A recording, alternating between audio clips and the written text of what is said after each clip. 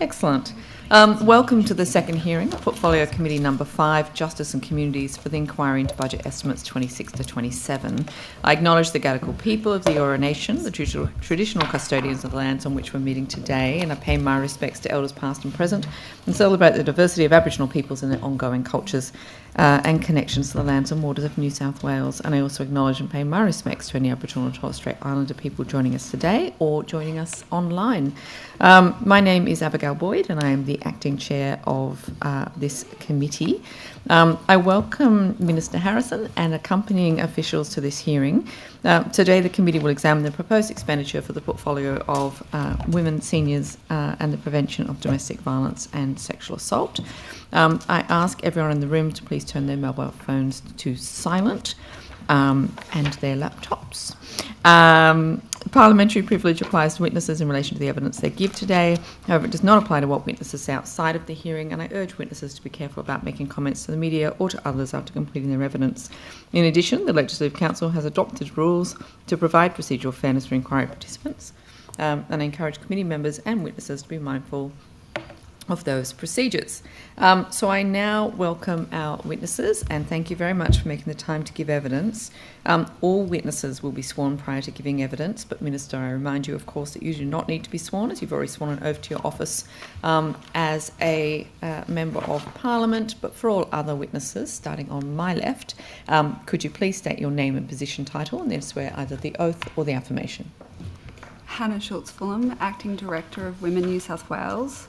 I solemnly, sincerely and truly declare and affirm that the evidence now about to be given by me shall be the truth, the whole truth and nothing but the truth. Thank you. Gillian White, Deputy Secretary, Social Policy and Intergovernmental Relations, the Cabinet Office, with responsibility for Women New South Wales. I swear that the evidence now about to be given by me shall be the truth, the whole truth and nothing but the truth, so help me God. Thank you. Anne Campbell, Deputy Secretary, Strategy, Policy and Commissioning in the Department of Communities and Justice. I solemnly, sincerely and truly declare and affirm that the evidence now about to be given by me shall be the truth, the whole truth and nothing but the truth. Thank you. Michael Tibble, Secretary, Department of Communities and Justice. I swear that the evidence now about to be given by me shall be the truth, the whole truth and nothing but the truth, so help me God. Thank you. Ms. Tonkin. Hannah Tonkin, Women's Safety Commissioner. I solemnly, sincerely and truly declare and affirm that the evidence now about to be given by me shall be the truth, the whole truth and nothing but the truth. Thank you. Jennifer Quincy, Executive Director of Women, Family, Community Safety. I solemnly, sincerely and truly declare and affirm that the evidence now about to be given by me shall be the truth, the whole truth and nothing but the truth. Thank you. Jeff Smith, Ageing and Disability Commissioner. I solemnly, sincerely and truly declare and affirm that the evidence now about to be given by me shall be the truth, the whole truth and nothing but the truth. Thank you. Today's hearing will be conducted from 9:15 to 5:30. We're joined by the Minister for the morning session only from 9:15 a.m. to 1 p.m. with a 15-minute break at 11 a.m. In the afternoon we'll hear from departmental witnesses from 2 p.m. to 5:30 p.m. with a 15-minute break at 3:30 p.m. During these sessions there'll be questions to the opposition and crossbench members only, and then 15 minutes allocated for government questions at 10:45 a.m, 12:45 p.m. and 5:15 p.m. We'll begin with questions from the crossbench, and in the absence of any other crossbench, that is me. Good morning to you, Minister and officials. Look, I'm not going to name people without the consent, or particular cases without the consent of individuals or their families, but we're all aware of a great number of incidents over the last week to 2 weeks involving sexual assault of women, involving domestic and family violence, involving even some very troubling accounts of young people who are perhaps being influenced by social media and other things in the context of relationships. We're at another one of those points that we've had for so many years and decades. where suddenly we've got to focus back on violence against women.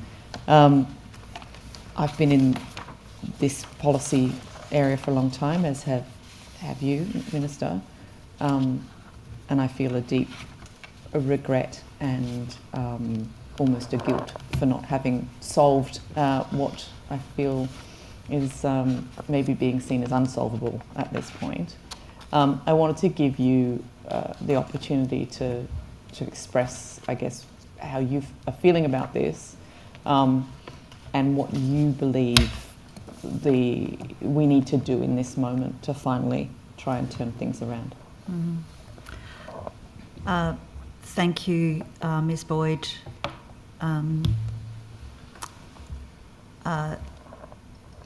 The last couple of weeks have been absolutely shocking in relation to deaths that have occurred and alleged assaults that have occurred, and it's struck me that what is happening right now is that there is a huge amount of community concern, and rightly so, about what we can all do, what we are doing as a government, and what we can all do across all levels to change this into the future. Certainly the work that we have been doing as government has really been aimed at making this place, our state, a safer place.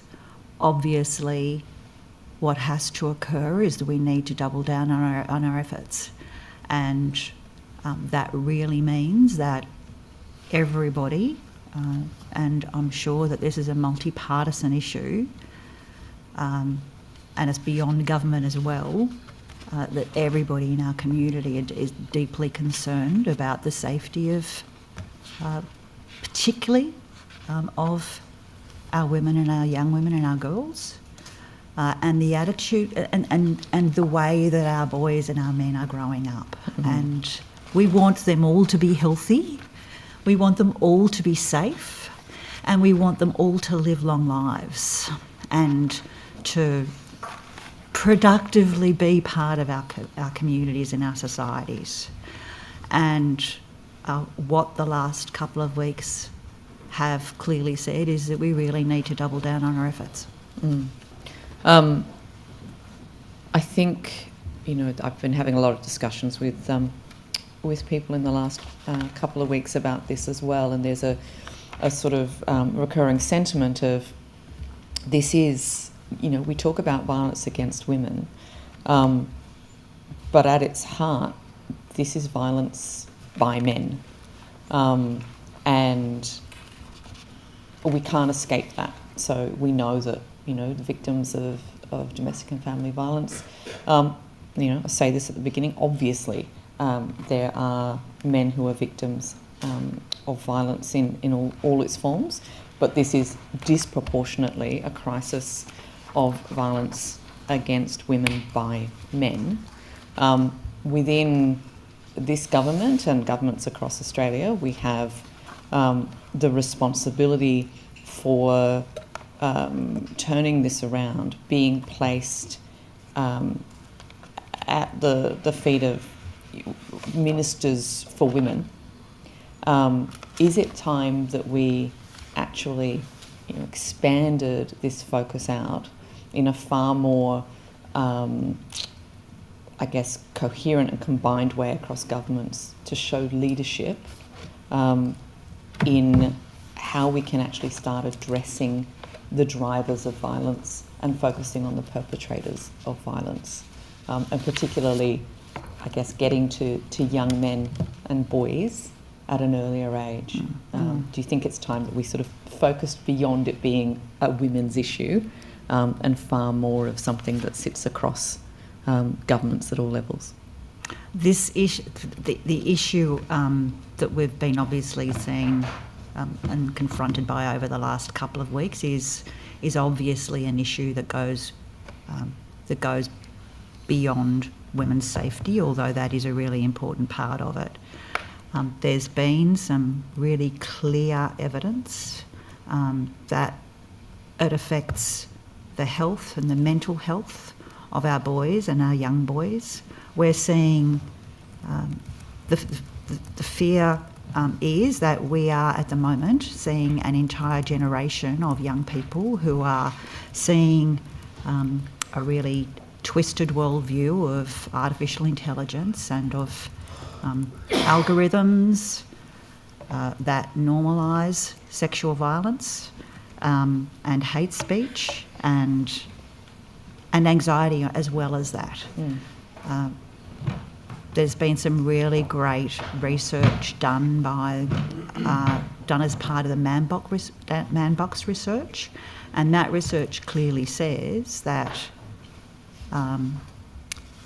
people, that men and boys who hold particular views that relate to rigid masculinities are not only more likely to perpetrate harm against a woman, they're also more likely to have higher rates of mental ill health themselves. They're at higher rates of suicide.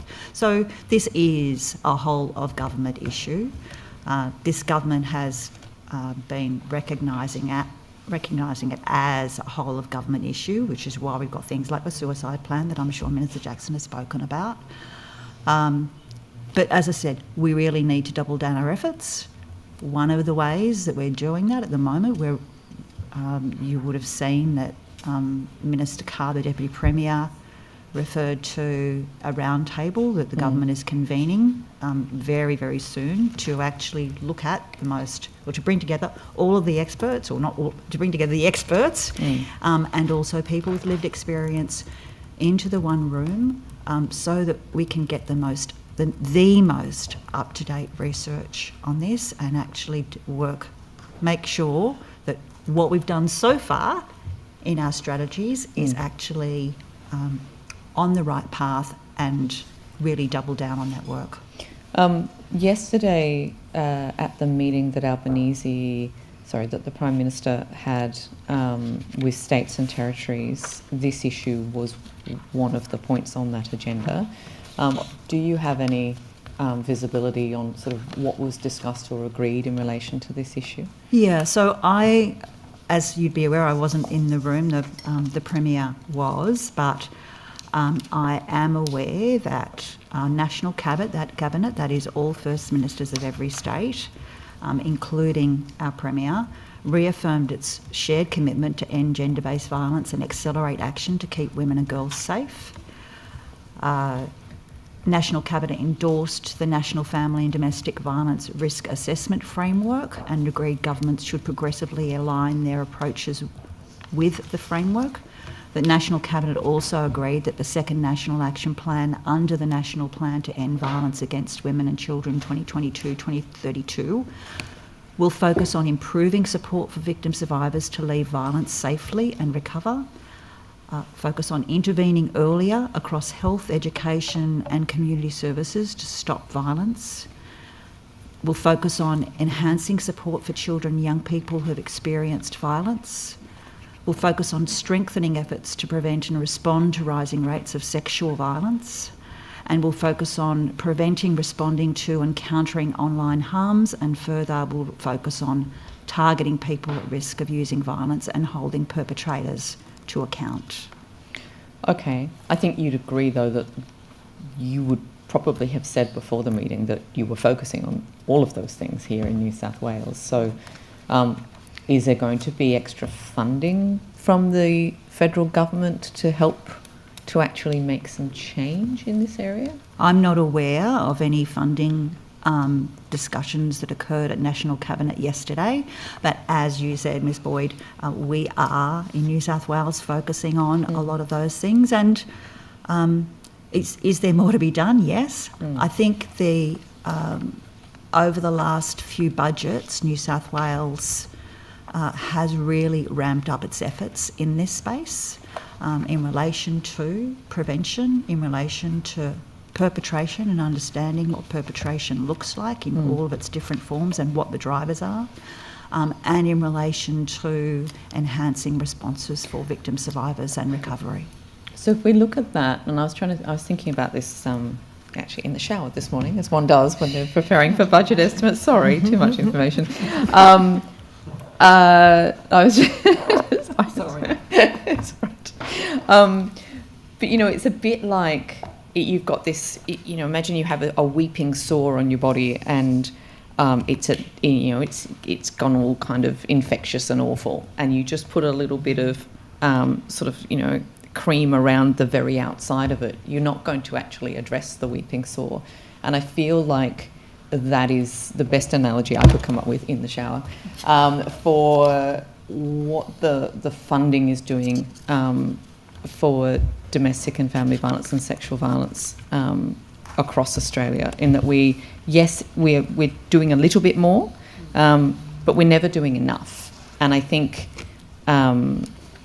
and I know that you don't hold the purse strings, Minister, and I'm sure that every minister argues for more money for their particular portfolio. But honestly, if we're putting money into something and nothing is changing, like objectively nothing is getting better, then we're either that money is just only barely touching the sides, or as some in the sort of the right wing and the manosphere might want to say, it's pointless and shouldn't be being spent in the first place. Now, I subscribe to the first of those.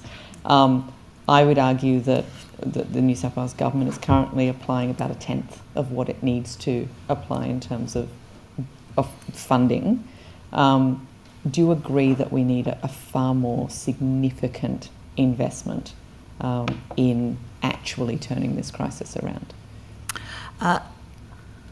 I think what this government is doing, well, no, I don't think, I know that what this government is doing is that we are making sure that where we spend the money in relation to domestic, family and sexual violence and the prevention of it is based on evidence, and we'll continue to make sure that where we spend money, where we spend the money that we want to invest in people's safety across this state, people's safety in all manner and forms, that investment goes to areas where there is good, strong evidence, and that evidence is becoming more and more clear, and that is why we have been increasing our investment in this area certainly over the last few years. But all of the research and evidence shows that what is required to actually turn this crisis around is an incredibly significant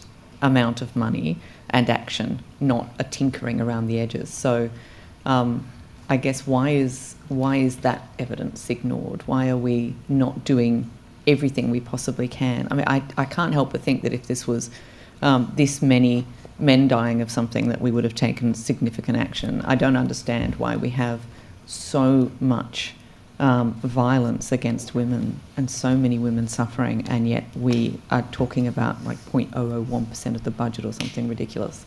Do you agree that the evidence and the research is pointing at a far greater investment from governments if we're going to make a difference here? I'll say to you, can we do more? Do we need to do more? Absolutely, we need to keep doing more. We need to double down our efforts. But I also need to recognise that this government has been increasing its focus and its investment in ensuring safety. Can we do more? Do we need to do more? And it's not just government that needs to do that as well. Government certainly needs to do it. The New South Wales government needs to do that. States and territories across Australia need to do that. That's why National Cabinet, this was an issue on National Cabinet's agenda yesterday. It is clearly a national, an issue that's of national concern. And we're working really hard in New South Wales to ensure that we're doing everything that we can do with the constraints, but everything that we can do to work towards improving and making New South Wales a safer state. The so-called record investment that Labor made in domestic and family violence in this year's budget did not include a funding increase for women's refuges, which, as you know, is a primary crisis response to women and children escaping violence, given the huge waiting lists and given the broader housing crisis and all of the other obstacles that women are facing when they're trying to flee violence. Why was there not an uplift in funding for refuges? I can't speak to the funding in relation to refuges. That's an issue that sits clearly within Minister Jackson's portfolio, and I think that she may have had questions along these lines in her budget estimate session. Doesn't that underline the problem, though? How is it a cross-government response if it's reliant on each minister to identify a particular part of the responses as a priority in order to get funding? It's the idea that we would have this incredible, safety net for people who are trying to leave violence. All of the work that you're doing, all of the work that the sector is doing, it means nothing if when a woman then, well, not nothing, but it means a lot less if then when a woman is trying to leave a violent situation, she chooses to stay in violence because she simply does not have somewhere to go. It seems like a very fundamental part of the puzzle here.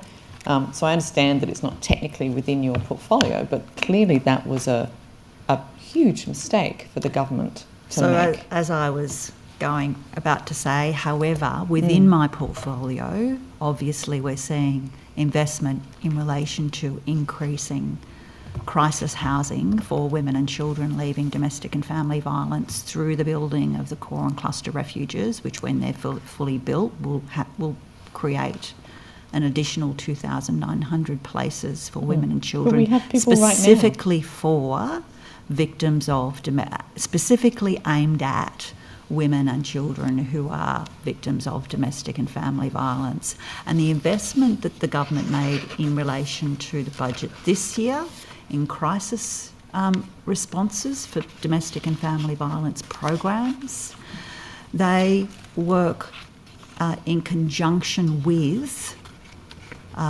in a large number of cases, in conjunction with programs that are run within women's refuges. So there is that overlap and connection between the programs that received the increase and women's refuges in New South Wales. But we have waiting lists in New South Wales of, on average, 2 months, and in a lot of cases it can get a lot longer than that, particularly during particular sort of times of the year.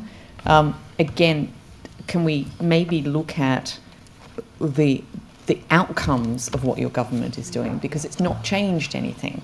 If we've got a wait list of 2 months on average, I'm sorry, but as you would know, you can't be in a violent relationship and make that decision to leave and go, oh, but now I have to wait 2 months to get any support. It's such an obvious area requiring funding. It's such a tiny amount. We can say, oh yeah, we're building and putting on this infrastructure side of our budget all of these core and clusters, but what about the existing refuges that are already, in some cases, 900% over capacity? Why on earth wouldn't we have funded them? Well, I can't speak to the detail of the refuges, as you know, but the investment that's been made within the domestic and family violence program expansion works to expand the support that is provided to victims of domestic and family violence across New South Wales. But they've got nowhere to go. It might not be a total alternative, but it is a way of dealing with the pressure that is currently being experienced by domestic and family violence specialists who want to, as you say, who want to be able to provide and look, support. Some funding is always welcome, but when we have women who are... well, it's actually a 50% increase to the domestic and family violence over programs. 4 years for 6 programs. We'll come back to that because I think that needs to be corrected. Right. Back to the opposition. Thank you very much. I actually might just carry on with that line of question. Did you make any representation to Minister Jackson in relation to prioritising funding for the refuges at all? Look, I have conversations with my ministerial colleagues on a wide range of issues, including budget issues. But specifically in relation to this, did you make representation asking for her to prioritise funding for this? There were discussions between my office and Minister Jackson's office in relation to the domestic violence New South Wales pre-election budget submission. Minister, are you aware that in 2024-25, 313 women escaping domestic violence from rural and regional areas had to exit a government service into homelessness because there was nowhere else to go? I'm not aware of that figure. I'm not quite sure of where that figure came from. It's official. It's official data, and I asked the minister at her budget estimates in relation to it, and whether or not she could guarantee that no more women and children escaping domestic violence, particularly in rural and regional areas, would exit government services into homelessness, and she couldn't guarantee that. Is that acceptable? This government is working very, very hard to improve and make safer the circumstances of domestic family violence victims across New South Wales. We have had, in this budget, the largest investment in specialist programs for domestic and family violence in decades. And that cannot be minimised. It's a 50% increase in domestic and family violence specialist programs right across New South Wales. That's for a variety of different programs that provide victim survivors with a variety of different ways of maintaining, improving and staying safe. However, Minister, we have women and children escaping domestic violence, exiting government services onto the street, or being forced to go back to a dangerous situation because there's no other alternative. I asked, is this acceptable, and what will you do as the Minister for the Prevention of Domestic and Family Violence to stop this? Well, I've clearly, it's pretty clear what I've done. In this budget, we have increased the domestic and family and sexual violence, the domestic family violence programs, specialist programs that are available for victim survivors of domestic and family violence by 50%. What that will do is it will ease some of the pressure that is on domestic family violence specialist providers so that they can provide the service and the support to victim survivors they want to ensure that victim survivors are safe. That is what I'm doing within my portfolio. That's exactly what I'll continue to do to work to a difference. To work to build a safer New South Wales for victim survivors of domestic violence. But Minister, I'm specifically asking, what will you do today to ensure that no woman and child leaves a government service onto the street? I've told you what I'm doing. No, today. I am. What I'm in will you do budget to estimates guarantee today, that no Ms woman McLaren-Jones. and child leaves?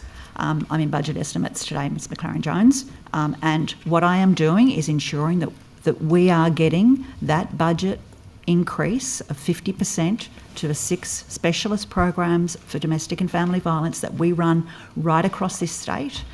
I am working very hard with the Department of Communities and Justice to get that money out to the specialist services where it needs to be so that victim survivors can access the support that they need to access to keep themselves and their families safe.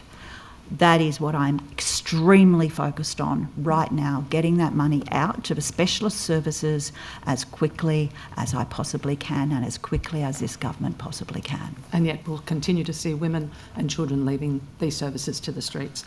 Ms McLaren-Jones, I'll continue to focus on making sure that that investment gets out of the door to the specialist services who need it as quickly as humanly possible. Minister, do you recall writing to Minister Washington regarding an ex gratia payment to a former carer? As Minister for Women, Minister for Prevention of Domestic Violence and Sexual Assault and Minister for Seniors? Well, you broke correspondence. I'm not sure what was on the letterhead. But I don't believe that I wrote a order. I'll hear the point of order. The question being, is this to do with the Minister's portfolio as the Minister for Women and related? If it's not, then I'd suggest it's out of bounds for the budget estimates hearing. To the point of order, wide latitude is given to ask questions in budget estimates. Yeah, I don't uphold the point of order. I would ask for some caution, but I do think that the questions so far are within scope. Would you like me to ask the question again, Minister? Yes, please. Do you recall writing to Minister Washington regarding an ex gratia or requesting an ex gratia payment be made to a former carer from your, and I assume it's from your electorate? I did not, as the Minister, send any correspondence. I've not sent any correspondence in relation to any of my constituents to Minister Washington in relation to carers payments for people who live within my electorate. As the local MP, my electorate office has sent correspondence to Minister Washington in relation to foster carer issues. Did you read that correspondence before signing it? Order. I'll hear the point of order. Now that it's clear that it was not written in the Minister's capacity as a Minister, but rather in her capacity as a local member, I would re-agitate the earlier issue and suggest that it's properly a matter to be ventilated in the estimates relating to Minister Washington's activities. To the point of order again, I'll say wide latitude is always given when it comes to questions to ministers in budget estimates. To the point of order, that's true as a general proposition, but I think a nexus between the expenditure in this minister's portfolio and this particular action needs to be identified rather than mere reliance on what is really a platitude, I would suggest. I have some concerns in terms of procedural fairness, that the Minister be given the opportunity to answer the questions if she wants to. But I do think that if the Minister chooses to, I guess, take it on notice or resist the questions on the basis that they are more to do with her electorate office than her portfolio, then she is free to do that. So I think the question's okay, but the Minister may well want to respond. So, Minister, do you usually read correspondence before signing it and sending it on as a representation to another minister? Just to... what I would like to be at the outset is very careful about what I am saying in this budget estimate session, because I do not want it to in any way put the identity of a foster child in the public sphere, nor do I want to put the identity of a foster carer in the public sphere. Minister, and I won't be taking order. Just in relation to Ms Boyd's suggestion that I might consider taking things on notice, I won't be taking them on notice because there is nothing that my ministerial office has to provide, nor Department of Communities and Justice in relation to my portfolio has to do with this particular issue. It specifically sits within my electorate office. Having said that, I am happy to answer the question. And what was the question again, sorry? Do you read the correspondence before signing letters to make representations to other ministers? To be clear, in this particular matter, there was no signed correspondence from me. The correspondence was a forwarding of correspondence from a particular foster carer asking the Minister to investigate the issues. Minister, you wrote to Minister Washington on the 31st of July 2023, then the 23rd of August 2023. Is it usual practice that less than 20 days that you do a follow-up letter on a representation?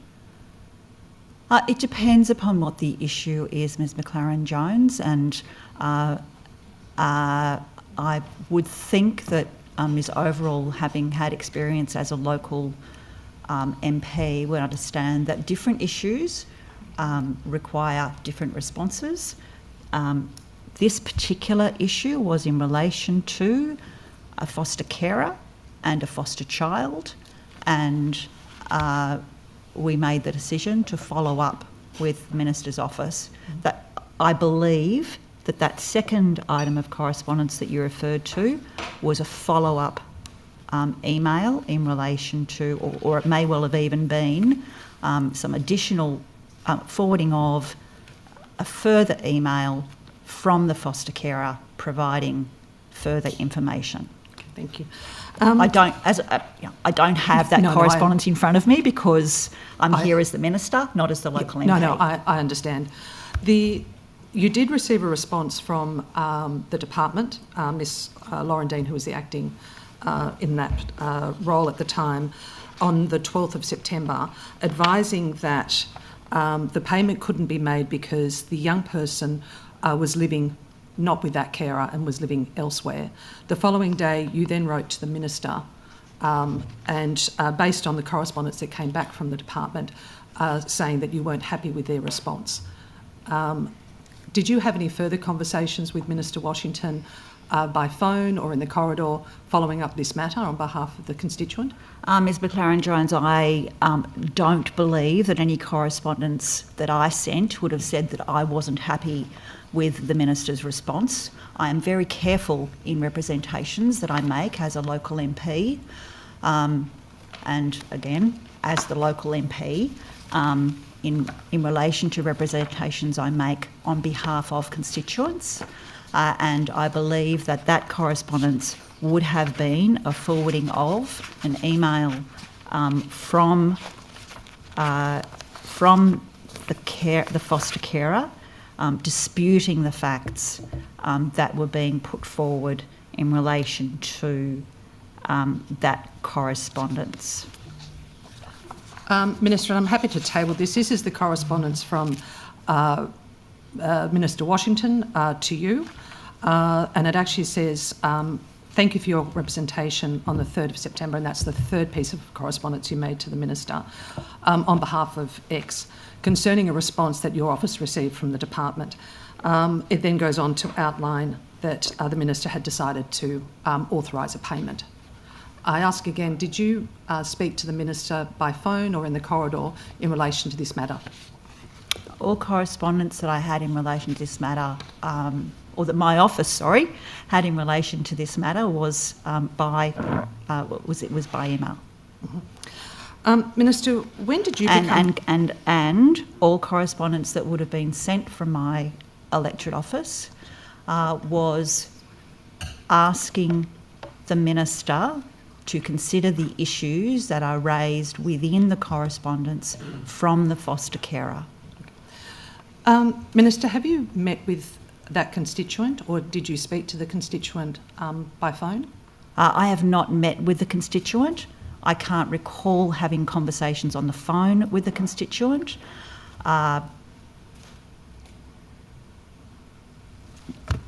Minister, when did you become aware that the constituent was a member of or an organiser of the Independent Education Union? I believe the correspondence that was received from the constituent, and I want to be careful about this. It is all on the public record, so it's fine. It's fine.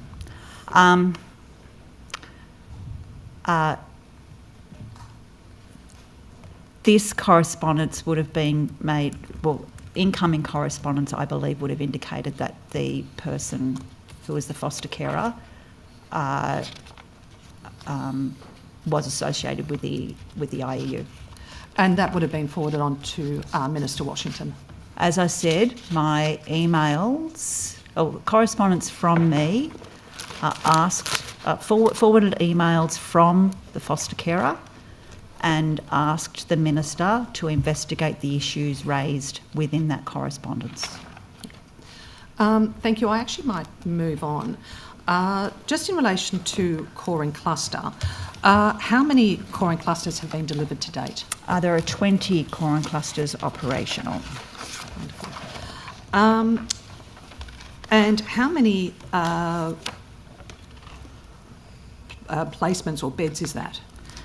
I would need to. I'll get advice from that. We might. I'll come back later. Yep. With No, Jones on that. Yeah, that's fine. Minister, my colleague was asking about some of the terrible reported cases of assault that have occurred, and as like with my colleague, I won't go into any of the specific details. However, I am interested to know, in regards to Operation Waratah, and I'm mindful that it is a police operation, but the focus of that operation was around highlighting sexual touching, sexual instances on trains, buses and metros. It led to a number of arrests. More recently, we've heard of cases where young women under the age of 18 have been assaulted by rideshare drivers. I'm interested to know specifically what funding has been allocated in the budget around to improve women's safety, particularly around transport. So your question is in relation to safety measures in transport? Transport for women. So I don't have those figures in relation to transport. They are figures that are held by transport. Is there any programs that you've funded to protect women through rideshare or through public transport? Within my portfolio, there's nothing specific. However, I do know that there has been some work done within the Department of Transport in relation to point-to-point and requirements in relation to safety on that. But that's, I believe that Transport certainly has more information in relation to that. What about public places? Have you provided any funding or targeted programs to support women and young girls in public spaces? Again, within my portfolio, there has been nothing specific for funding in relation to public spaces. There has been a considerable amount of funding provided in relation to public spaces, though. I don't have that at hand at the moment. I can probably come back to you with that. But again, this is what happens when we take a whole of government response. Different ministers have responsibilities for things that go right across whole of government, and women's safety being one of them. So, but aren't you the public Minister for Women? Shouldn't you be across all parts of the? Well, the good thing is that that all ministers have a focus on women's safety, and so there is funding within transport. There is funding within public spaces agencies that go towards projects to improve women's safety. Minister, so I don't have them, as I said, I don't have them at hand right now. I'd be happy to come back with those figures, and I can arrange for that amount. But Minister, you are the Minister for Women. As we just saw when I asked you about women and children experiencing domestic violence, having to exit services to homelessness, you're not across that detail. You're not across the detail of women's safety Ms. McLaren-Jones, in the streets. But you're the Minister. I'm not across everybody else's portfolios, I can say that. As the overarching Minister, you should know exactly what's happening and ensuring that the work's being done. There must be some form of accountability that goes back to you as the Minister responsible across the whole of government. I don't have visibility of other ministers' budgets. What I can say is there's been work done on Women's Safety Charter in relation to public domain through in public places and in transport. The Women's Safety Commissioner has been doing work alongside those particular agencies. Do you expect the other ministers to report to you that they're actually delivering on what they're meant to? I expect that ministers do the work that they are required to do to ensure that their agencies are focused on the issues that the government is focused on, and women's safety is one of them. And the Minister for Transport and the Minister for Public Spaces will no doubt have detail in relation to what is in their budgets for those particular programs. I'm happy to come back to you with detail if you would like it from me, although it doesn't sit within my portfolio, but I'm happy to come back to you with further detail if you'd like it. Thank you. Before we left off, before we were talking, we began to talk about the funding increase for 6 programs, which is welcome, and it's a 50% increase over 4 years. But leading up to the 26-27 budget, the Treasurer said, quote, a 50% baseline increase, particularly as the sector is asking for over 1 year, is not an easy task to meet. But then instead of presenting the funding uplift as what it is, which is a modest increase of $46 million a year and a quarter of what the sector asked for, the government, after the budget, presented the uplift as delivering on what the sector had asked for. Why? Why not just be honest about the amount of funding rather than trying to dress it up as something the sector asked for? Well, I'm not sure where your figure of 46 million came from. Because it's the increase in funding over the 4 years is $184.1 million, and that is a 50% uplift. So divide by 4. For each year, we're looking at $46 million a year, which is a quarter. It's only for 6 programs, so it's a quarter of what the sector asked for. The sector was asking for a 50% uplift across all frontline services. They didn't get anything for refuges. They got a quarter of what they asked for in the other areas. That's fine, it's all good, and we're grateful for any funding, but why then say, look, we've met what the sector asked for, and it clearly wasn't what they'd asked for? So what we've done is we've sat down with Domestic Violence New South Wales and really worked through what their request was for, and talk through, talk through in detail exactly what was in that pre-budget submission, so that we could understand what it comprised of. Yep.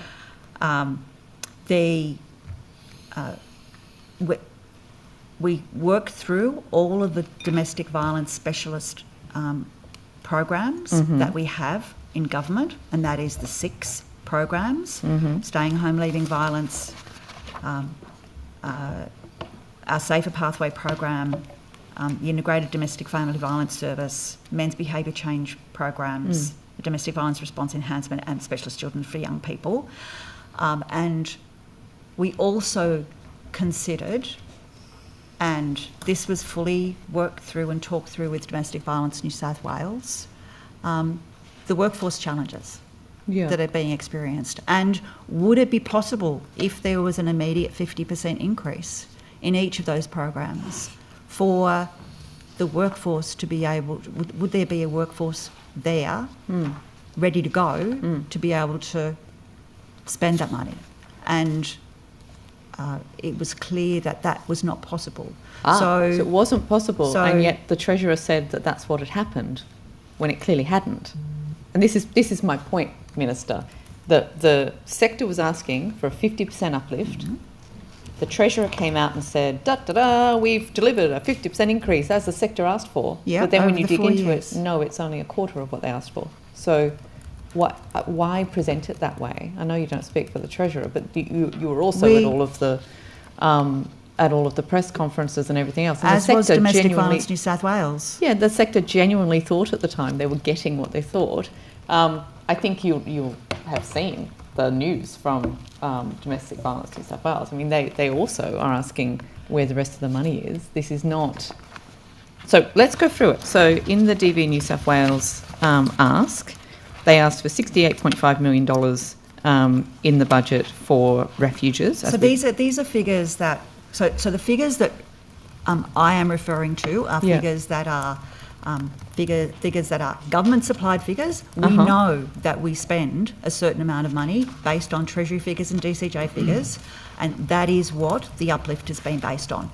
I'm not quite sure about the Domestic Violence New South Wales figures, but I can guarantee you that the figures that we've been using in these considerations are the figures that actually are funding the services.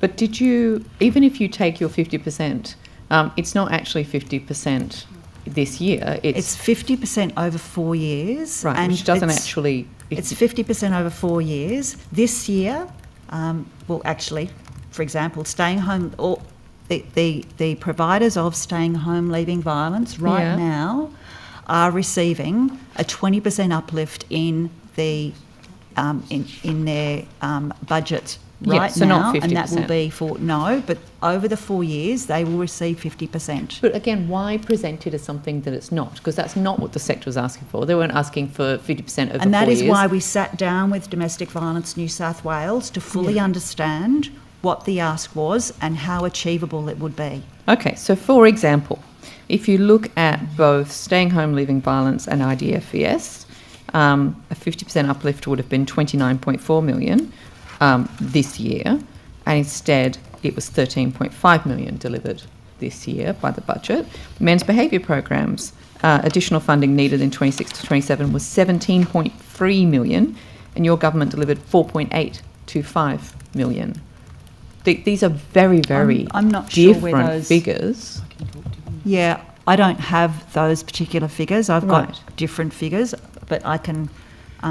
I mean, we can quibble. None of this is enough funding anyway, but I guess it's more about the attitude towards the sector when they come up with their evidence and their research and they tell you what is required.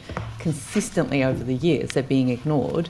And last year we had the same thing with the Treasurer saying there'd been a 50% increase in funding when there hadn't been, and now it's been done again. Why are we massaging figures and not just being honest about it, saying we have delivered some more funding? Why dress it up to be in the same words as what the sector had been calling for? The budget announcement, when we made it, was clear that the 50% increase was over 4 years. We made that very clear when we made the budget announcement, and Domestic Violence New South Wales understood it, Full Stop Australia understood it, No to Violence understood it. We did not hide at any stage. This government did not hide at any stage that this increase of 50% to the six specialist domestic family violence programs that we provide across New South Wales is a 50% increase over 4 years. Did you speak with any of the people working in refuges who read the media that said there'd been a 50% uplift in funding for core services across, and they all went, oh my goodness, we're finally not going to have to work ourselves to the bone, we're getting a funding increase, and they got nothing. So not only did it come out much later that, it's only for 6 programs, it's not for all actual core baseline, and also it's actually not 50%. Well, I can't speak to what the media covered. What I can do is I can speak to what the government announced, and that announcement, that Domestic Violence New South Wales, that Full Stop Australia, that No to Violence were all clearly was an announcement in relation to a 50% increase over 4 years. And that was the case because of the sector knows that there are challenges in relation to getting workforce, so it was recognising that. So what we're doing is we're increasing the domestic family violence specialist programs we have across the state by 50% over 4 years, and we're working with the workforce to ensure that they can grow the workforce over that period of time. Now, do you stand by the statements then that the Premier made, that the Treasurer made, that every member of your government has made in relation to this magical 50% uplift that wasn't I stand by the announcement that this government has made in relation to the uplift, the 50% uplift in specialist programs over for 4 domestic years and family in violence. 6 programs. That was the announcement that was made, and it was never hidden. And it doesn't matter if people then took that and used it on their social media, and all of the different members put out something that was totally different to what you'd said. We never hid that this announcement was over 4 years, that it was a 50% uplift over 4 years. I will come back with some more information on that so that we can talk about it in more concrete terms, perhaps. Can we talk about staying home, leaving violence, and the Cabinet Office review of support services that were provided to Molly Ticehurst? Now, I understand that review commenced on the 20th of May 2024. When did the review conclude?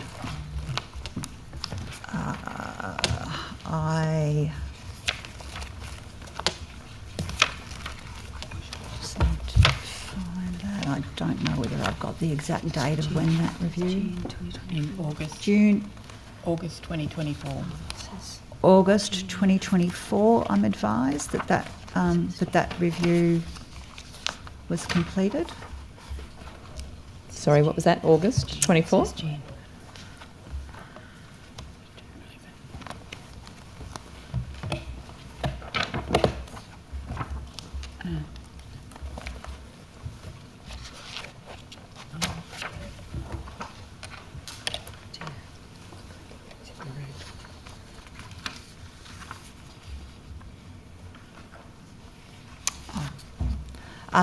So the review itself was completed in June 2024. June 24? That's right. When was the report provided to you? At around about that time, not long after. So 2 years ago? Yes. When we asked about this through questions on notice, you responded saying that the perpetrator who pleaded guilty to the murder of Molly Ticehurst is scheduled for a sentencing hearing that is listed on 7th September 26 in Orange, New South Wales, and the report cannot be released at this time as it's critical that there is no prejudice to ongoing criminal proceedings, including during any appeal period. Why would it prejudice criminal proceedings in this case? That's the legal advice that we've received, is my understanding. That's is the that advice correct? that's Has been there been provided. can you confirm, has there been legal advice received to that effect? I'll check that. Thank you. Can you come back to me shortly on that? It seems like something that's quite easy, like either there was advice or there wasn't. Yeah, I'll come back on that one. Is the intention for the report to be made public after the sentencing hearing? We've previously made statements in relation to the release of the report, and we'll certainly stand by that. Sorry, so does that mean... We'll stick with the previous commitments, which were to make the report public. Okay. Why did you object to my order for papers in the Legislative Council requesting the report? For that reason. But it would have come to us if there was a privilege over it. We would have, respected the privilege. So that's not a reason for not providing the report to the Legislative Council. Well, that was the reason for the objection, that it was in relation to... Based on what advice? The advice that I received. From who? I'll need to come back to you on that one. Okay. On 11th of September 24 in budget estimates, you told the committee that you had seen the review but couldn't go into details, and confirmed that no changes had been made to the Staying Home Leaving Violence program as a result of the review. In the 2 years since then, has the government made any technical changes to the Staying Home Leaving Violence program since you were first provided the review? I am not aware of any technical changes being made to the program over that time. Obviously, you know that there has been an expansion of the Staying Home Leaving Violence program across New South Wales, so that where there were gaps in particular geographic areas, that those gaps are no longer. And obviously, with the budget uplift from this year's budget, there's a further increase in the Staying Home Leaving Violence programs that are available. So if, as I suspect, the review showed that there were problems in the operations of the Staying Home Leaving Violence program, are you saying that nothing has been done to, even though it's not been made public, surely you would have made some changes to the program to ensure that the same problems didn't happen again? I can't say what was in the review, but I can say that I believe that Staying Home Leaving Violence, as a program, the way that it's designed and the way that it is meant to operate, is operating to ensure the safety of women and children that it is designed to support. So it couldn't be any better?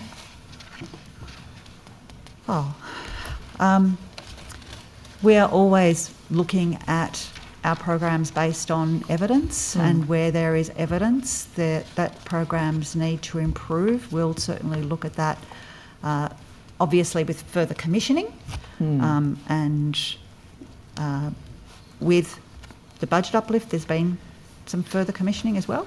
So any improvements that we become aware of that need to be made will be made in further program changes. Is the Staying Home Leaving Violence program's success dependent on the availability of private locksmiths and security experts and others in a particular area? There is always, well, I mean, there may be issues in relation to availability of tradespeople, but my understanding is that the providers of Staying Home Leaving Violence have relationships with particular procurement relationships with particular providers that prioritise the work that those trades organisations do. Because what they're telling me is that it's almost impossible in some areas to get people, particularly in areas where you have one service that is covering huge regional areas. To get a locksmith or someone to go out on what could be a 2 or 3 hour drive from their normal town that they work in can be very challenging. So if I'm hearing that, and I'm not the minister, it's just this is one of my 10 portfolios, presumably you're hearing that as well. So what are we doing about that? Yep. So certainly where there are particular difficulties in relation to accessing tradespeople, then the services that are providing Staying Home Leaving Violence work with the victim on alternate arrangements. In all cases, to keep, there's no waits? Well, that's as far as waits for. Are you saying waits for the trades, or are you saying that in all cases where there needs to be security upgrades or other things at a victim survivor's house, that there's no wait, that there's never any problems there? No, I'm not saying that there's difficulties getting trades or getting supplies sometimes in some areas, and that's the case for a whole range of issues in relation to any building products across New South Wales. But Staying Home Leaving Violence programs and our other programs have ways of, they work with each individual victim survivor to work on alternatives to keep them safe in the meantime. It's not hard to imagine solutions that the government could lead, though, in this area. For example, you could have, tradespeople at local councils being trained up to also take on the role of going and changing locks and doing things like that. There's all sorts of other ways that you could investigate and fund and organise to make sure that these things are actually done when they need to be done.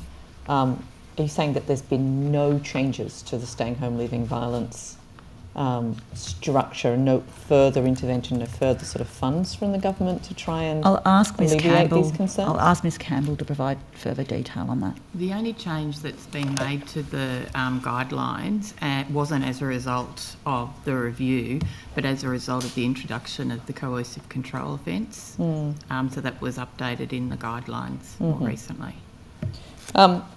Minister, how could technical issues with the operation of Staying Home Leaving Violence impact on sentencing proceedings?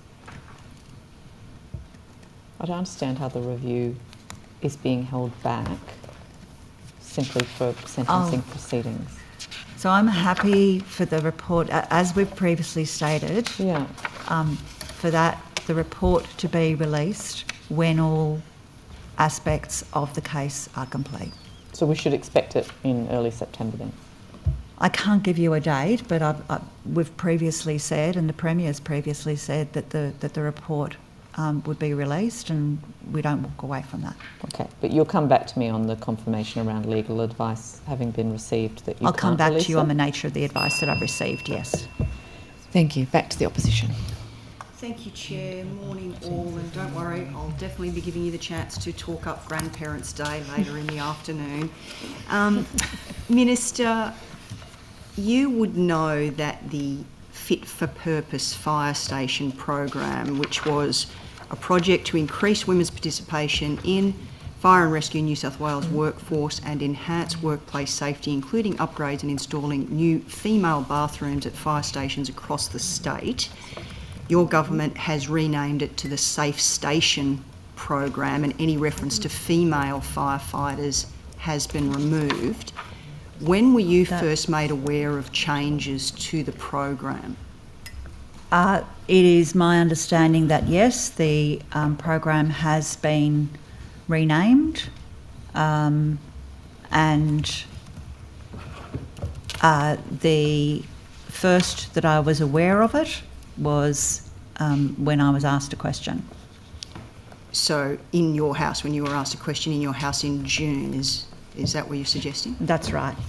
So you, as the Minister for Women, weren't consulted on this particular change, the removal The of... renaming of a program? The removal of reference to female firefighters specifically? I was not consulted on the renaming of a program in another minister's portfolio, no.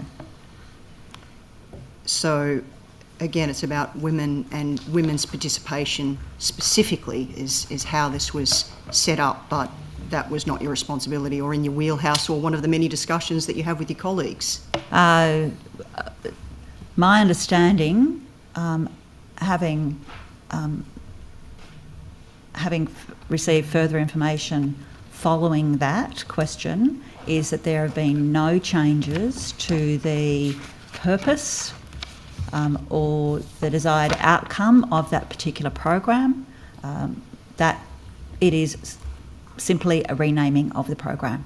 Well, it's not just a renaming of the program, Minister. It actually specifies now that it's a program to upgrade fire stations across Fire and Rescue New South Wales network to meet contemporary work health and safety, privacy and accessibility standards, delivering improved safety, functionality and amenity for frontline personnel. There is no reference specifically to female firefighters, which is why our former government set up this program to begin with, as I said, to encourage more women, specifically female firefighters, that we are severely lacking in Fire and Rescue New South Wales. But you're suggesting that you've had no input, you're not aware of the rationale. Is it because the government was ashamed to be abandoning female firefighters? As I said, my understanding of the program is the outcome, the intended outcome of the program, the objectives of the program remain exactly the same as they were under previous iterations, that there has been no change to the desired outcomes of the program, and it was simply a renaming. I can think about a fire station, for example, in my local area that is unable to, well actually, has had female firefighters in it. However, the amenities were not suitable. And what is happening with that fire station is being completely rebuilt because it was... Great, and I have the examples of those as well, Minister. But yep, when and that you is look exactly at what this government is delivering. The original intention and of the $50 million investment, including new bathrooms and change rooms, was specifically to support female firefighters, and now there's no longer any reference to it. So that's pretty concerning. To say... And the fact that why then would we invoke the cost and the unnecessary change of a name to a program if that is still what it is intended to do? But thank you. Well, I can't speak to why the program name was changed, but I can say that I've been assured that the outcome, the desired outcome, and the aim of the program is exactly as it was designed when it was first set up. Well, in that case, you can't explain the rationale of why a name change would occur. Order. I'll hear the point of order. The Honourable Protocol Overall has asked a legitimate question about a particular program and hasn't afforded the Minister the chance to explain. If we could just allow her to finish the answer. To the point of order, I think I have allowed the Minister to explain, and I'm happy to move on, Chair. Well, you don't talk Okay. over it. Oh, okay. Order. I do uphold the point of order mainly for Hansard's purposes. Let's not talk over each other. But understanding the members moving on. Certainly. Minister, let's go to another area of your responsibility that, could potentially be seen as being somewhat overlooked. Let's talk about seniors and what new senior-specific cost of living assistance has been provided in this latest budget. We are still very committed to ensuring that cost of living challenges that are Can you give me a figure, across. Minister? I can't give you a figure in this year's budget, but what I can say is that things like the toll relief. So that applies across the board, admin, though, not just to seniors. That's across the board. Yes, seniors do have to pay a lot in tolls. Yep, so do and most seniors do people have to pay a lot in admin fees for tolls as well. For example, in my local area, I know of a gentleman who had to pay $80 in admin fees. Great, Minister, but my question is seniors-specific cost of living. Are seniors being ignored again? Aren't there enough Labor votes in it? The seniors are able to access the same discounts that have been provided to them, and I can go through the discounts that are available to them. I don't need your list, Minister. I've asked for senior water rate specific, concessions, and you can't provide them. Pensioner council rates. That's fine. How many requests did you put to Cabinet for your seniors portfolio prior to the budget, specifically for your seniors? Okay. How many requests? I didn't ask. It's like what the requests were, Minister. I said, how many requests did you put? Well, that's Cabinet in confidence. Did you put any requests to Cabinet? Well, that's Cabinet in confidence. How do you advocate for your seniors' portfolio when it comes to budget arrangements and things like cost of living assistance? We ask, for example, stakeholders for ideas that we should be taking up, we should be considering as government. Do you present those then? We present them. I present them wherever I can, and as I said, I can't go into issues that are Cabinet in confidence. So you can't tell us whether or not you actually presented those. There's a whole range of things. I mean, I'm not sure whether you understand the Cabinet in confidence, but certainly anything that is taken to Cabinet and what does and what doesn't go. The issues in relation to what gets considered by Cabinet is Cabinet in confidence. Very conveniently, we might add. So do you, as the Minister for Seniors, support the return of the Regional Seniors Travel Card that provided eligible regional seniors with $250 for fuel, taxis and regional public transport? This government's position, and I support the government's position, is that we do not support the Regional Seniors Travel Card, and the reason for that is because of the way that it was designed, had it open to a whole range of ways that it was able to be misused. So we found there are extensive, the Department of Transport found that there are actually extensive issues with the scheme, and the Minns Labor government made the decision, the logical decision, in 2024, in 2023, so in that to case, close the program. Does your government have you put forward, as Minister for Seniors, in the many ideas that have been discussed with you, the equivalent of a $250 a year assistance specifically to regional seniors facing ever-increasing travel costs? We put... there are a range of different cost of living for seniors measures. Specific, Minister, and for regional seniors. There are a range of different cost of living measures for seniors, including, obviously, the gold opal travel concessions. That doesn't help regional seniors unless they're in metropolitan areas, Minister. a discount on pensioner council rates, a discount on water rates. These aren't new. Concessional driver licence renewal fees Are for these eligible new? concession holders. These are continuations of good, strong cost of living measures for seniors. Yep. Free preparation of will and power of attorney documents, concessions for seniors at various government-owned institutions like the Opera House, Sydney Living Museum and national parks. So nothing new in the current budget. There are up to 40 rebates that are available to seniors across New South Wales. So let's move to another of your initiatives then, the Connecting Regional Seniors grant. In the last grant round... Connecting Regional Seniors grant? Yep. Yep. Connecting Regional Seniors grant. It's called the Connecting Seniors and Carers program. Perhaps another name change that I wasn't aware of. No, I think it's always only been referred to as the Connecting Seniors grant. Hasn't it moved to a different format now? This year? Yes. But right, it was... So I'm talking then about the change. It was the Connecting Seniors grant. Right, so it was the Connecting Seniors grant, and it is now what? Connecting Seniors and Carers grant. Okay, so we've got that clarified. So with the new title, in the last grant round, is it correct that the government received 265 applications but funded just 28 projects across New South Wales? Is that accurate? I would have to check that. We would have to check that. Yeah, I can come back to you. Thank you, Ms Campbell. Appreciate that. So if that's the case, it'd be 11% of applicants receiving the funding. Now in moving to this new name, it's now a pilot program. Is that accurate? And how many LGAs is that intended to cover? Yep. So we, you are right, there is now a Connecting Seniors and Grants program. It has been implemented in 4 sites. And what it is really aimed at doing... Four sites, Minister.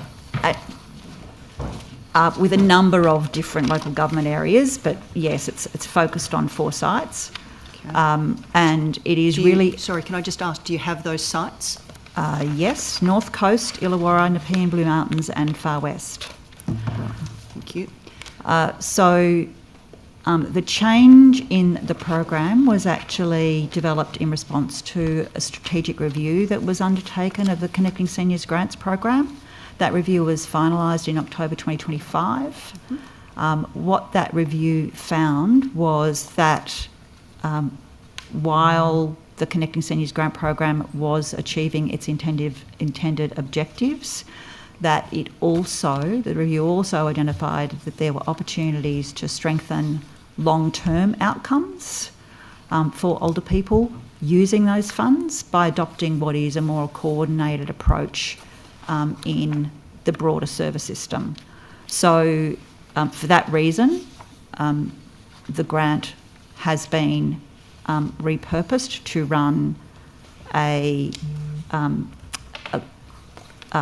program which is really aimed at better supporting older people and, importantly, their unpaid carers in the broader community to remain connected and to remain supported and to remain active members of the community and to receive the support that they need, because that was seen as a big gap. Okay, receiving the support that they need, that's a very, very important point. So you say they didn't know what support was available. 4 sites. Yep. So how was that determined? Was it a competitive tender? It was a limited tender process conducted and overseen by DCJ Procurement. And the aim of that was to identify high quality organisations with strong local footprints and demonstrated ability to deliver a service model that connects seniors with the services that are available to them. Because the feedback that we were getting was that seniors didn't know what services were out there available they to still support don't. them. So how many seniors? Well, that's what this is. It's early days for this, so that's why it's important that's a question that I'd like to get to, please. And how many seniors in all of New South Wales? The most up-to-date figure, broadly. The number of seniors across New South Wales. Yep. And you can, I mean, Mr Tidwell or Ms Campbell can provide that to me, how many seniors. I believe it's more than 1 million, so a sizable cohort. I'd like to, the regional figures on that as well. 1.4 million excellent. People are aged 65 and over. 1.4 million, sizable indeed. So, yep. Minister, outside of those 4 sites, and I understand it's 16 LGAs that are covered, and I can be corrected if that's not accurate information. But what happens with seniors living outside those very specific areas? How are they going to remain connected, and their unpaid care is being provided for in this space as well? So this is, as I said, this is a pilot. What's the period of the pilot? 3 years, I believe. So is there going to be any, perhaps not identical, but similar or some type of service for those seniors based on this outside of those areas during the next 3 years, or we'll focus on this and we'll come to that later? What we need to do is we need to make sure that there will be an evaluation done on this. An external evaluator will be brought in to undertake an evaluation while the pilots are underway, and we will obviously, this is a budget estimates for the current budget, so I can't estimate what's going to occur in future budgets, but these pilots will be used, and the evaluation will be used to consider future budgets. Okay, so just coming to that with the changes that have been made, does that mean the Connecting Regional Seniors Grant Program, or the Seniors Grant Program for the staging of events, which was very popular in regional areas, is that continuing, or that's been discontinued now? Well, the Connecting Seniors Program for the staging of events. So, as I said, the Connecting Seniors Program has been repurposed for this. But there will still be events. So this grant program, which was previously more widely available, so available across the state, that, as it was, is no longer available. It's now this that we're talking about. Under this particular program, that's right. However, there still will be Seniors Week grants available. There still will be, and that's an important one, the Seniors Week events. And there still will be the regional Christmas concerts, the events that we hold across New South Wales for seniors. There's no change to any of them. In fact, there's an enhancement, in particular to, I think, the regional aspects of those Christmas events. Okay, but Seniors and Week, probably the Christmas events probably can't go into detail of that that, right now. There might be more coming out later. A lot of those occur in metropolitan areas, and so it could be regional seniors who are being left out yet again. So what percentage of your total seniors portfolio expenditure for 25-26 is actually spent outside of Greater Sydney? I don't have that breakdown. There's a number of grants that would need to be considered. But you'll to be able broken to provide down. that to me of what that is for. Sure. Outside of the Greater Sydney, what part of the portfolio that is?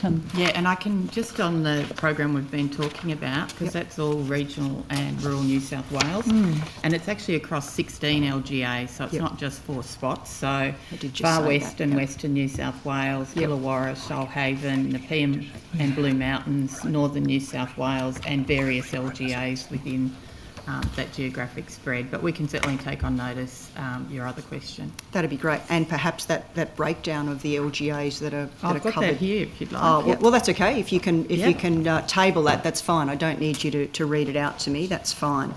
I'm going to thank you very much. There's 16 local government areas, though, in regional New South Wales that I specified that earlier, that I knew that it was the 16 LGAs. Yep. So we've got that clarified. Yep. If we can just have what they are for to be presented, that would be wonderful. Yep. Just one final quick one for me, please.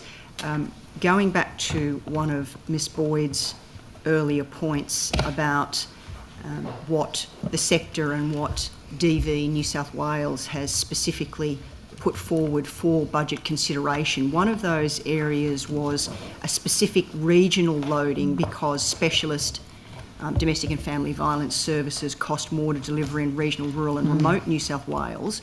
Was that recommendation adopted in the budget? Yes. How much was that? So it hasn't been included specifically as we won't see in a contract that there is a regional loading. However, having said that, with the tenders, there is certainly consideration that it is more, it can be more expensive, and it usually is more expensive to run services in regional New South Wales because of the tyranny of distance.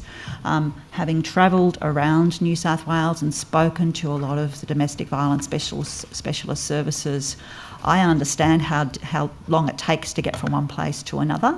And when you're supporting a victim survivor of domestic violence, I understand that it takes time and it takes money, and that is certainly a consideration. The issue of increased funding for regional and rural and remote New South Wales certainly was included in the contracts that have been awarded. Okay, well, my time is up, unfortunately, but maybe Ms Boyd might ask how that's determined, or... Yeah. So what have I got? 2? Do you... Got 10. I thought it was 10:45 for government questions. That's okay. Yes, I think I have 2.5 minutes. Sorry, so just on that point, I know that TV New South Wales, in an ABC article just after the budget, so in July, were saying that regional services need 2 times more funding, and in a remote organisation they need 9 times more funding than a metro service. Are you saying that that has been accounted for in the contracts that have been given? I can't say those particular figures, but I do know that the issue of regional loading, or without using that term, but the issue of regions and remote and rural New South Wales, services there costing more, has been included in the recommissioning of staying home leaving violence across the state, and is considered in the recommissioning and any further funding that is put in. Okay, so maybe just not considered to the extent that we need it to be. So if you're looking at, domestic and family violence rates being on average 70% higher in regional areas than metro areas, and then we've got the sector saying that you need up to 9 times as much funding for a remote organisation than you need for a metro service, and that it currently isn't getting that. That's good that there's been some consideration of the fact that someone's regional or rural, but where's that significant funding required? Yeah. So there's 2 parts to it. You mentioned the increased demand and the rates in regional and rural remote New South Wales. That is certainly considered in the funding. And then on top of that, the issue of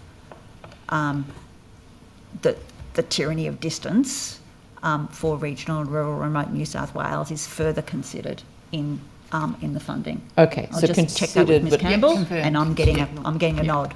Yeah, just not to, I guess, again, like the idea of the loading was to recognise the percentage sort of minimum required for those organisations to actually operate effectively. Yeah, and that was one of the things that, sorry. I was going to say, and I think that maybe what you're saying is that there's consideration and some additional funding, but not, we've moved away from that idea of needing to have a base of significantly higher for those areas. Yeah, and this was one of the things that we worked quite heavily with Domestic Violence New South Wales on understanding exactly all the different parts of their ask for their pre-budget submission. And the way that the government has responded was to not put a specific line item, to actually just recognise that there is higher demand in rural and remote New South Wales and more pressure on services, and also to recognise that there is a tyranny of distance. But they're saying that's not been done. In just after the budget, they were saying that we still need that funding. So there's certainly the increase that they're receiving, that's being received in staying home, leaving violence. It is an across the board 20% for all staying home, leaving violence services. And when the recommissioning occurred, the recommissioning of the staying home, leaving violence program considered those two issues. We'll come back to that. Did you? Yeah, go ahead. Minister, just to clarify a couple of questions from before. There were 3 emails that were sent to Minister Washington in relation to the ex gratia payment. Did you approve those emails? I have discussions with my staff in relation to correspondence that is made on my behalf. Do I see the detail of all of it, particularly when it's a referral of correspondence? I don't always see the detail of every email, but substantive ones. I had discussions with my electorate office staff in relation to these. So you had a discussion with them in relation to this matter, but didn't necessarily cite the emails that were sent?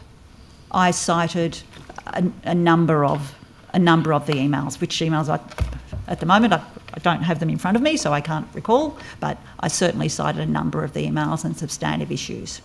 Could you provide a copy of those emails in relation to this matter to the committee? Well, that's an issue in relation to my electorate office.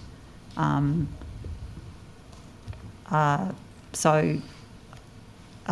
believe that those emails would have all been provided in an SO52 to you in any case. Yes, unfortunately they weren't, but I'll pursue that separately. Order, my apologies. We got the timing a bit wrong, and it is now technically government time, but I will make up for this by giving you the I've only got one more. Just to clarify, We're order. Sorry, it's government time. We don't have time for government. We do need to, unfortunately. But yes, as I say, I'll make up for it. Typical cover-up by government. Okay, government question time. Do you have We don't have any questions at this moment. There you go.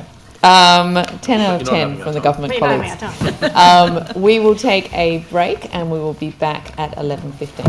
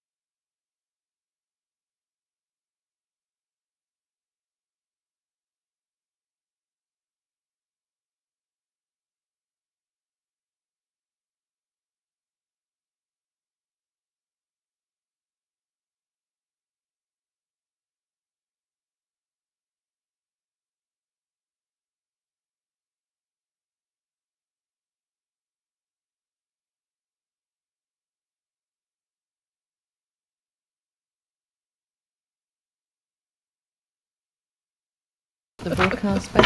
Thank you. Welcome back. Welcome back. He's been to a few. Yes. I apologise, disrespectful Chair. I apologise. That's absolutely fine. You are a frequent flyer in these estimates. Okay. Do you get points? Maybe just an early mark. Oh, that's good. They never come. Been waiting, they haven't come.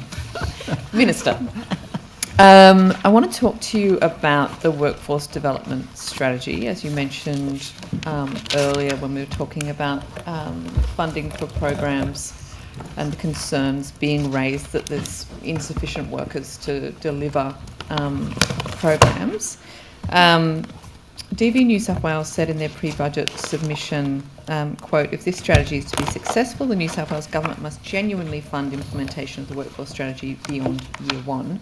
I understand there's not been any new investment for the workforce strategy in this year's budget, though. Why is that?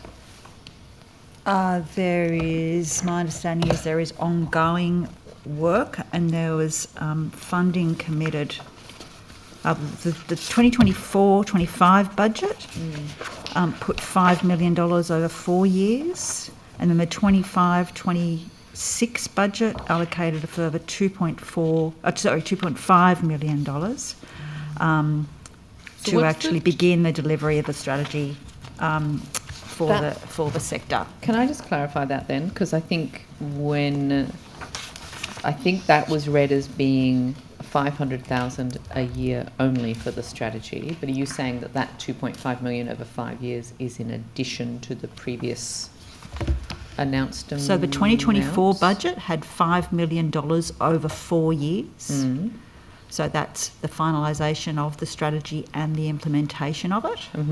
So obviously we've still got a few years of that investment carrying forward, and then 25-26 budget allocated a further $2.5 million to begin the delivery of that strategy. And So- I'll just check whether that was over just the 1 year or whether that's over a number of years. The 25-26, I think, was just for last year, but we've still got the money from the 24-25 budget of $5 million. Okay, so that's $7.5 million over 5 years in total then, or over 6 years? It'd be 4 years. Okay. And we've just doubled up in 25-26. There was an additional $2.5 million to do a range of things. Okay, so can you break that down into a simple figure for me then? So how much is being spent on the strategy this year, 26 to 27 in total? I'll have to take that on notice and come back. I can Unless answer Jen, that you've one. got it? Yeah, Ms. so Page, you've got it? so that's 1.3 million for this financial year, but some of the work that was funded last year with the 2.5 million continues into this year. Okay. So the work continues even though the budget was in last year. Understood. Okay, thank you. And how much was being asked for? 7.5 million for this year. So we're looking at somewhere between 1.3 and 2 million this year, if we So consider this that. financial year, it's just 1.3 in the budget. Right. But so the 2.5 has been fully expended last year, but some of that work continues into this year, but has been funded previously. Okay, all right, I see. Right, but in order to fully fund that strategy, I understand that it was, or at least from DV New South Wales, the ask was for 7.5 million for this year alone, so that's significantly less than that. What is the impact on being able to do this work effectively if there's not sufficient money? Well, there's certainly, I understand the ask of Domestic Violence New South Wales, but there is certainly ongoing work being done within the workforce strategy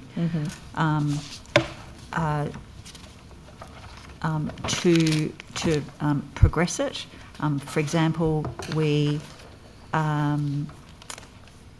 Domestic Violence New South Wales has actually been asked to to develop a quality standards project. Yeah.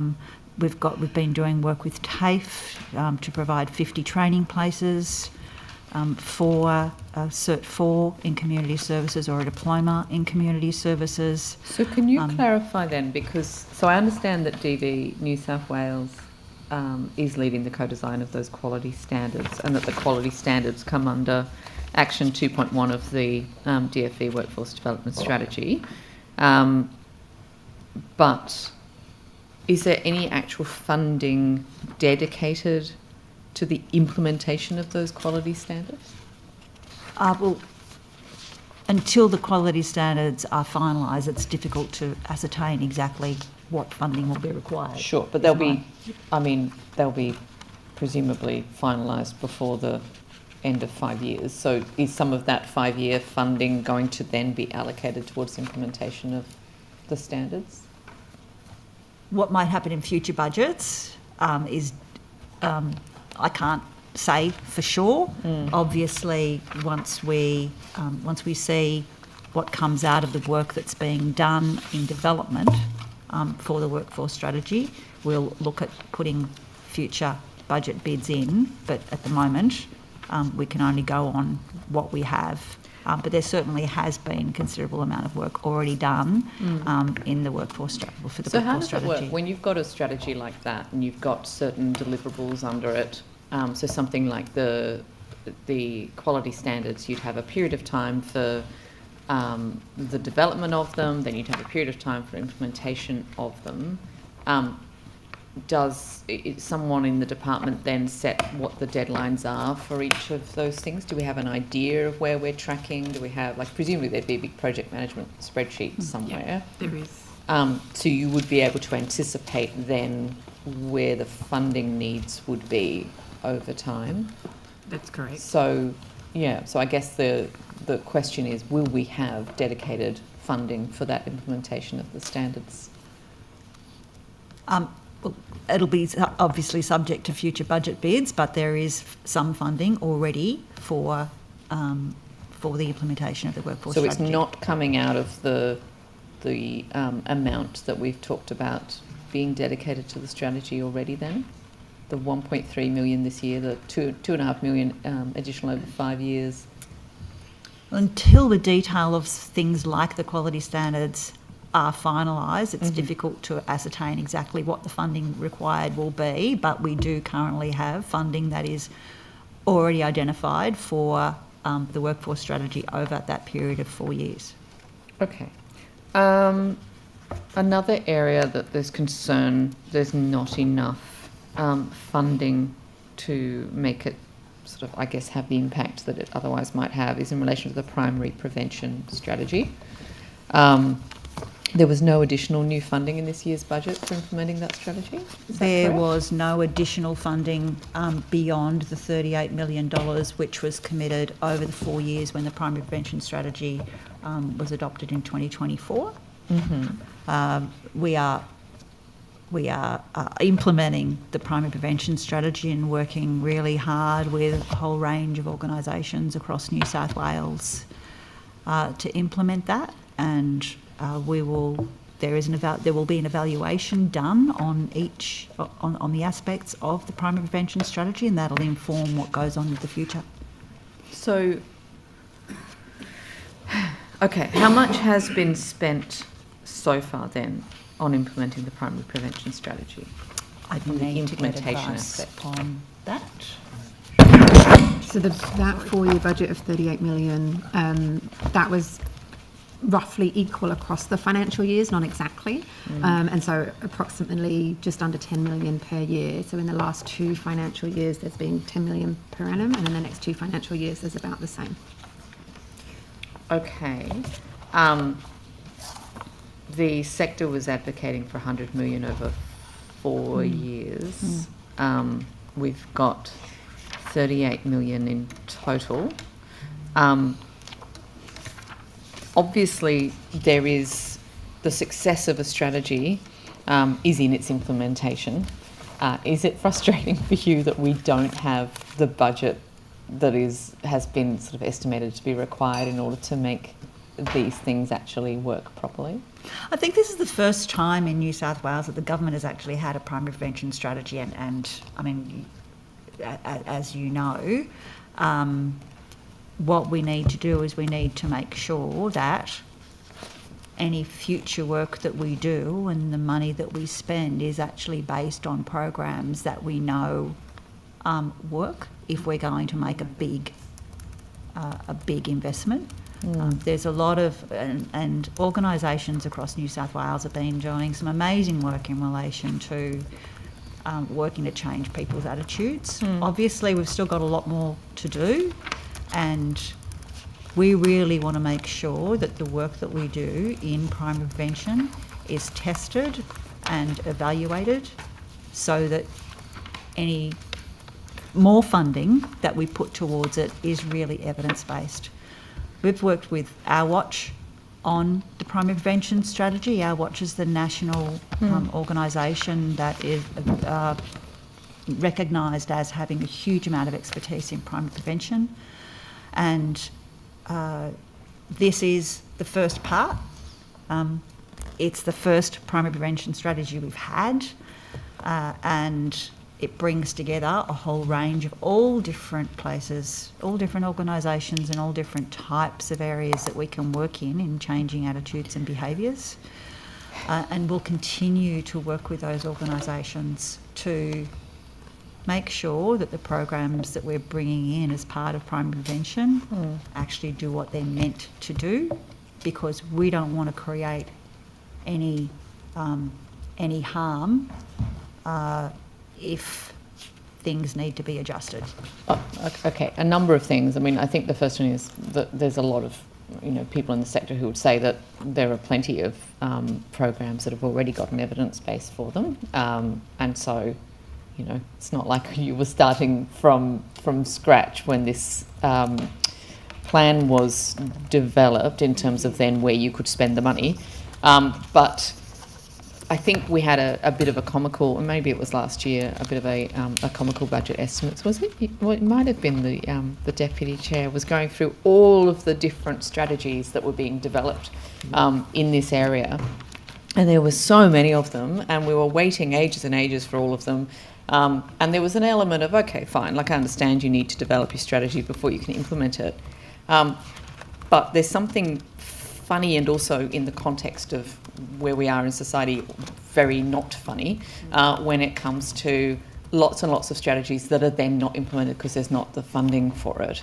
Can you understand, I guess, where I'm sitting from, looking at, as you say, you've got all of this, expert work and all of these people leading into these strategies that have taken years and years to develop, but then when it comes to implementation, we're looking at like a smidgen of what is actually required on the evidence to make the implementation of these strategies work. It's incredibly frustrating. This is work that the government has never been involved in before. $38.3 million for the implementation of a strategy. There's been $6.7 million for multi-year delivery partnerships with local community organisations and New South Wales peaks allocated, and as Ms Quincy indicated, is partway out the door. $8 million for the implementation of respectful relationships education across our government school sector. $6 million to support sports clubs and organisations implement primary prevention. $3.5 million to support Aboriginal-led prevention, and $13.1 million for that real work that is to ensure that the work that we're doing across the state is coordinated, so that we're learning from where different pieces of work are being done across the state, so that organisations can learn from one another, so bring that coordination together to evaluate and to set it up for the long-term work. So when we're here in 2, 3, 4 years' time and nothing has changed and we still have the same and probably increasing rates of sexual assault and domestic family violence and everything else, and we review this strategy, will the response be, well, the strategy just wasn't good enough, or will it be, we didn't actually invest the funds in order to make the strategy implementation work? I think this is work that, as I said, has never been done by government before. This $38 million investment into this in the work that is being done, led by this strategy, was actually developed in partnership with Our Watch. The costing of that work that needed to be done over the 4 years was costed with Our Watch. So what we're doing is we're working with the evidence that we have now that government is doing. So you're saying Our Watch said actually $38 million would be... That's my understanding. Perfect. Right, okay. That's a shame, isn't it? The rest of the sector, what did they say? Well, the rest of the sector have got asks. When we have Our Watch, who, as you know, are really well regarded in relation to the work they do to change attitudes and behaviours that can lead to gender-based violence, saying that this strategy is a good strategy and $38 million is the costing for it, then... Okay, then that's, if they sure, that's what they think. I'm certainly not going to criticise Our Watch, but I'm also not going to criticise the rest of the sector who are saying that you needed something more like 100 million to make it work. There is an enormous amount of work that is done outside of the work that government does as well, and there always has been. Can we look at another massive underspend on implementation, and that's the... you've got the New South Wales Aboriginal Domestic Family and Sexual Violence Plan. Exactly how much has the government allocated to the New South Wales Aboriginal Domestic Family and Sexual Violence Plan so far in total? Is it just the $2 million in last year's budget, or is it more than that? I just have to check that. So the plan hasn't been finalised as yet. We're still working through the actual finalisation of it. How long has that plan been in the works? It's certainly certainly taken longer than what we had hoped, but when we're working with issues in relation to Aboriginal family and domestic and sexual violence, it's important that what we do is we work alongside and be led by Aboriginal community organisations. So within the 26-27 budget, there is $3 million to support Aboriginal-led responses to domestic and family violence in the First this Nations year community. Or over a period of time? That is for this year, 1 year. 3 million, So part of that is $2 million to support the implementation of the New South Wales Aboriginal Domestic Family and Sexual Violence Plan. And part of that is to support the work that the Aboriginal Women's Advisory Network undertakes, as well as the Aboriginal Domestic Family Violence Court Support Program. In the 25-26 budget, there was $2 million, which supported the resourcing of an Aboriginal-led team to ensure that the development and the implementation of the plan was guided through Aboriginal leadership and cultural expertise. So sorry, is that in addition to, you said $3 million? $3 million in the 26-27 budget. And $2 million of that's implementation, and $1 million is for? $2 million of that is for implementation of the plan, and $795,000 is for the for A1 and the Aboriginal Domestic Family Violence Court Support Program. Okay. Which is certainly part of, obviously, the response. Yes. How much was from the Commonwealth through the NPA for that? I would need to get advice on that, Ms Quincy. Yeah, none of those figures the Ministers just mentioned, none of that was federal funding. No, not yet. Sorry, what was that? None of it was federal funding. None of it? Thank you. When will the plan be released? Look, we are working really hard to finalise it. I am hoping that it will be released before the end of the year. Okay. But obviously we need to have that partnership is really, really important. And has DCJ done any cost analysis already to determine how much it will take to implement it properly? I'll have to get advice on I think we've done some preliminary costing on that. Yeah. Okay. The Transforming Aboriginal Outcomes team advocated for $40 million for the implementation of the plan. Does that sound about ballpark familiar, right? Yes. Okay. The DFV data strategy that was announced, so there was $2.3 million in last year's budget for a new DFV data strategy. What has that achieved so far, and what are we collecting data about? So the work that is being done as part of the domestic violence data strategy is certainly ongoing. We've been working really hard with providers and within our own systems to ensure that we've got the most robust data that we have so that we can make informed decisions in relation to spending in relation to domestic and family violence. But I might ask for confirmation from DCJ on exactly what that spending has been on.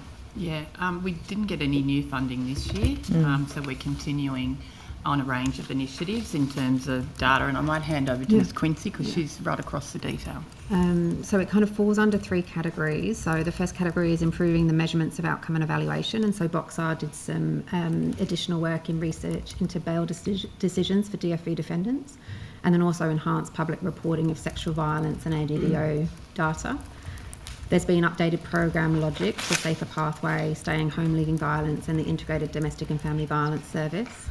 And there's an evaluation framework for those programs as well.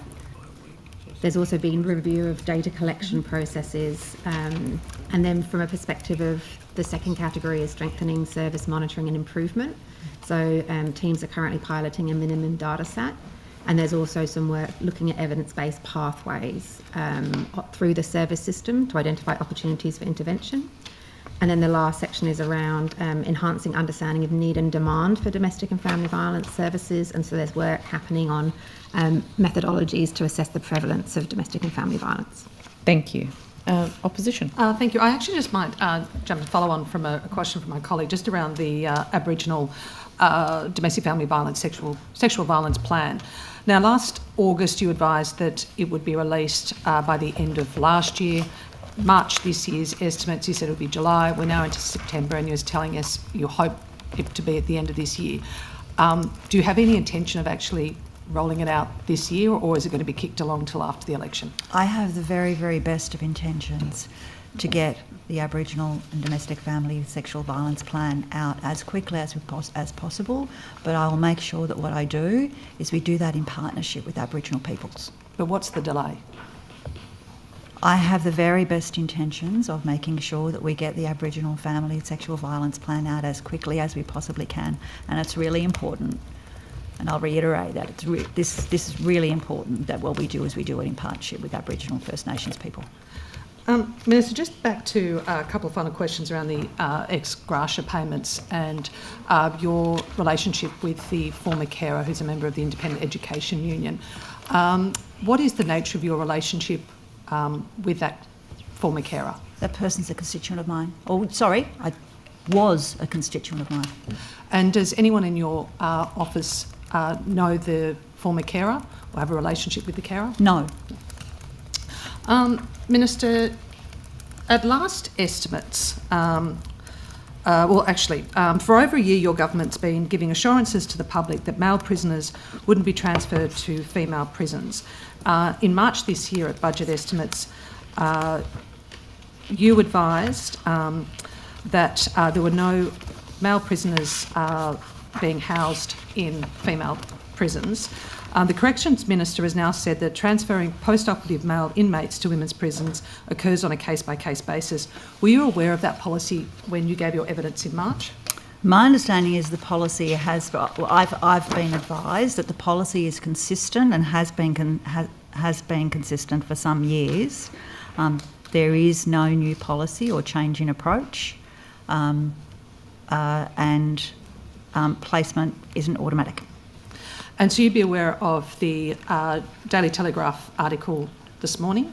I've become aware of it. When were you advised about the transfer of this inmate to a female prison? I haven't been advised. As I said, this isn't a new policy or a change in approach. My understanding, I'm advised that this is an issue or the Corrections Commissioner makes decisions on relation to placement of prisoners on a case-by-case basis.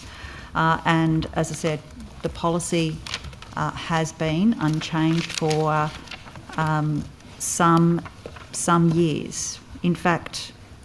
Do you know if the inmate is being housed within the mainstream female population? That would be a question for the Minister for Corrections. Do you know if the inmate is sharing accommodation, showers or change rooms with female prisoners? I reiterate that there hasn't been any change in policy in relation to this or any change in approach to this. This is a matter in relation to corrections. My understanding of of where prisoners are allocated is that people have been able to, post-operative transgender inmates have been able to be placed in a prison matching their sex characteristics and birth certificate for decades, and that's been under governments of both political persuasions. As I said, the placement isn't automatic. It's a decision for it's a decision that the Corrections Commissioner has made and continues to make on a case-by-case basis. Do you know if a risk assessment... And there are no pre-operative transgender women in custody that are being housed with female inmates. Do you know if a risk assessment was done before this transfer occurred? My understanding is that that issue is something that is considered in relation to placement of all inmates. So you are confident a risk assessment was done in relation to this one? My understanding is that the Corrections Commissioner considers that issue in relation to all decisions of where prisoners are allocated.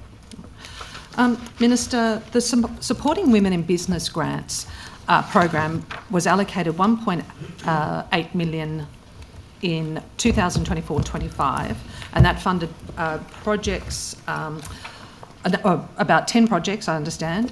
It was also an open and competitive process. In 2025-26, that funding was cut to $500,000, and then the program was also further restricted by invitation only. Minister, how can your government claim to be supporting women economic participation and particularly new entrepreneurs when you're both reducing the funding and also access to programs like this? There are considerable commitments that this government has, and new commitments that this government has made in relation to supporting women's economic participation. Certainly the continuation of the Supporting Women in Business Grants is an aspect of that.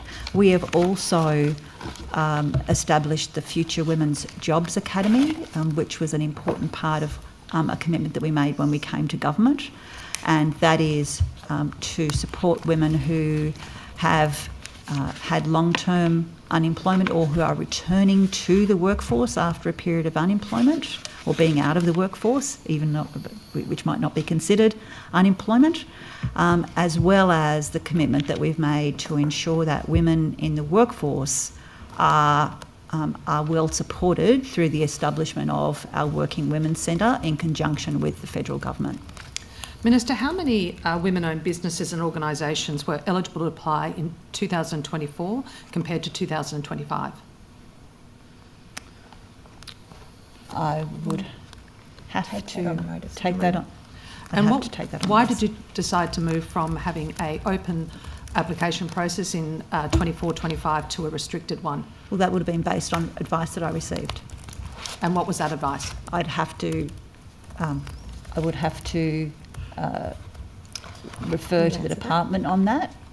Can you please? And potentially take that on notice. We'll find that. We'll find a response. Come back to Minister, last week your government announced a $150 million cut to long daycare. This is actually reversing a landmark investment that supported educators in this profession, which is predominantly made up of women. Did the Minister for Education and Early Learning consult with you before making that announcement? I'm not aware of that cut, and I can't really comment. It's a question for the Minister for Education. Consulted? I'm not aware of that figure and where it comes from. That's a question for the Minister for Education. Minister, was your department or office or agencies consulted at all in relation to policies that affect women and employment?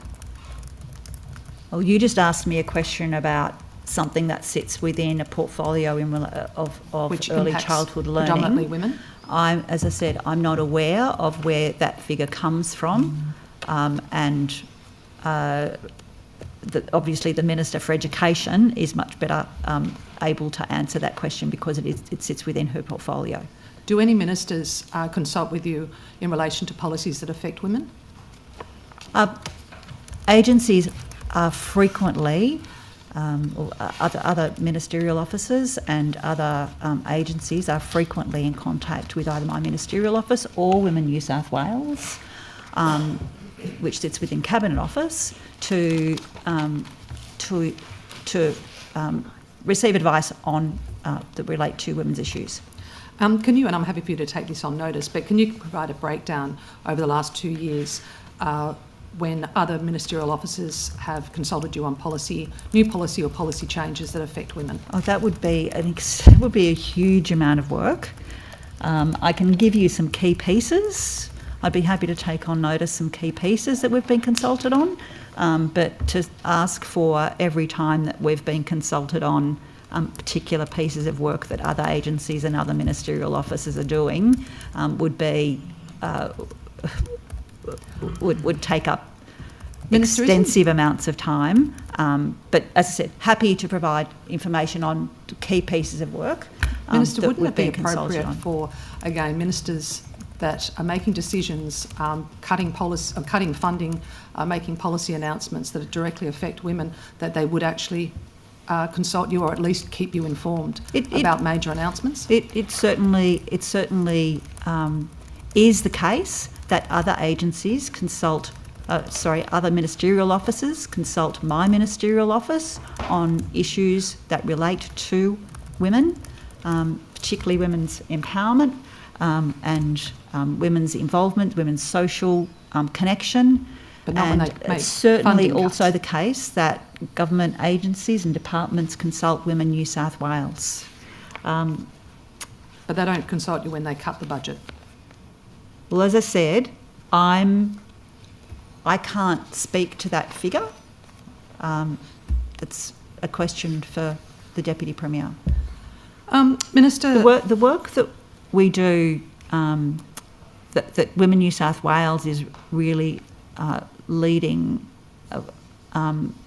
across government relates to gender equality action plans, and that work is really, really important. It actually requires that each agency and each department establishes a plan to ensure that the services and the services they provide and the workplace that they have considers the issues in relation to as they affect women. I'm glad you actually raised that because I'm interested to know whether or not a gender impact assessment has been done in relation to the cost of living pressures that women are facing. Gender impact assessments are done on new policy proposals. So are there any policies that support women? New policy proposal over the value of $10 million, and I can... that directly support women to address the cost of living pressures that are experiencing. As I said, gender impact assessments are required to be done under new policy proposals to the value of over $10 million.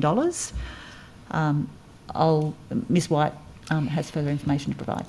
Yes, so there wouldn't have been a gender impact assessment done on a broad thematic topic because it's about specific policy proposals as per the Minister's response. Of course, a Minister or Ministers could bring forward policy ideas on that. And I'm asking if there is any policy that your government has announced that is supporting women dealing with cost of living pressures?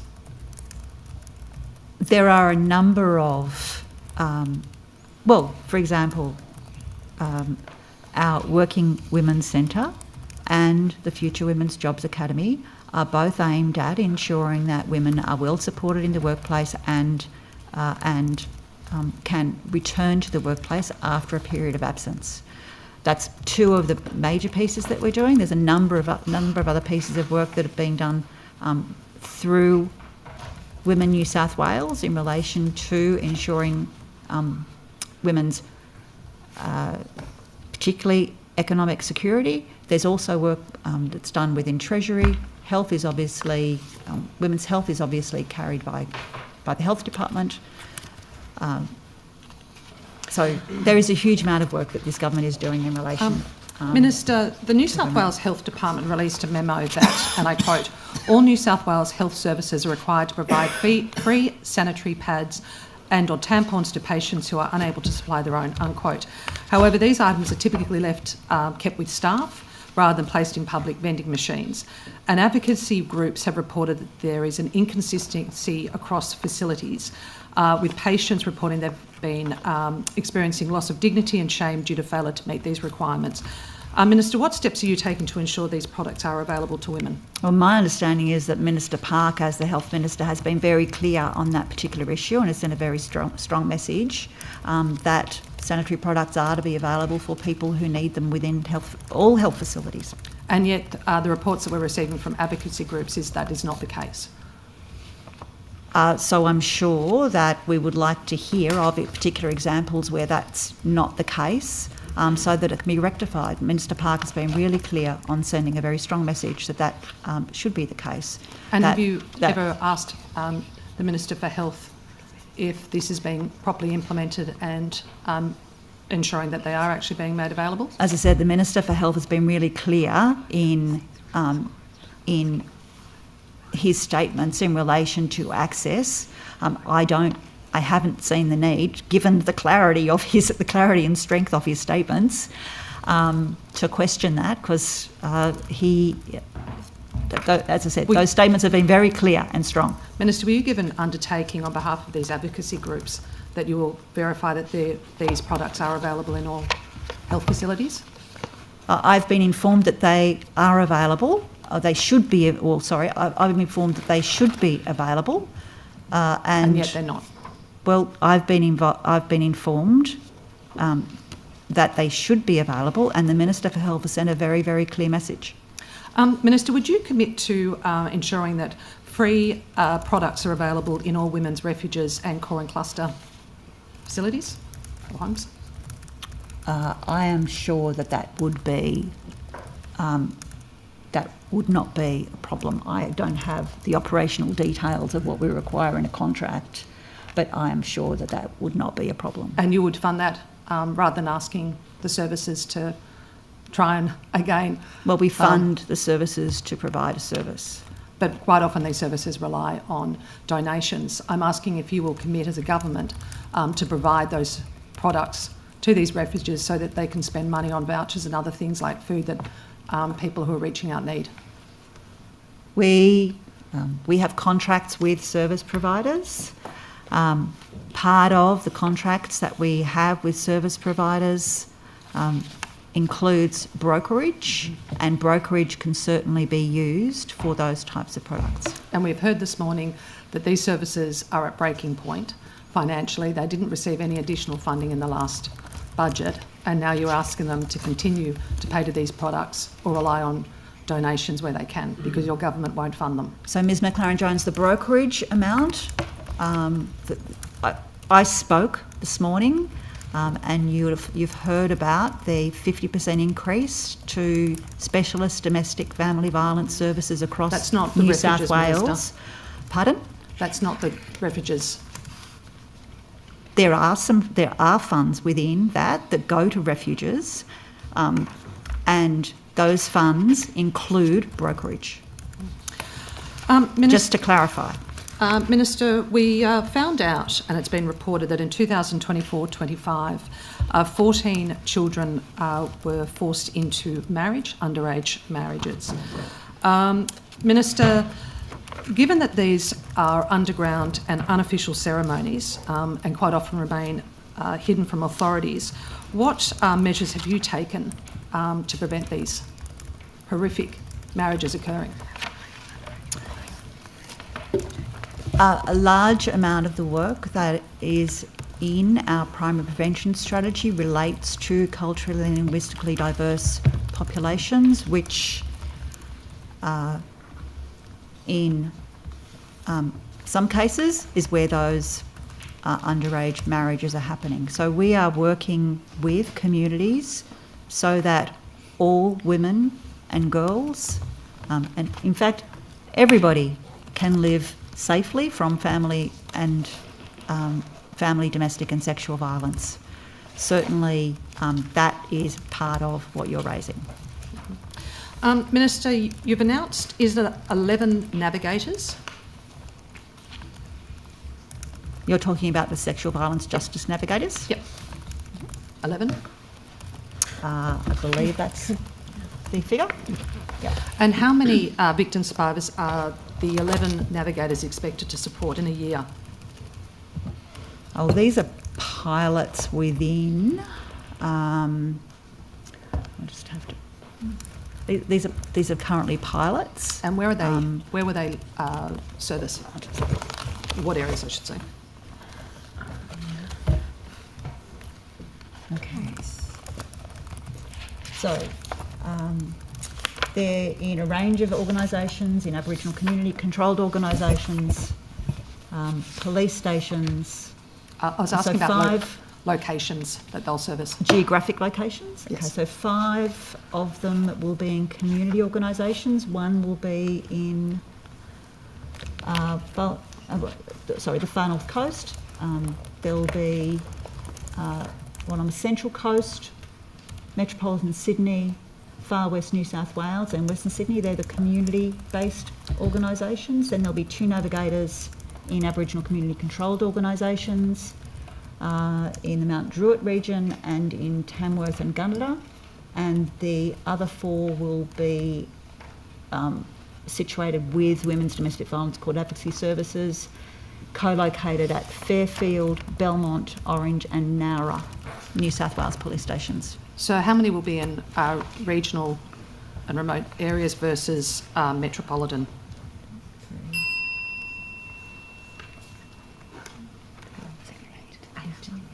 So 8 will be in regional and rural, remote New South Wales. Thank you. You're welcome. Minister, the New South Wales Sexual Violence Helpline operated by Full Stop Australia received a much needed funding boost after the last election from your government after what I believe was an election commitment.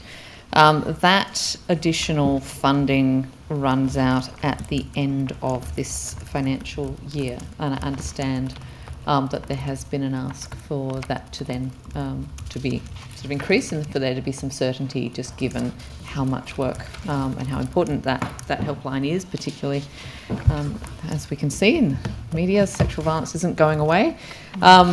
Will you be advocating for that funding to be increased from next year? My office rather? and the Minister for Health's office continue to have conversations regarding this. It was an important commitment that this government made, and I understand the pressures that sexual violence helpline is under. It's certainly, there is work currently underway to ensure that this continues. Okay. Do you have a timing, like an estimate for, obviously, a service? They don't get a huge amount of money. I think it's only about $3 million a year. I understand that they're... but yeah, I mean, they'll have a certain number of staff and everything else. And so we're sort of getting to the pointy end of the financial year. At what point will they have an answer as to what their funding looks like?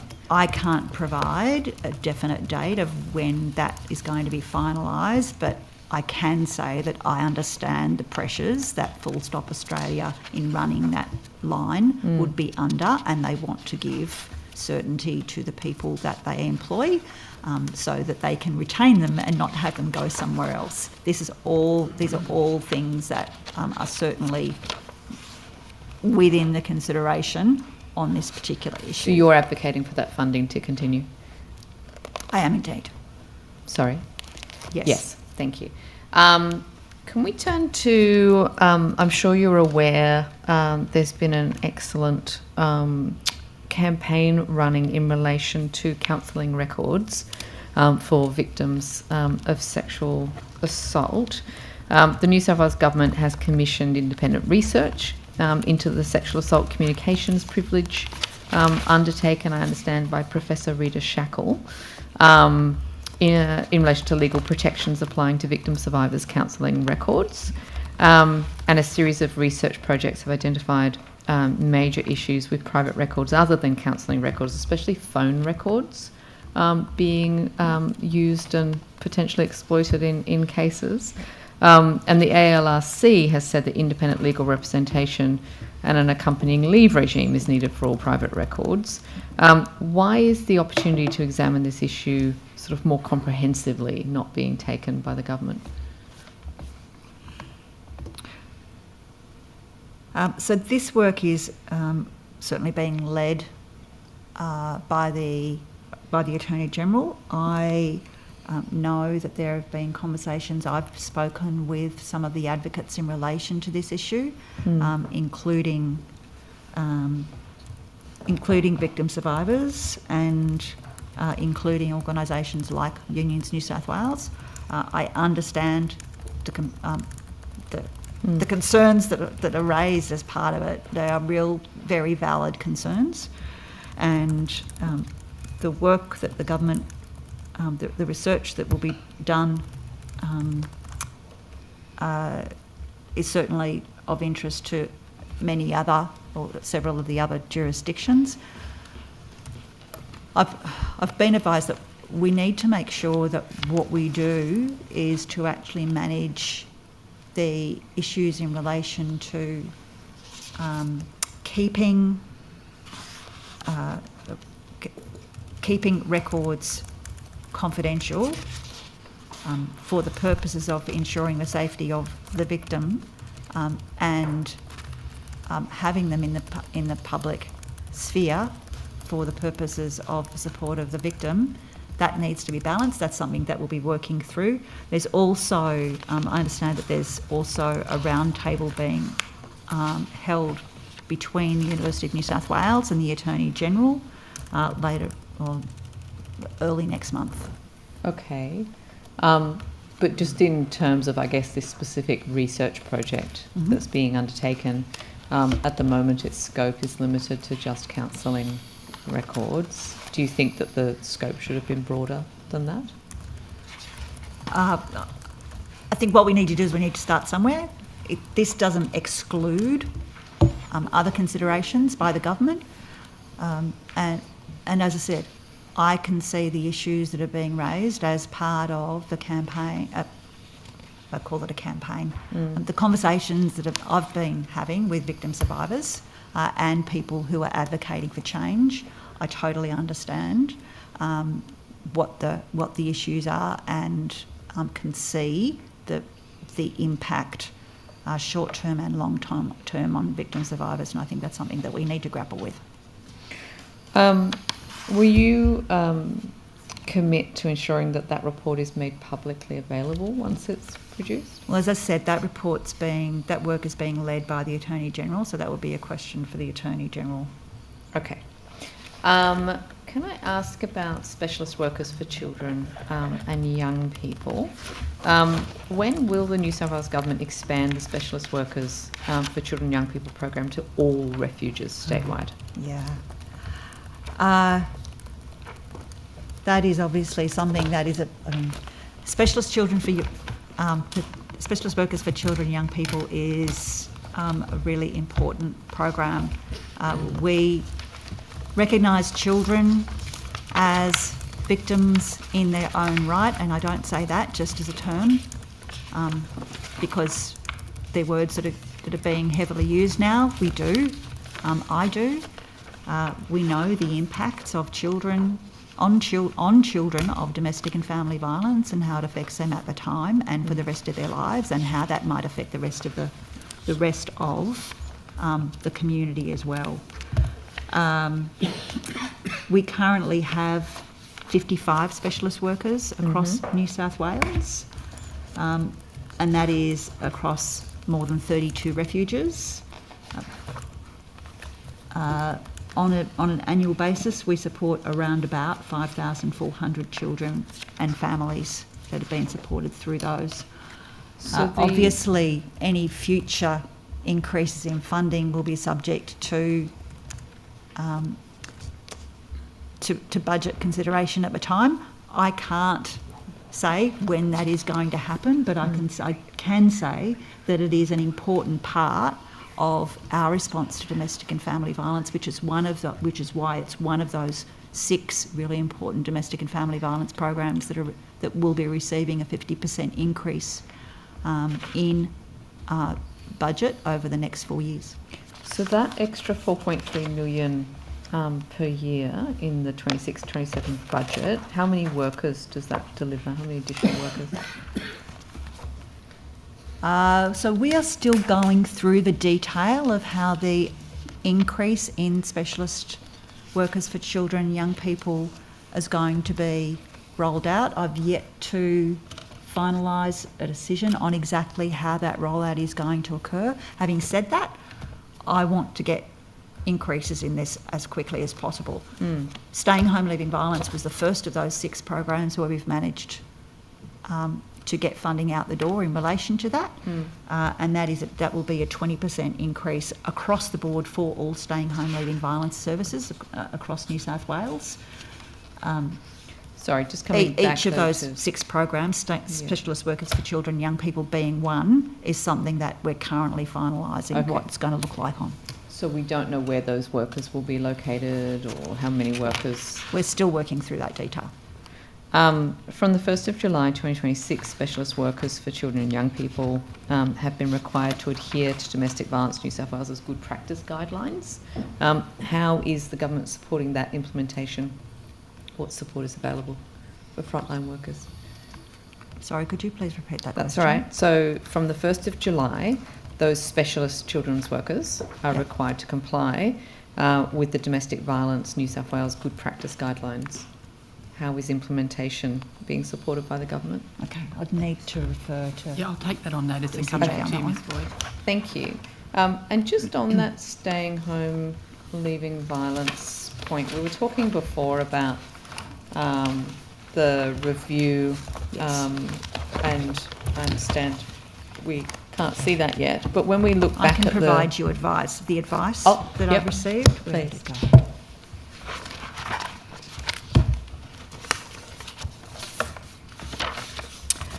So the advice that I received was from the Office of the Director of Public Prosecutions, who advised that premature disclosure or public commentary on the substance of the review could risk prejudicing the sentencing proceedings. And I've also been advised that the coroner has advised that the review should not be disclosed before any future coronial investigation or inquest is complete, so that any inquest can proceed without risk of prejudice. Interesting. Thank you. Can I ask then, looking at something that is public, the 2022 evaluation of the Staying Home Leaving Violence program identified insufficient and ad hoc funding, with services having to make impossible decisions around the provision of brokerage or the hiring of caseworkers to deliver the program. Gaps were also identified in the availability of contractors to install security upgrade devices and technology, and the lack of availability of short-term accommodation options while victim survivors await these potentially life-saving security upgrades. So again, have any technical changes been made to the Staying Home Leaving Violence program to account for that finding and recommendation in that report? So part of that finding was in relation to gaps in accessing of the service of Staying Home Leaving Violence. So we're talking about, and the bit that I'm really focusing on here is these potentially life-saving security upgrades. So what that 2022 evaluation found was that there was a lack of availability of contractors to install security upgrade devices and technology, which obviously is critical. So I'll have to refer that to DCJ, but in relation to the other aspects of that, because I'm not aware of those particular operational sides, but in relation to the rest of those findings, obviously part of the rest of the findings of that 2022 review, which was in relation to the Staying Home Leaving Violence program overall, rather than in relation to a particular tragic murder, he's now been found guilty, so I can't say murder.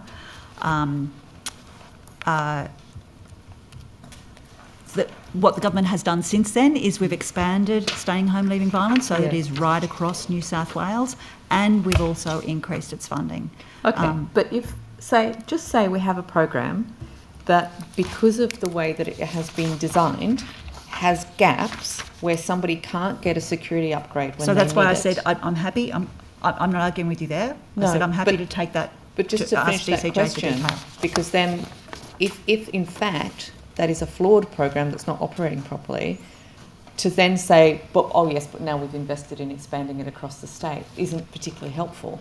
So I'm really concerned that we've had all of these red flags about these security upgrades and other types of maintenance that are critical for safety under Staying Home Leaving Violence. They've been identified as being a problem, and as far as I can tell, nothing has been done by your government to actually address that fundamental and potentially life-threatening flaw. Okay, so as I said, I'm happy for DCJ to take that, and if necessary, take that on notice. However, having said that, I do not believe that there has been any findings that says that Staying Home Leaving Violence as a program is not a program that is in the main achieving the outcomes it aims to achieve, and that is the safety of women and children. And I'm certainly not having a go at the concept of Staying Home Leaving Violence. I think it's excellent.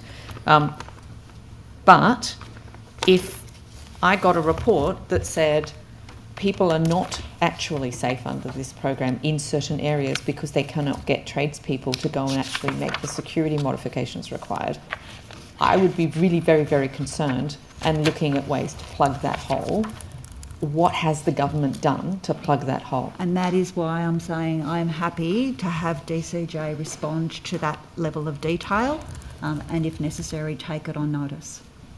I'm happy just to add, because I do recall that evaluation back in 2022, and I'm pretty confident that can come back to you that there was a process put in place to address that specific issue.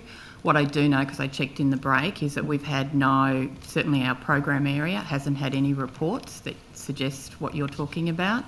We also have a regular communities of practice with Staying Home Leaving Violence services, which staff from my division participate in, and they've said that they haven't heard that. So happy to take the rest on notice and come back later. So you're saying that there's not been any people put at risk because of Not that I've been advised, or the team that manages the program. Okay, thank you. Can I ask how much the New South Wales Labor government has invested in sexual violence prevention and response since it came to government, as a separate thing from domestic and family violence investment? Yeah, you can't. As far as prevention goes, I think you would agree that sexual violence is part of, or is a form of gendered violence. So the primary prevention strategy works also to reduce and eradicate sexual violence. So I can't take that apart, because fundamentally that is about changing people's attitudes and behaviours that thinks that gendered violence, sexual violence, domestic and family violence is okay. So I can't pull... Sorry, but I'm asking I'm asking for specific sexual violence prevention. Obviously, there is a category of sexual violence that occurs within the domestic and family violence, but there is also a particular category of sexual violence and prevention occurring outside of that. So I want to know what has specifically occurred in relation to sexual violence prevention and response. So a large cause of sexual violence against women, a large part of gendered sexual violence relates to attitudes towards women. Yeah. The primary prevention strategy works to change attitudes and behaviours that condone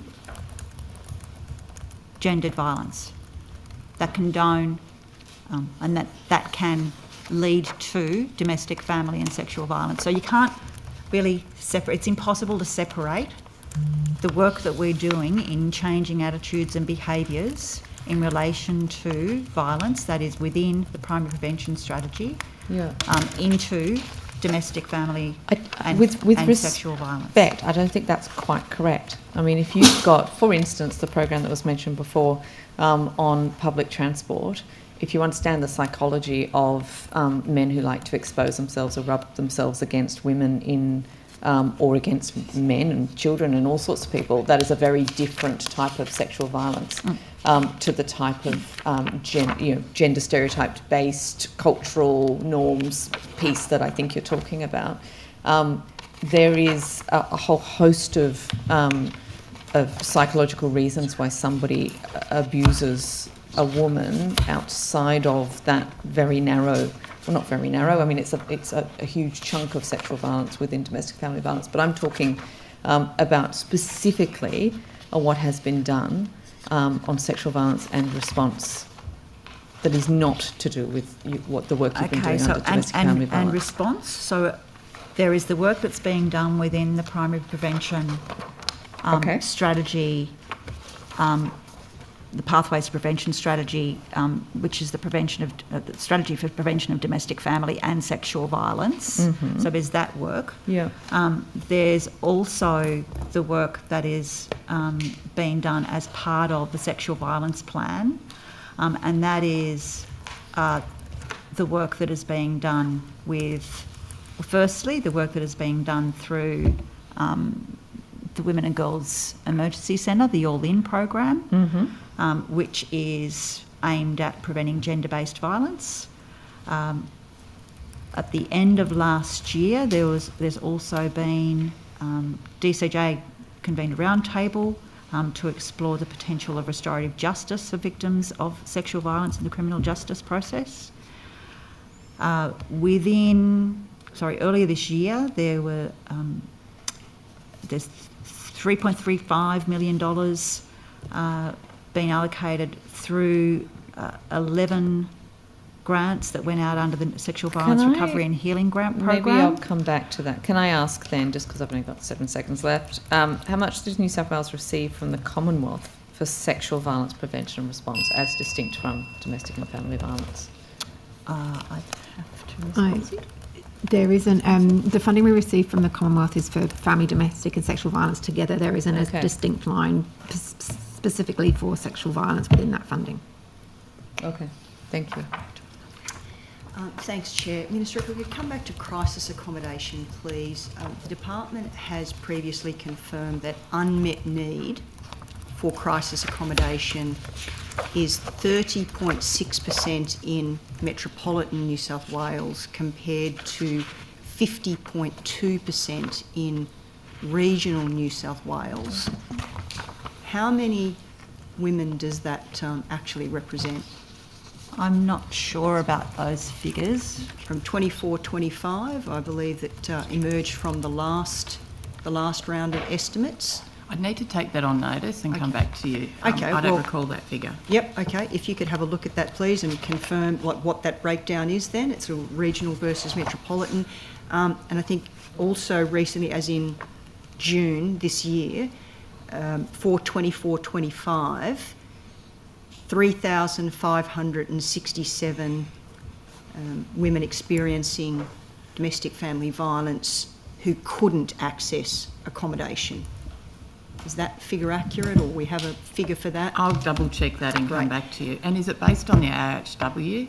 sorry. Is it based on the AIHW, the Australian Institute of Health survey? I'm not sure. It came through from estimates last time when I think I asked a similar question around about that breakdown on those figures. So I'm not sure where the verification came from, except that it's nominated as that it could have been a question on notice from me on that.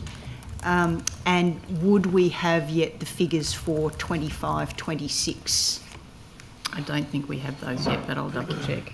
Okay, that's fine. So, Minister, Ms McLaren-Jones has previously referenced homelessness in that regard and women trying to find access to services. So if a woman presents to a service and if those sorts of figures that we're talking about, potentially, nearly 3,600 who couldn't access, what happens to her on that night? Is she put up in a hotel, a motel, a caravan park, sent home?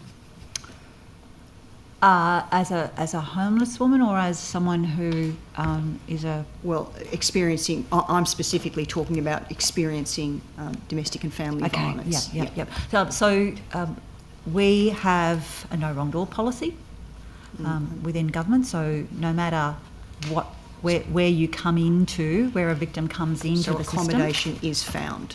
There is a no wrong door policy, and our safer pathways, there will be work done to ensure the safety of that woman. Okay. And just to add, if there isn't accommodation available in a refuge, which is under obviously Minister Jackson, there's also temporary accommodation that's available. That's and I guess do we have a breakdown on what those sorts of temporary accommodations are? I'd need to take that on notice and talk with Homes New South Wales. That's fine. Thank you very much. That's a different... Homes New South Wales is a different part. Sits under Minister Jackson. Again, we're getting lots of different parts, but we are talking about women as a whole. But yes, thank you. Now, Minister, you've said this morning that of the 49 new core and cluster refuges that have been committed to, 20 are operational. So 29 remaining. In terms of delivery, are there any delays? Are they on track? When will we be expecting them? By the end of this year? Yeah, it's a mix. Certainly, where there are core and cluster refuges where we had hoped that they would be operational or they are not going to be operational in the near future, where they were planned to. We've developed an interim service delivery model.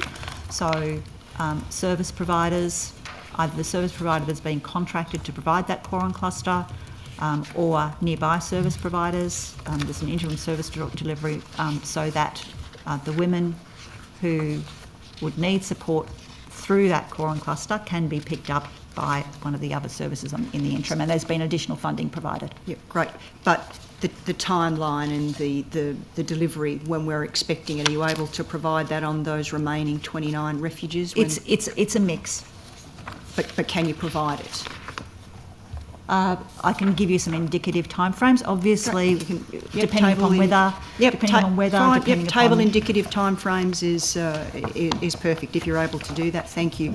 Now, the opening of the Queanbeyan Refuge was a long time coming after being committed to in 2022 by Nationals and Liberals in government, while I was indeed the member, and I was very happy to be there for the opening on June 29 this year. Had you been expected to attend, Minister? I cannot attend all of the openings, unfortunately. But were you expected to attend on that one? My understanding is that I had provided apologies because I had another commitment on that same day. Well, I was there and an apology wasn't provided on your behalf. The current member for Monero was there and I didn't hear that passed on, but your ministerial disclosures say that you didn't have anything on that day, so is there a reason that you weren't able to join us? You can see that shows the meetings that I have. There are a number of other events that aren't just meetings. There is no reason in particular that I didn't attend that particular one, apart from I'm the sorry fact that that you there would didn't. have been... It was very impressive, but certainly I didn't note that your apologies were noted on that day, so Well, you might that's- want to bring that up with the member for Monero. Well, just pointing that out. My Look, understanding is I'm that not being... Well, my- she thought her apologies were passed on. It wasn't. So, My understanding is that we don't... DCJ and the government doesn't organise the openings of these events. These events, the openings of the events are organised by the provider of the builder, or the Specialist Homelessness Service, Yes. and the provider. That's fine, Minister, but my understanding... Look, and I'm not saying And that, I'm that it's I'm absolutely sorry, correct, that it because was... I would the have loved- expectation I would have was loved to and have it would have been been there, great to because- have you there, is all Yep. I'm saying. So, if we can... Well, if the Minister thinks that her apologies are passed on, but they're not, that's, just... I'm sure the member for Monaro would have done... Monero, Minister, Monero. I'm sure the member for Monaro would have done a wonderful job at representing me, and I am sorry that I wasn't able to be there, and I am sorry that my Exactly. apologies weren't passed on. I am too, but I'll They were ensure that that certainly- is passed that on would to have- the that would wonderful have been providers. known that I wasn't able to attend, though.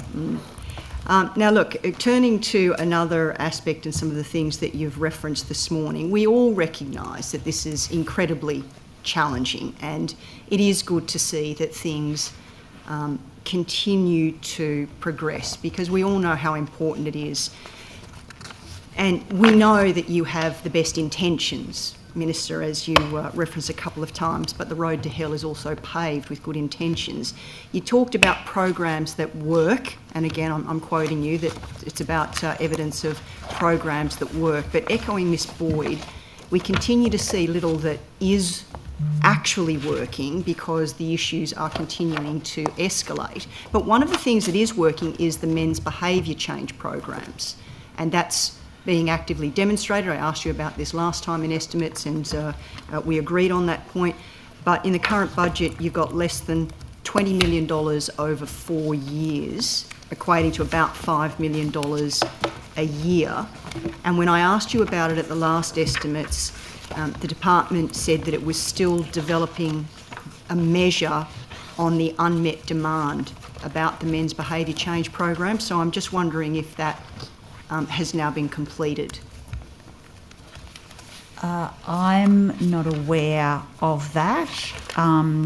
As you mentioned, there is within this budget a 50% increase in funding for men's behaviour change programs across New South Wales. And that's a really important part of But so men's behaviour change program. Mr. Tidball, Miss Campbell, are you able to say, is the modelling on the unmet demand, has the measures around that, has that been completed, or is it still a work in progress? It's still a work in progress. I think various services have different systems in place to collect the data, and there's some discrepancies in a couple of organisations, so we're just working through that at the moment. Do you have an idea of when that might be completed? I don't know, Miss Quincy, if you could add. Yeah, so we've got there's a couple of different pieces of work kind of still in train from last time we spoke, and so that piece around unmet demand and wait lists, we're working that through, and that's the information that comes in from providers. And as Ms Campbell said, there can be different definitions. So of what we understand that 75% of clients are seen within the 2 week of referral. And then also, so we're working with providers on that. Hopefully that will carry on, well, that will carry on during this financial year, and hopefully we'll have something more definite on that. And then also we've got the evaluation happening as well, which is due early next calendar year. I think that we talked about as well. So, Minister, you've announced 2 more programs, 2 new pilots around men's behaviour change programs. How, without this modelling yet completed, how are you deciding the areas where this needs to be occurring? Is it simply... Sorry, which pilots are you referring to? For the support in Orange and another one in Cobar. So they're not men's behaviour change programs? As in what you're referring to them as? So you're saying they're outside this $19.3 million? That's not covered in that? Those programs, I believe, are funded from within the primary prevention strategy. They're funded from within some investment within the emergency package from perpetrator interventions, but correct, they're not part of the men's behaviour change program budget that you just mentioned. Yeah. Okay, so that's separate to. Okay, so I'll rephrase that. There's two parts to it. The men's behaviour change programs, I think that you're referring to, are the ones that work directly with someone who has used violence. Yep. Then there are programs that we have to work with men to support healthy masculinities. Yep. And that is what these two pilots are about. Right, okay, so the $19.3 million is additional to that.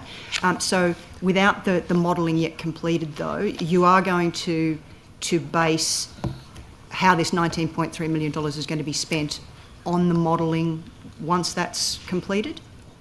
So there'll be the way that the increase for men's behaviour programs increases is still being worked through. Okay, and We so haven't it's finalised that. basically going to be for a continuation of programs that are currently in place. Is that accurate? So there are currently, there have been contracts just recently, or they're in the process of being negotiated at the moment for all of the existing men's behaviour change programs.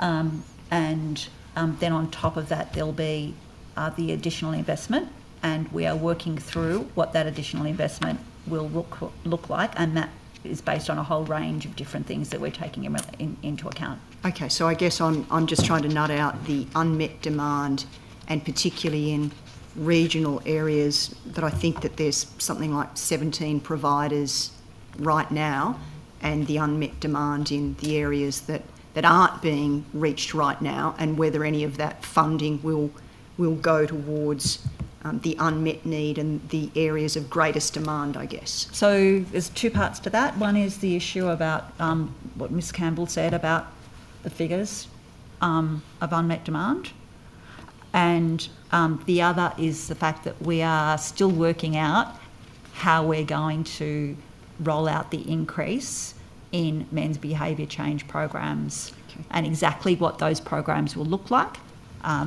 across New South Wales. So, whether it is going to be across New South Wales. This was actually about an uplift rather than... The budget decision was about an uplift in programs rather than expansion. It was a clear... So with the expansion... So with the uplift, the $19.3 million, that's what was requested? Or how was it decided that that's what your budget announcement was going to be? Well, obviously we've got a process of putting together a budget request. So it was requested, and that figure. I'm just trying to work out, like, you know, what the need is and how we're reaching these figures. So was $19.3 million a specific request from I don't know, you know, advocacy organisations? The exact figures that have been, as Ms Boyd has been raising, that have been provided within this budget are a 50% increase to the existing budget. That might not match with what has been asked by advocacy organisations. However, it is a 50% increase to the programs that we provide that are currently to the 6 specialist programs, one of them being men's behaviour. Right, so currently existing, so not necessarily will be able to meet unmet demand. I'm just getting it clear. We're working through what that might be. Okay, thank you. Can I turn to a couple of quite localised examples, please, Minister? Are you aware of the average waiting time for women in rural, regional and remote New South Wales to secure an appointment with health practitioners, including women's health specialists and hormone therapy or maternity service providers? I'm not aware of that particular figure. That figure may be available in health, I'm unsure, but I'm not aware of that particular figure. Okay. I'm not sure whether Women New South Wales might be. don't have those specific figures. It's ABS that suggests that those in outer regional remote areas, it's 33.6% compared to those living in the cities at 24.6%. So again, the gap between the provision of those services across regional areas, we all acknowledge that it is more difficult in regional areas, and I guess it's have wait times improved since your government came to office, or are you advocating for how we can be assisting the provision of women's health services, particularly when it comes to regional areas? Well, one of the things that this government did when it came to government was to provide an increase to women's health centres' budgets of $100 million over 5 years. They hadn't received an increase in their budget since 1984, is my understanding, a real increase in their budgets. And taking into account what you're raising is overall about the pressure, that's been a significant investment that this government has made in relation. And a large number of those women's health centres are in regional good, but we're and still rural New seeing, South Wales. if this is accurate, we're still seeing significant gaps in that regard, which is what I'm getting to about further advocacy and the need to address those gaps. Yeah, but and that was an example of advocacy that I did, and certainly the Minister for Health continues to undertake and will continue to do. Excellent. Talking about your role in all of that, in almost 3.5, heading on to 4 years now, what legislation in relation to your portfolios have you personally put forward over the course of your time as Minister? There was a number of pieces of legislation that I have had input into. That you have personally put forward, Minister, not the government. I mean, I'm not denying that there has been important work done in terms of legislation that has been put forward, but you personally, as the Minister, compared to the last Regional Health Minister. The last Regional Health Minister, yeah, compared Bronnie to Taylor. the last Regional Health Minister? Yep. And Minister for Women as well, I meant to say. I have not personally put any pieces of legislation forward for consideration. I'm not sure what previous Ministers for Women have done. Oh, well, when Bronnie was the Minister for Women, she put a $40.3 million menopause initiative establishing a statewide clinical network. So I don't think that was very legislation, though. That was. I believe it was put forward as. It was a budget submission. As an initiative. Mm-hmm. Okay. In the same way that I worked with the Minister for Health in relation to women's health centres getting an increase of $100 million over 5 years. Bronnie pushed those through, but we're not quibbling about that. But you do and I'm see... happy. I think it's a great... It is a great initiative. I think and you Minister do see, Taylor at the time... You do see your role as predominantly advocacy? I see my role as the Minister for Women to advocate, but also to oversee the implementation of the women's strategy. So, coming back to Ms Boyd's earlier point, given the significance of your portfolios and what we continue to distressingly witness, do you feel it should be a strengthened role in initiating and bringing forward legislation so that we can see real change occur? Well, I think what you've seen under this government, while I have been Minister for the Prevention of Domestic Violence and Sexual Assault and the Minister for Women, what you've seen is you've seen historic investments that have not occurred before in relation to domestic and family violence. You've seen government for the first time leaning into stopping violence before it starts with our primary prevention strategy.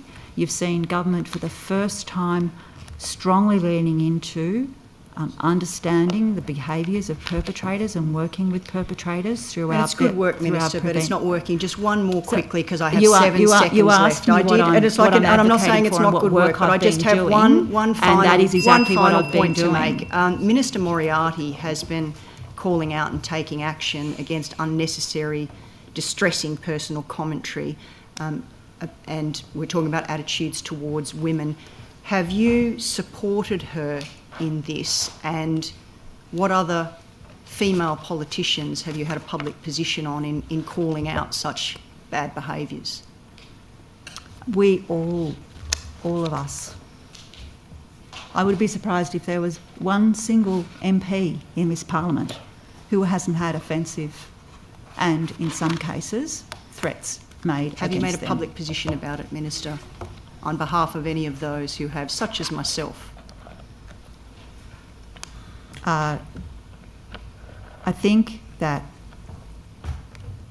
this Parliament and all women MPs need to consider the circumstances of others, and we need to make sure that we leave this Parliament in a better place than what we came into it in. But do you think that a show of solidarity and support on that, whether it's myself or formerly Bronnie Taylor, 2 Labor councillors in the Snowy Monero electorate, that type of solidarity and standing together publicly could go some way to pushing back on some of this unacceptable behaviour? And I'd be happy to stand with you. Thank you. I appreciate that. 2 minutes. 2 minutes. Do you want it? Yeah, Minister, you might be aware of some historical sexual abuse cases that occurred in Byron Bay during the 2000s, and police have launched Sex Crime Squad to investigate claims around 40 women were assaulted. Are you aware of that? It was reported in the ABC. I don't have that information on that with me at the moment. Can you provide me any further information, please? Yeah, I can send this up. It's just a copy of the media article, but obviously there'll be, at this stage, they have 40 victims that have come forward, and thank you. They've also said that obviously they'll need support, and I'm just interested, as the Minister for the Prevention of Domestic Violence and Sexual Assault, what supports are provided at a local level to these women when they come forward, particularly in relation to these historic cases.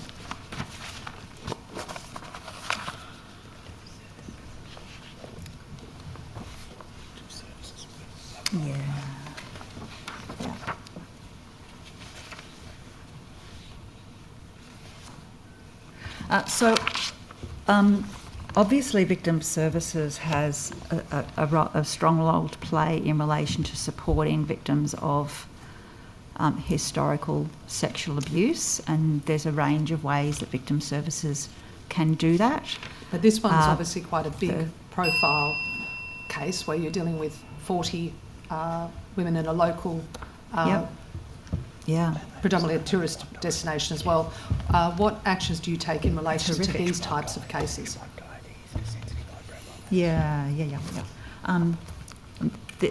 These are absolutely horrific claims.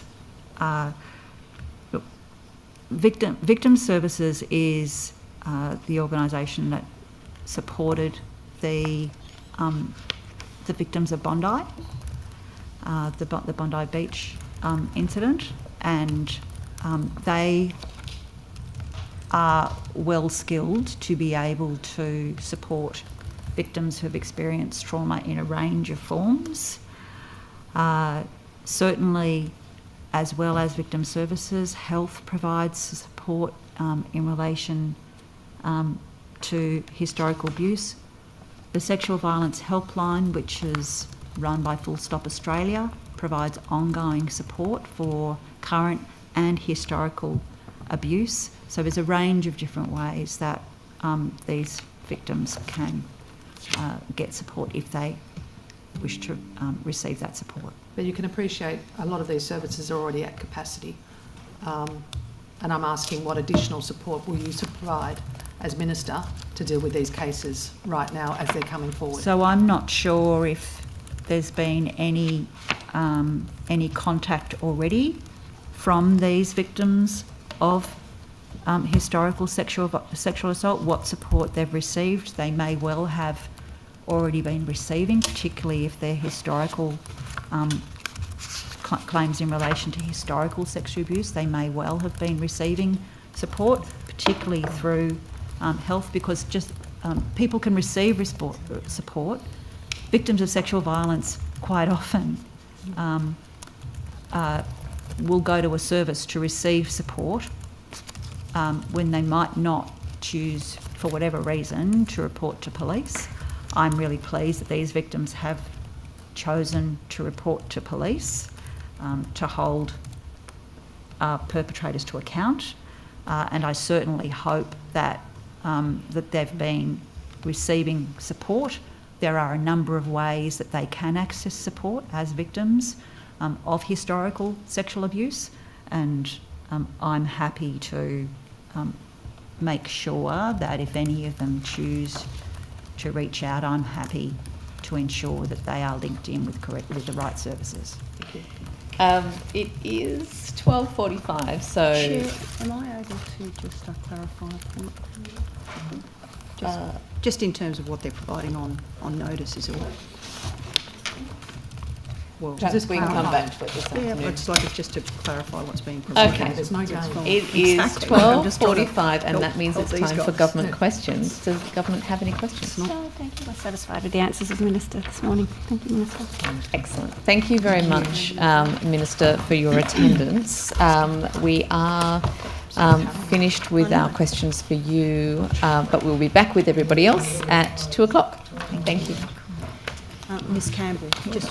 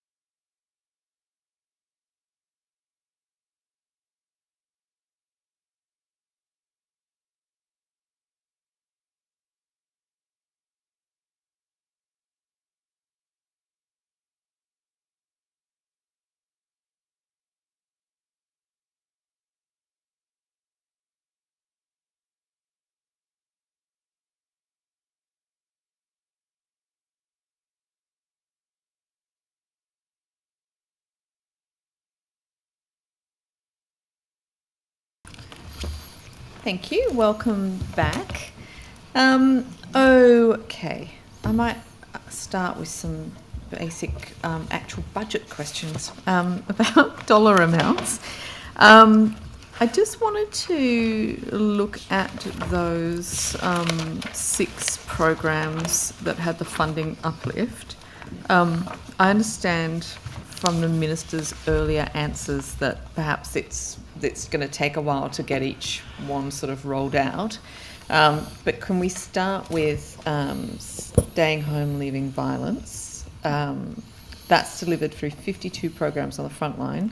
How will the $46.8 million uplift over 4 years be distributed across services? Yeah, it's actually 54 over the 4 years. So in 2026, 27, 7.7. In 27, 28, 11.6. In 28, 29, 15.4.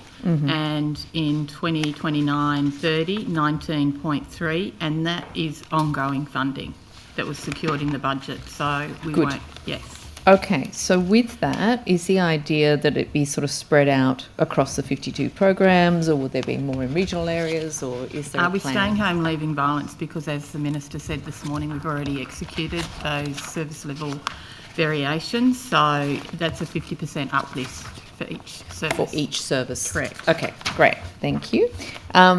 IDFVS, which I can never remember. Sorry, my numbers included IDVS. That's where we've got. Yeah, that's where the difference is. Yeah. So that's 17 programs on the front line. So again, that's an uplift for the existing. Yes. Okay, good. What does IDFVS stand for again? Integrated Domestic and Family Violence Service. That's it. Thank you. Okay. What else did we have? So it's all going to be... Is that going to be the same for all 6 programs then? Yeah, except we're still working through some of the other programs as the Minister indicated, but in terms of the amount of funding, maybe if I do the high-level amount for Men's Behaviour Change Program for the uplift funding over the 4 years, 19.3 million. For Safer Pathway, baseline funding uplift, that's the local support services. Yep. That's 7 million over 4 years. For WDV CAS, that is over 4 years, 69.1 million. And with the domestic violence response enhancement baseline funding, and that actually goes to specialist homelessness services who deliver that, it's 17.5 million over the 4 years. And for specialist workers for children and young people, the funding uplift is 17.2 over the 4 years. And for all those programs, it's ongoing post June 29, 30. Okay, so we talked about the specialist workers, and we don't know yet where they're going, where that money's looking at that at the moment. Going to go. And there was a bit of a discussion about the men's behaviour change programs. Is that going to be just an uplift across the existing as well? I think what we're looking at is some of the demand data as well, and I think as the Minister mentioned this morning, we're still looking at whether it might be an expansion or whether it's an uplift depending on the demand and what the data's telling us about where need is. Okay. Thank you. Can I ask... So when we were talking about the implementation of the quality standards before, do you have a sort of a timeline for when they will be ready and when you'll be moving into that implementation stage? I'm pretty sure they're due to be completed by September this year, correct? Okay. Yeah. All right. And then implementation will occur from when? Once that's approved. Okay. Following that, and I've just got some notes here that as well as the standards, we're also looking at the good practice guidelines, and DV New South Wales have been funded to develop some training videos and resources to support the domestic family violence and SHS workforce to implement the guidelines. Okay. How much money has been put towards that? Oh, it's somewhere here, unless Miss Quincy, you've got it top of your head. We've got 441,000. Okay. So if those quality standards are due by September, and we think they're going to be implemented shortly after, is my understanding correct, though, from the session with the Minister, that there's no actual funding for the implementation yet?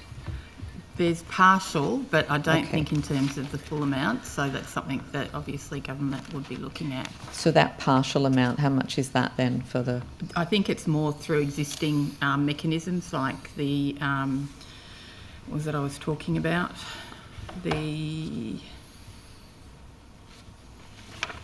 Lost my train of thought. So there's some within the funding that came in the emergency package that was captured for workforce. And so there's some in there and some that's been committed. But I think that sense of once we know what the final report is, then there'll be a variety of kind of ways that you could implement that. And then that will then depend on how much funding is needed and then what could be done within existing funding versus what would need more funding. Okay, so there's no dedicated funding yet, though, so... No, but it's part of that part of next year's funding for the workforce that came from the emergency package. That's not committed against particular projects at this point, so it would be part of the decision-making and advice that goes to the Minister around that. Okay. The primary prevention strategy implementation so far, how much has been spent and on what? Have you got that to hand, Miss Quincy? I'm just thinking if I've got the detail in that way. So we might need to take that on notice. Yeah, I think so.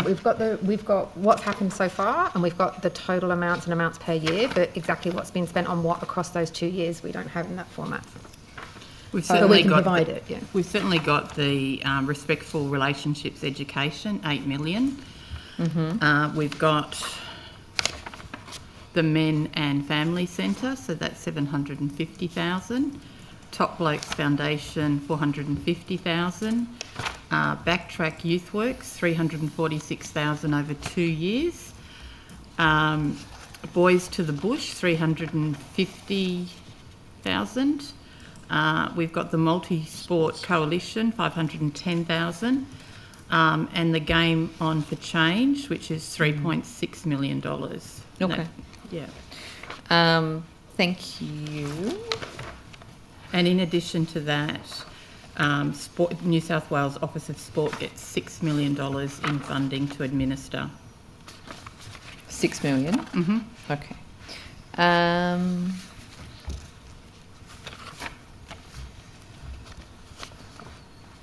Okay. What else? The New South Wales Common Approach to Risk Assessment and Safety Framework.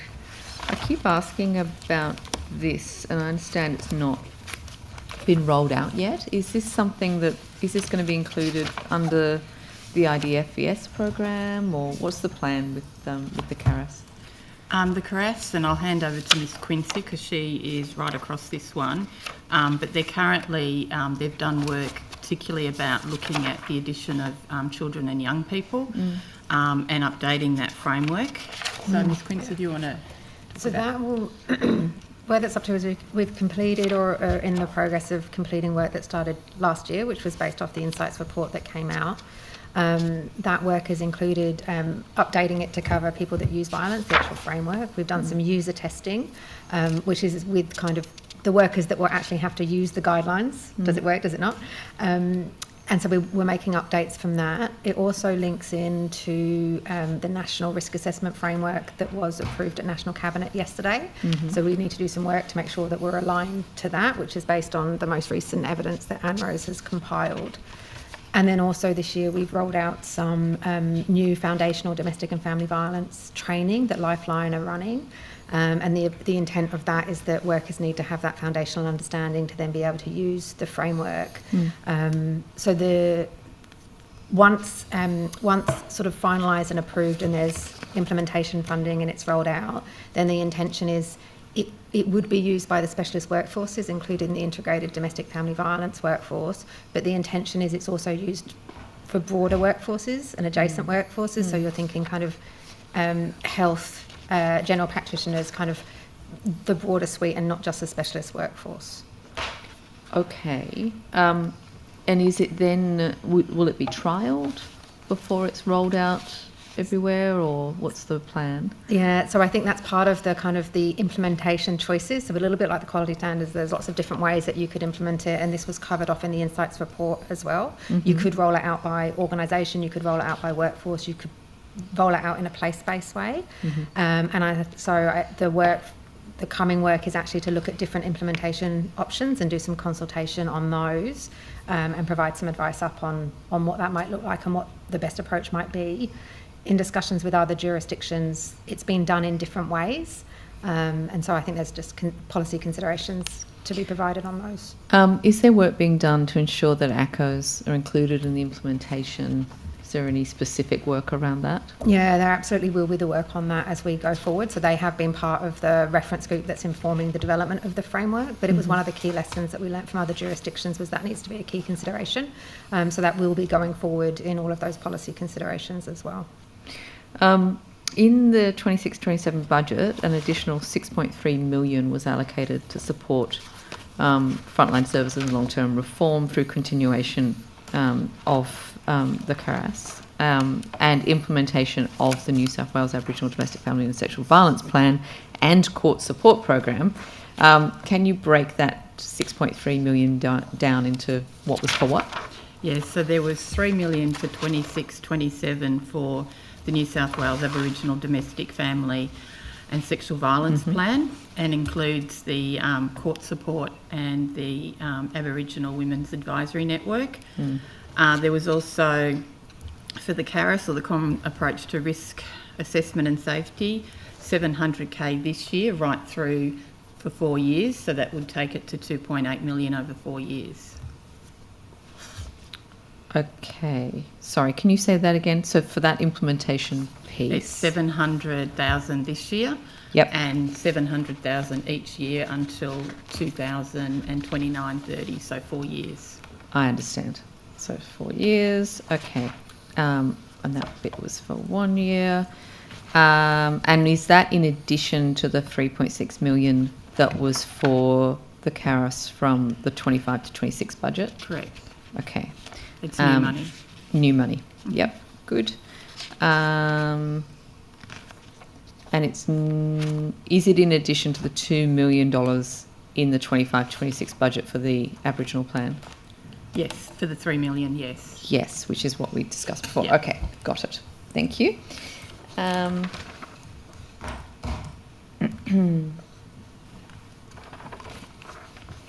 Leave that one.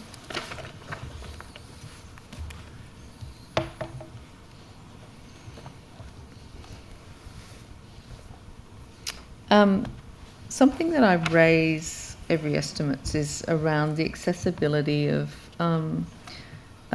domestic and family violence frontline services, and not just core and cluster refuges, which I understand are being built in a more accessible way.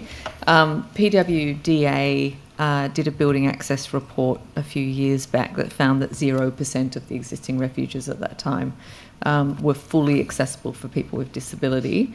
What is the current status across all of the refuges now in New South Wales in terms of being fully accessible for people with disability? I'll probably need to take that on notice and talk with Homes New South Wales, but I do know with the 8 replacement refuges that were funded under the Core and Cluster package, that Homes New South Wales are ensuring that they are disability accessible. Yep. Yep. Okay, thank you. In the 25-26 budget, the New South Wales government allocated $49.4 million for a new vulnerable persons court hub to support victim survivors. Is that under this portfolio or under the Attorney General? Ms. Boyd, it's the Attorney General, and Okay. his estimates are on Monday, and I'll make sure I have the detail with me. Thank you. Yeah, I just want to ask some questions around sort of how it works. in practice. Can I ask you, Ms. Tonkin, one of the other issues that I raise at every estimates is in relation to the handling of domestic and family violence by police, and in particular, we've talked about the particular risks and other issues that come into play when we have police who are themselves perpetrators. And I know that there's been some work done, and we have a new set of operating procedures, or whatever they call them in police world, in relation to that. Have you? I do see that there are still media reports in relation to systems abuse by perpetrators, by police perpetrators, and I'm still seeing quite a lot of correspondence through my office claiming the same. Has there been any sort of new developments? Have you been doing any work in your role around this issue? Yeah, I have been doing some work just in the sense of checking in with police about where things are up to and asking for data and updates. I met with LEC as well since the last budget estimates on this issue.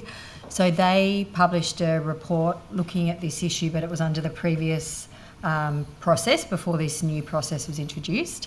So they're planning to monitor this quite closely, and once enough time has passed to have some data, they'll be looking at it again. So I know LEC's planning to do that, so that's positive, but it's too early to get data. So I had Assistant Commissioner, or I believe he might be Acting Deputy Commissioner at the moment, Peter McKenna, present to a monthly meeting that I chair of all the domestic, family and sexual violence sector leaders in New South Wales. So I invited Peter to Assistant Commissioner McKenna to present to that group, and he came in June, I think it was, or July. It was very recently, it might have been July, and presented, and this is one of the main topics he presented on. Obviously there are a lot of questions, and he was asked if we could get some data on the new process, and he said it was a bit too early, but he was going to pull some things together for us later in the year and come back and present to the group again. So I'm definitely keeping the pressure on, and this new operating procedure is online as well. They've put it up as a fact sheet so that now anyone in the public, anyone in the public can see what happens with this new process and how it works. So I think that's an improvement as well for transparency, but need to keep working to see how it's actually working in practice. But I think it's perhaps just a little bit too early. So I'll keep looking at that in the coming months with the police and with LEC. Do you have any visibility in your role in relation to sort of the way that other states and territories are tracking when it comes to the way that they are handling issues around police perpetrators, domestic family violence, and the way that is there a jurisdiction that's doing it better? Are there lessons to be learned? Well, I'm not sure in terms of the data. I haven't got actual data about number of cases and that sort of thing, but I know that previously Victoria was seen as a bit of a model, and they had a lot more information on their website than other jurisdictions. So just in terms of transparency and having that central panel, I think they called it, that looks at these cases. We did look at the Victorian model when we were working with police to try to improve their model, but I don't have actual data from other jurisdictions. I could try to get some and just to get an understanding of best practice and how things are working, but I don't have that at the moment. LEC might be best placed to look into that. Yeah, they've been doing some interesting work in this area, but unfortunately their recommendations are not always taken up, to my frustration. We were talking before about the issue around counselling records and the research project that has been set up by the government.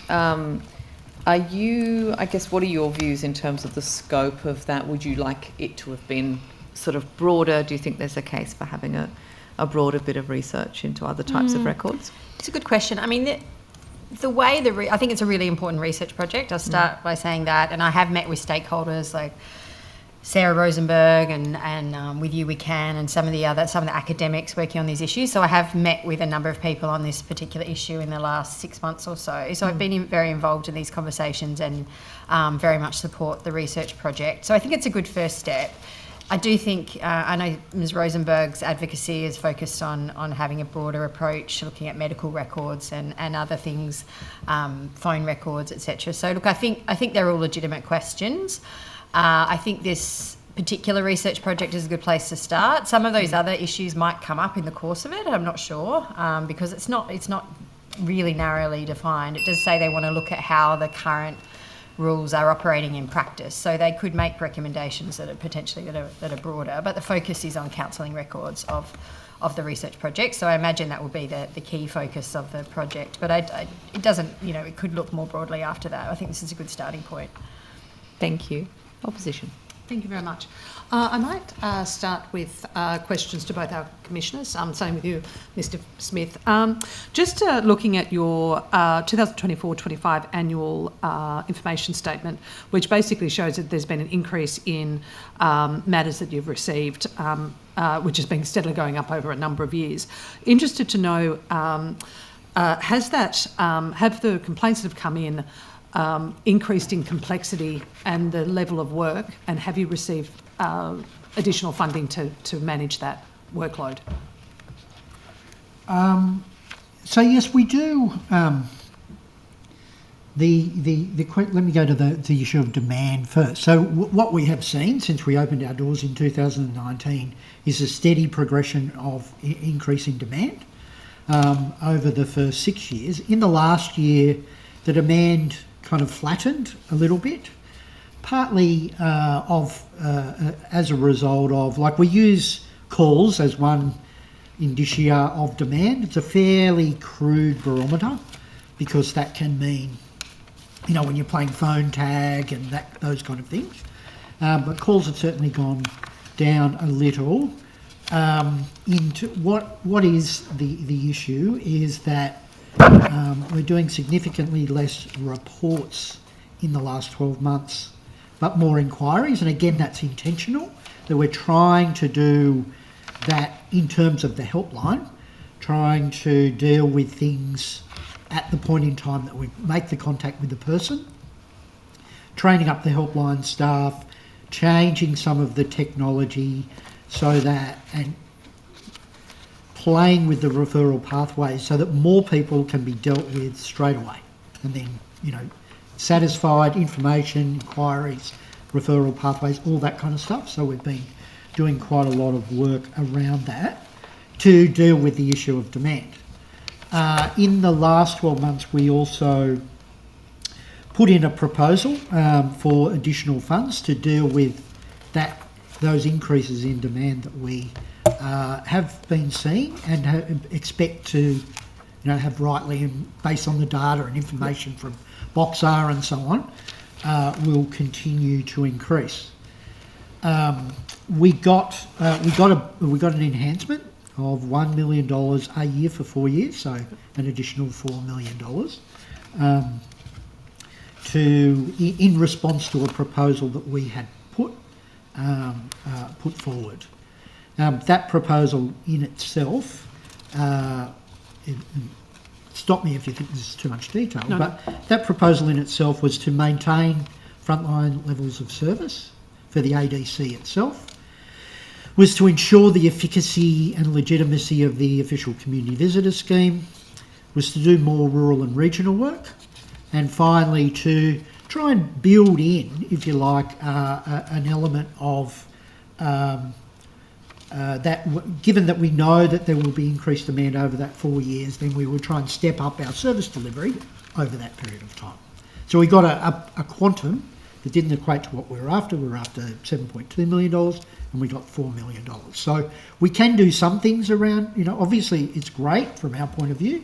That is the first new money that we have received for new services. We previously, in the previous year, we were given $2 million a year for 4 years, and that was essentially establishing a baseline that we had previously got from DCJ, providing those top-up funds. But as I've said on many occasions, there's a huge difference, a huge positive difference between ending up at a particular point in time with your budget and knowing that you've got it beforehand. So both of those things have been unquestionably good things. We still have a high demand for the work that we do, and as you've already suggested in your question, we are seeing there's a real trend towards really complicated and complex matters that come before us, where you've got intergenerational trauma. A lot of our calls are from rural, regional and remote New South Wales. So the majority of our calls are from that area, notwithstanding that only a third of the population lives in that area. So, you know, you've got an issue there. So, those things, the continued high demand and the continued complexity of that demand, is difficult. It's difficult for us to deal with. Well, thank you for that, because you actually covered off a few of my questions, but there was one that, in addition to that, was around, is there a not so much, I suppose, a wait time, but from when a matter is raised with you before you can actually commence it? Do you have an average wait time because of a backlog of cases that you're dealing with? I'd have to get the precise figure and break that down, and happy to come back on notice around that. We do have a little bit of a wait time when people, there's numerous things. When people call us, there's a little bit of a wait time while you're waiting on the phone. We have what we call IVR, not sure of what, interactive something reception. I can come back to you on that one. Yep. Where there's a script, and so while you're waiting, you're not just listening to music, you are actually being told about the services we provide and the appropriate referral pathway. So if this is a matter around, for example, abuse, neglect or exploitation in an institutional disability accommodation setting, then the appropriate referral pathway is to the NDIS Quality. So those kind of things. So that, again, is filtering out people, because we're trying to ensure in our work that we get every matter that should come to us in a timely way and deal with that properly. But the last thing that people want, as we, having been involved in service provider organisations for a long time, is that referral loop, that they call us and we say, oh, actually, you should be calling someone else. So we try and deal with that. Once we've answered the phone, 80% of the matters are dealt with at that early stage, so there's no wait for the person. They're after information, they've made an inquiry and we've helped them through, we've made some suggestions of the way forward. With the next 20%, then we do have a prioritisation triaging model where there can be a wait for some time. Not 100% sure what that wait looks like or what the quantum is. But then, importantly, many of those matters that we have are open for a substantial amount of time and without being tried about it, because we get back to that point about complexity. These are complicated matters where we are trying to steward towards a solution where multiple agencies would be involved. So they can be open for 3 months, 12 months, even sometimes 18 months, while we keep an eye on it and, as I say, steward those supports, both for the person being abused, but oftentimes because of the complexity of the matters and the fact that we are dealing with families and friendship groups, we are trying to provide education for the person subject of allegation as well. So, yeah, there's that. Thank you very much.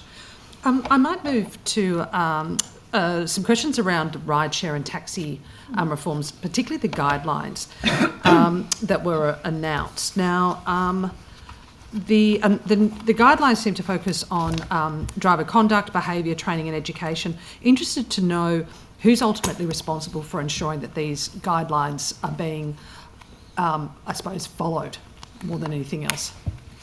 Yes, thanks for the questions. I wasn't very closely involved in these, so I've met. That was my next question. I've met with the point-to-point commissioner a couple of times, and I spoke at their annual event last year. But that's been it really. So I've just given him a bit of guidance. We've talked about the framework of safety by design and how you might think of that in the context of rideshare industry, which was, I think, useful discussion. And that's about it. So I haven't been involved in the development of them at all. Were you? Did they formally reach out to your office to say we're interested in any evidence, information, input? They've reached out to my office to request an introductory meeting with the point-to-point commissioner. That would have been maybe 18 months ago. And I know they meet with Full Stop as well sometimes on issues related to sexual violence. So we had that introductory meeting a while ago, might have even been 2 years ago now, and then we had some follow-up and they asked me to speak at their event.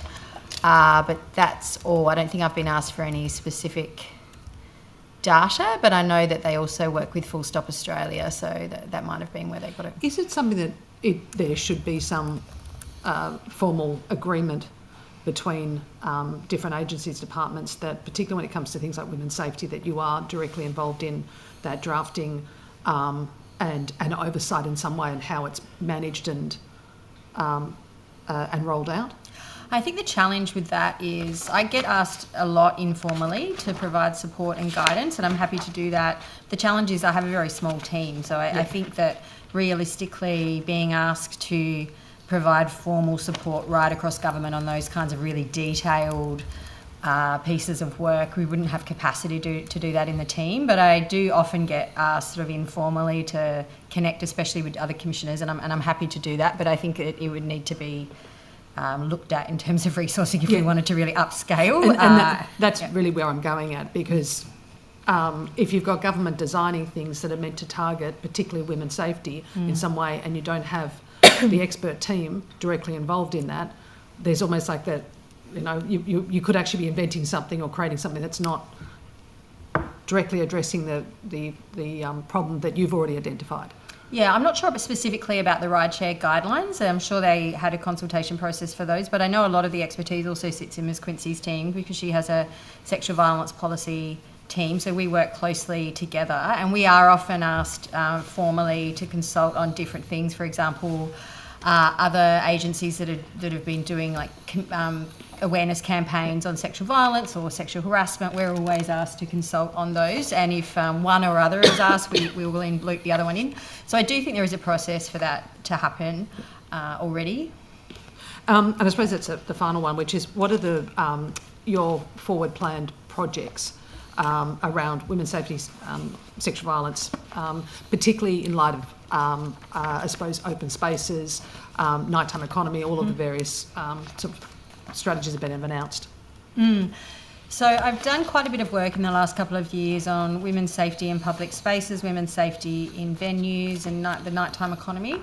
So I was closely involved in the Women's Safety Charter, which was launched. That was a partnership with Transport and Planning. That was launched in March last year, and then earlier this year, I think it was also March, we had an event based around the Charter, which was the Community as a Practice event. I think Minister Atchison spoke at that event. So that's one piece of work that I believe Transport is leading, but I'm supporting on that.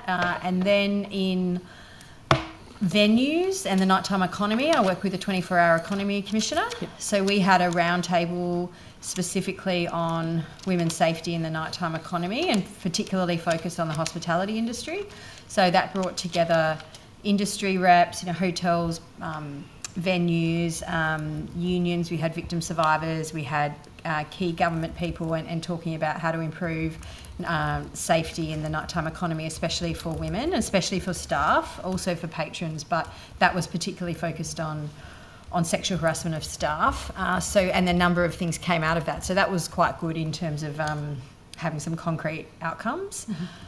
They're probably the main things. In terms of just more generally what are some priorities at the moment, I just 3 weeks ago now, co-convened a big national roundtable on media reporting of domestic, family and sexual violence. So that was with Michaela Crone and the Federal Commissioner and Our Watch. So that was held here in Sydney, but it was a national event. So it brought together a lot of key people across media, key journalists, with experts in the sector and a lot of lived experience in the room. So both survivors themselves, but also family members of people who've been killed in domestic violence homicides, who've experienced some really quite shocking treatment by the media. So that was a really important piece of work, and we're just about to release the report from that roundtable. That should be public in the next few days, hopefully, or next week at the latest. Also doing a lot of work with sport, and given the events of last week, I think that's going to be increasingly important in the coming months, that work with sport to look at the culture in sports clubs and also positively the role that sports clubs can play in driving prevention efforts for domestic, family and sexual violence, and also thinking more generally about what more I can do on sexual violence and teen sexual assault, and thinking about that a lot in the last few days. Yep. That's fine, thank you. I might, just to follow up on Karis and some of the questions, I just wanted to get a better understanding of the actual time frame of, because you said, I think, priority area with children and young people. Is there a time frame of actual rollout? Because we're sort of 12 months on from when Karen Webb gave her report. So, yeah, I suppose deadlines. Yeah. I think that we're at the point where we have a draft framework that has been tested and refined in the last year, and so now we move into the sense of what does implementation options look like for government to consider. We need to overlay the National Risk Assessment Framework as well, and now that's been approved, we need to do a bit of a comparison by how much do we need to adjust what we have now to align with that. I'm not sure yet what the time frame would be. I suppose clearer dates? No, I won't be able to answer that at the moment. Can you take that on notice? Are you working towards a deadline, or is it? I think what we're doing is consolidating a lot of work that's happened in the last year, and then looking at the national framework, how much we need to do. So at the moment, we're trying to work out what that time frame is based on these different pieces of information we have, so we can take it on notice. But I think the answer will be in a range rather than a particular date. And so, do you have a date that you have to give a brief to the Minister as to the rollout? So what we would do is the couple of different pieces of work that we've done in the last year would be the user testing. So we've tested it with over 70 individuals, and we're consolidating that information, and we're consolidating the work from University of New South Wales on the new framework. And then we're working on a briefing then to the Minister around these are the updates that have been made, and a comparison with then the national framework, and seeing what that gap analysis is of what needs to be done, and then our recommendations on how we would do that and how long that might take, and any choices involved in that. So I think we're in that point of the process of synthesising what's been done, what more needs to be done, and then working out a time frame from there. But you don't have a date of when you'll be giving that to the Minister? No, it's being consolidated at the moment, but all of that work and the comparison with the national framework that was approved yesterday, I think how long that piece of work will take would be how much that difference is, but we'll be hoping to brief the Minister in the coming months. Thank you. I've only got 3 minutes, but I might start on core and cluster. Probably, rather than going through the specifics, which I'll go in the next session, could you just give a bit of an overview of how risk assessments are done? So once obviously a location is, or a provider is identified, what is the steps around that risk assessment of a site being approved? Look, I'd need to probably get some more specific detail, but I know there is a risk assessment process that is undertaken. And obviously, ultimately, it's about the safety of women and children in those services, but perhaps I can come back after the break with the specifics. And I suppose the role where the department is directly involved and the provider, at what stage is it all managed by the department, or is it actually dependent on the provider to then provide that information to the department? Okay, I'll take that on notice, yeah. The Minister said this morning there were 20 core and clusters now, so that's an increase of 5. Which are the additional 5? Okay, give me a minute.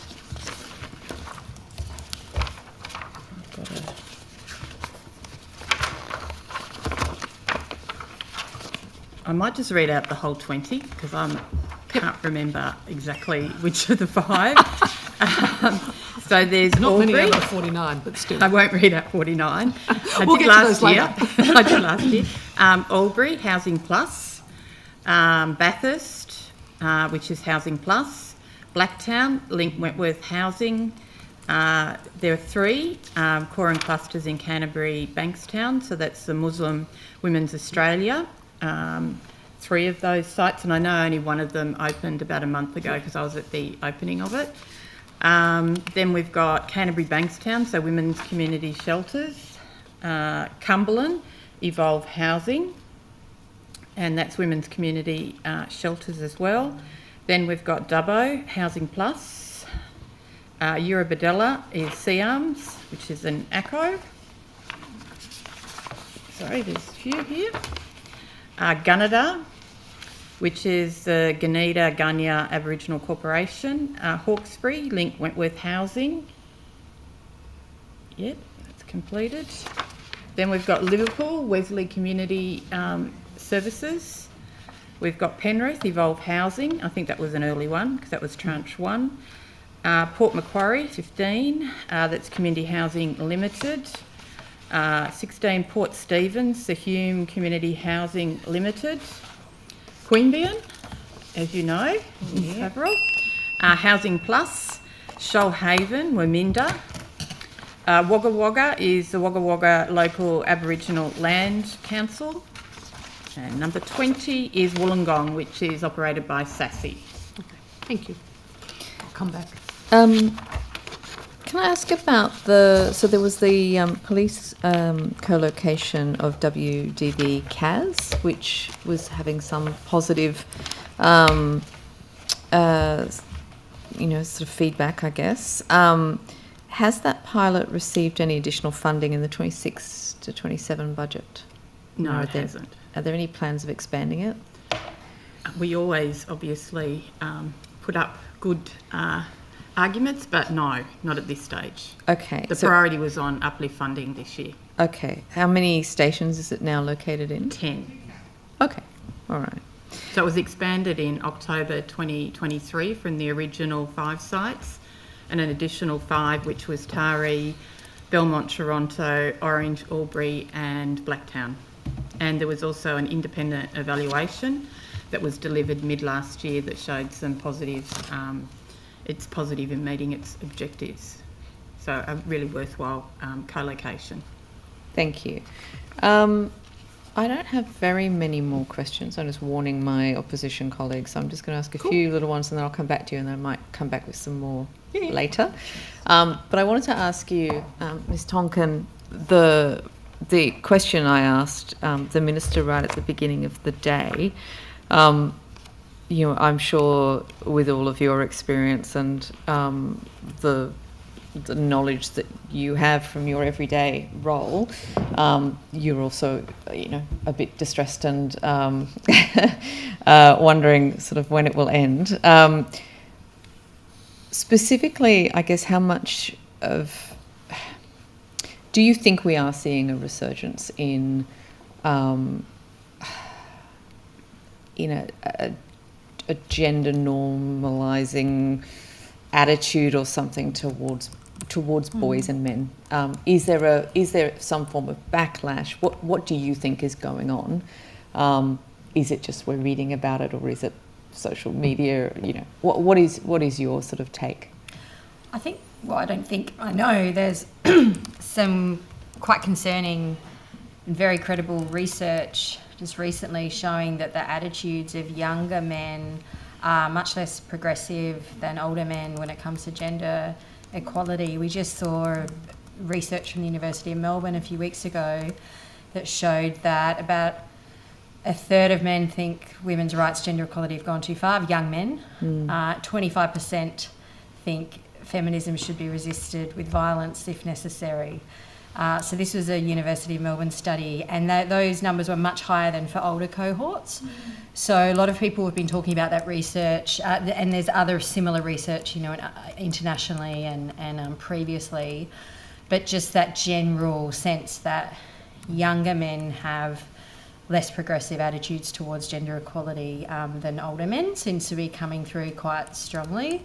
So when we do see events of the past few weeks, just as an example, but more generally, and the rise, of course, we've talked a lot about pornography and how young boys in particular are watching violent pornography and the influence of the manosphere and the online environment. I do think it is all coming together in a concerning way for young men. So I think it is an urgent area where we need to really focus, and also to keep sight of the girls and the young women and how this is impacting them, and not forget about them with the work that we're doing with young men, which is really important.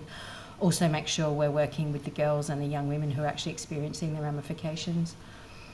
It strikes me that the outcomes of that violence have a relatively stable needs. So when you look at, people who are fleeing domestic and family violence, or people who are seeking help from having been victims of rape and sexual assault, the response that's required for, in order to sort of help and sort of respond and help the recovery of those people seems to be relatively stable over time. Is that we know what we need. We need, you need refuges for DV. You need people helping within the courts. We know what the court reforms should be. Like, all of that seems to be relatively stable.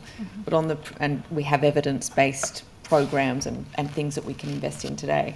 But when it comes to prevention, it does seem to the goalposts keep moving, and it seems that we need to be a lot more agile in how we do prevention work. Do you think that the level of, or the quality of education in schools around, particularly around sex, not just consent, but, sort of sex education as a broader topic, do you think that it's adequate in schools at the moment, or is there? I'm thinking particularly because during the work that I was doing with early childhood, I spoke to a lot of people who were commenting that New South Wales's education system, and perhaps some of our expectations as parents, can be a bit stifling on free discussion of sex within schools, and that this was seen as being a problem that's quite distinct from other states and territories, which I found quite interesting. So I'm wondering what you think about in terms of that sort of the sex education in curriculums, and whether we are, for instance, teaching not just obviously consent, but also what pleasurable relationships should be like, and that sort of thing. I think it's come a long way in recent years. I'll start by saying that I think respect for relationships education is still quite new when we look at things over the last few decades, and a lot has happened in New South Wales just in the last 2 or 3 years in terms of rolling out and upscaling respect for relationships education, at least in public schools. So I think that's positive, and I definitely think we need to see more of that, and to keep really examining that, and if it needs more funding, and what more needs to be done to make sure it's happening at the right level in every single public school. It's very different. I think it's very varied in the independent school sector, so it's not as uniform. And so I think in my travels, so I travel a lot in regional areas, and I have seen a lot of variation just in the sort of education at different private schools. So I think some have a lot of really good programs and really invest in this. Others, particularly, I was in Wagga Wagga recently, for example, like more conservative parts of the state, it's not so much. So I think that varies a lot. So I think we need to look at the consistency across schools, as well as the quality and the resourcing. So I definitely think it's an area we need to look at a lot more, but I also want to acknowledge how much progress we have made just in the last few years. So just make sure we keep pushing forward, and that it absolutely needs to be evidence-based every step of the way. I remember a couple of years back, Chanel Contos started talking about damaging sexual practices that were coming into sort of teenage relationships, based on perhaps from porn, or perhaps from social media. But one of the things that she was talking about was choking. Yeah. And I remember at the time feeling a little uncomfortable with the idea of policing or passing judgment on what could be a consensual practice. But obviously it is an incredibly dangerous practice, Yes. and the younger and less experienced you are, it seems to be a relatively high risk endeavour. Do you think that we should be actively seeking to educate teenagers against practices that we may see, or they may now be more exposed to than we would have been when we were teenagers? Yeah, definitely, and there's a lot of research on this. There was University of Melbourne research recently that showed that 50% of young people have experienced, sexually active young people experience choking in sex. It's phenomenally normalised. Just how incredibly normalised this is now, and people don't realise how dangerous it is. Even just a small amount of pressure can cause brain injury. It's very, very dangerous, and there's a lot of health evidence as well about presentations to hospital with different types of injuries just really going up. So I know this is a bit confronting to talk about it, but there is really a lot of research and evidence on this. And anecdotally, I speak to a lot of young women, and just anecdotally I hear that they feel a lot of pressure to do this, that it's just expected, and it's often from what people are seeing in porn. So I absolutely think a lot more education. Just the tragic events of this week have shown the absolute worst case scenario, but I think it's actually much more widespread than that. And that's extraordinary, because I think, again, sort of looking back at my own reaction when Chanel Contos first mentioned it, I thought, well, that's such a fringe activity. It's not. But no, I mean, if that is, it's an extraordinary percentage of young people engaging in something that risky. I might add into that we, with the Sexual Violence Project Fund that ran from 2023 to 2025, $870,000 was given to the development of promotion and guidance on non-fatal strangulation and choking and the risk around it. And so there's actually a publicly available website called It's Left No Marks that has all of those resources on there, and it was funded through Women's Health New South Wales. And so it was recognised at the time that there was evidence showing that there were dangers with this practice and the trends. And so all of those resources, which are a promotion, guidance, brain injury resources, practitioner tools, and then assessment tools for responding to strangulation, exist on that website. So is this being taught in schools? I mean, is this part of the curriculum, that this is, is warning teenagers about this practice? It should be. We can take that on notice, Miss Boyd, Yeah. and find out, And again, it makes you feel like you're from a very different generation, but I did not understand just how normalised that had become. And so, it does seem, and again, you say, this is confronting, it's awkward. We don't like talking about sex. If young people are getting all of their information from, the web, and they're not hearing us talk anything else, then that makes it really hard. So, I guess in schools is where the risk of choking, as consensual as it might be or not be, they're kind of two separate issues, aren't they? And it's also not really informed consent when people don't realise the risks. So I think it's an education about the level of risk that is actually involved is really important. Yeah, it's a really good point. To your knowledge, are other states and territories sort of doing anything on this issue? I think everyone's aware of it, and there are different things happening. I'm not sure if any particular jurisdictions that's leading. We can take that on notice and have a look at it. I think it needs a bit more of a deep dive. Thank you. Thanks. I appreciate that. I will hand back to the opposition.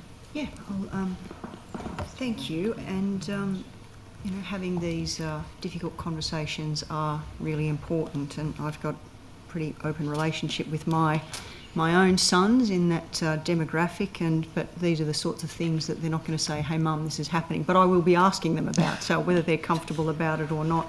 And I just want to say, Ms Tonkin, and you mentioning it is about capacity and mentioning small teams, and you can only do so much we in opposition understand that, don't we, Ms McLaren-Jones? But thank you all for what you're doing, as I mentioned earlier, with the Minister in increasingly challenging times, and we are restricted in what is available and how best to employ that. So that is genuine and heartfelt from myself personally. But just a couple of points to you, Ms Tonkin, so we don't necessarily have to keep you for the rest of the afternoon. And following on from Ms Boyd there, and this is more of a comment, but leading to that I did read a really interesting article last week where it defined young men particularly as being unmoored. They're unmoored from the former fabric of society, institutions, whether it's through schools, churches, etc. And of course it's why programs like Backtrack and Boys to the Bush are so important, and that we continue to fund those. But it also needs to be about constructive, positive conversations and how we present this as well, isn't it? That it's not about demonising. Is that coming to Miss Boyd's point about if they're feeling demonised, we're pushing them further away rather than bringing them to us? Absolutely, and that's why we don't use the term toxic masculinity anymore, because it sends that message, or could be perceived as the message, that all masculinity is toxic, which is absolutely not the message. Masculinity can be a wonderful thing, and it's about healthy and positive forms of masculinity and how to have those positive role models and to show boys and young men what being a good man looks like, rather than alienating them or making them feel shame in any way, because then they'll just shut down. So it is really about that, embracing those positive messages. And that's right, and that's what the manosphere then taps into, their fears and concerns around all of that, and they aggravate and build on that to make them feel that they're lesser. So I just thought that word unmoored was particularly powerful. So just coming to the matter of online safety, particularly for women and girls, and I know that it's more of a federal matter, but I am really interested when it comes to dealing with social media and the question that I put to the Minister about the rising instances of the really, I think, coming to the point that you made earlier, that you can just see in social media the rising instances, once again, of disturbing and distressing, the manner in which women are being spoken about, the misogyny that is clearly becoming more apparent, including towards female politicians. But are you working with the e-safety commissioner as well? Like, what's happening what can happen at our level of government to help address that as well? Yes, I'll say a few things and then I'll hand over to Ms Quincy, because I know her team's doing some work in this area as well. So I do work with the e-safety commissioner on this, and I also have been doing a lot of work on deep fake sexually explicit abuse. So just on Tuesday this week, we had an expert workshop at UNSW on deep fake image-based sexual abuse was the term they used for the workshop. So that brought together a range of different experts, academics, educators, lawyers, policymakers, victim survivors, to think about how to better prevent and address, including through regulation, that deep fake image abuse, which is becoming such a problem, and it's very widespread in schools now. Just even using a school photo, you can create really life-destroying images and videos and nudify apps and all this sort of technology. But the technology is new, but ultimately the underlying problem's not new, which is about coercing, controlling, humiliating, degrading women. So it's also about addressing those underlying attitudes, which is what we need to do really to address this. But also, I guess, more of a regulatory framework. Again, not wanting government to intervene in every possible respect. But interestingly, and sorry, just as an aside, that we did the Legislative Council regional road shows, and we were down in Albury, and I think there were 60 young kids in that space, and I asked them the question at the end whether they felt that AI was being regulated enough or needed to be regulated more, and every single one of those kids put up their hand. So that's clearly what we're seeing with this as well. They recognise the need for these things to be happening, and we need to ensure that any government intervention is keeping up with, if it's ever going to keep up, but we are falling behind.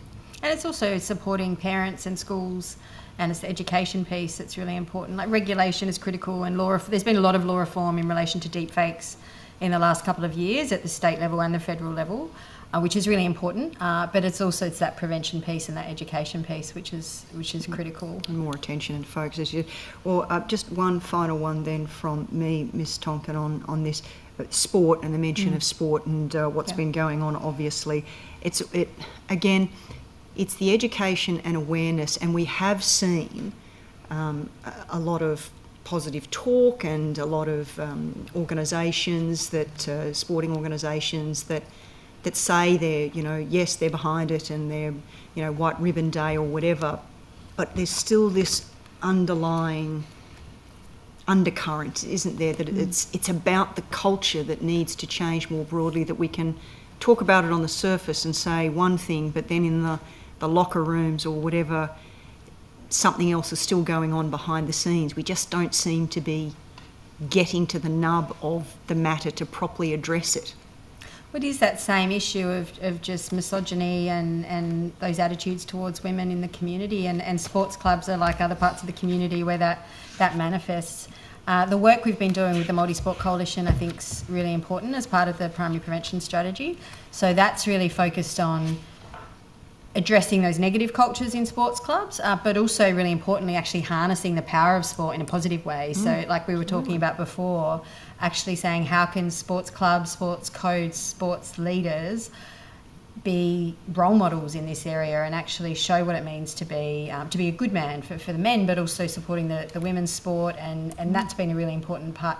And another piece of that work in the coalition, we've also been working on sports clubs as a place where people might disclose that they've experienced domestic, family or sexual violence, so supporting sports clubs to respond to disclosures in a safe way. So that's another facet of the problem that we're working on in the Multi-Sport Coalition. So I think that's really important work that we'll try to step up now, especially in light of recent events. And I guess it's the thing, isn't it, that we're all horribly, distressed when things like this emerge, but they don't come out of nowhere, do they? That it's been facilitated in one way or another. So that's all that I have for Ms Tonkin. I don't know if you have any others. I mean, I do have some now for Mr Smith, but just in case you guys have anything further you want to go with that. Okay, that's from me. Thank you, Ms Tonkin. I've got some for Mr Smith now and try to get through so we don't have to keep you any longer than necessary, Mr Smith. So we're trying, okay. Yeah, yes. That's what we're doing. Very good. We're doing? We're trying to give you early marks. So there may be some of these questions that can be handled more broadly. So don't worry, we promise we won't keep you all here till 9 o'clock tonight. Oh, thank you. But Mr Smith, when we were here last time, we were talking about elder abuse and some of those figures that were attached to it, and I think it was, I think I had mentioned it, that it had increased to 108% over 5 years, and you had mentioned that analysis was underway about the work that's taking place on that. Do we have an idea of, I know it's August since we had that conversation, but are we still seeing increasing rates of elder abuse? Yes, we're seeing very high levels of abuse of older people. And you're specifically saying there as well, more so in, like, disproportionately in rural and regional areas, we're still seeing those rising instances. Yes, that's correct. So in terms of the matters that we see, then again, consistently since we opened our doors, we have seen between 75 and 80% of the matters that the reports rather that come to us has been in relation to older people. So that's people over 65, or for First Nations people over 50. And that is, as I say, that's been consistent in every year of statistics since we opened our doors. So yes, there are very high levels of abuse, and again, the consistent profile around that has been psychological abuse, financial abuse and neglect have been the three top forms of abuse for older people. And yes. Okay, and you mentioned earlier as well that there's growing complexity around many of these things, not least of which AI, and I'm going to get to scams as well.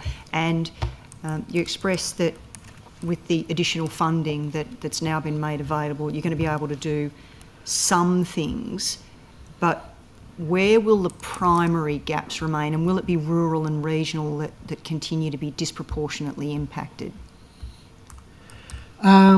Sorry, can you just repeat the previous part of that question? So you'd mentioned that with the extra funding that you're receiving, that you'll be able to do some things, but I guess I'm looking at the primary. Where do you feel the primary gaps are going to remain? So not all of them. We're not going to fix everything overnight. But what's your greatest concern about the primary areas that we need to be targeting?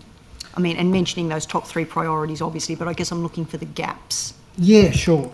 I mean, this is the matters, as I've already mentioned, are highly complex that we deal with.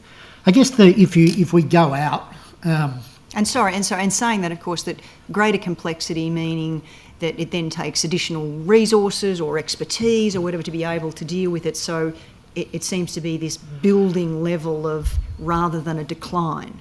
Sure. Yes. So I think there's complexity of the matters. And if we can go out and say there's a complexity of the landscape. It is such a we are moving. We play in a space where we deal with abuse, neglect, and exploitation in family and friendship connections. That's essentially what we do. And we have these, what I would call external, intractable demand issues around things like inheritance impatience, inheritance conservation, cost of living, housing crisis. All those things are all coming together in complicated ways, and they wax and wane. Like with regard to older people, we've seen the retention of the Commonwealth Home Support Program in the last little while. That will help to reduce levels of abuse. On the other end of the spectrum of the work that we do with in the disability space, the NDIS reforms, by cutting back, just to take one of those of the changes, by cutting back on levels of economic and social participation, then we will see increased levels of social isolation. And in turn, we know that social isolation, both in the city but also in rural and regional areas, is a real driver or indeed indicator of levels of abuse, neglect and exploitation. That so you can see the way that these come together. So there's no easy answers to any of this, and I guess what I would like to see, over time in our funding profile, is more money towards some of those early intervention and primary prevention initiatives, which do take time, of course, but they are the way that you can, over time, reduce levels of abuse. When you're going out, and we do this in the last 12 months or so, we've done a considerable number of community education engagement activities, which are about talking to people about what abuse is and what they can do about it in their own lives, professionally and personally, and also where you can go to get help. What is the referral pathway, whether that be us or whether that be another commission. But there is a lot of activity, particularly if we're talking about older people. Then the behaviours which are socially acceptable for older people would not be countenanced. If you swap out an older person for a younger person, they would not be countenanced. And we see them every day where, for example, someone will ring up on behalf of their parent and say that person no longer requires the community service. If that was a younger person, there was no way that the service at the other end would accept that cancellation. They would say, can I speak to the person who's attending that service? Similarly, GPs, they will often talk to the adult child of an older person rather than to the older person themselves. And so there's a whole range of behaviours where if we, as a society, we can begin increasingly to turn those around. As I say, that will all take time. Then you can begin to cut away at the demand profile for the abuse, neglect and exploitation. But it is a movable feast, clearly, and of some complexity. So in saying that since you've opened, you've continued to see a rise in reports, do you think that then taps back into this education and awareness that you're doing, that more seniors are coming forward and being willing to report instances? Are they more aware, and that's what you're seeing in the reporting? Yeah, so it's a good question. I think the way to think about it is at a number of levels. So that in terms of demand is essentially what you're saying. So, of course, the Ageing and Disability Commission opened because of a perception that we had a problem.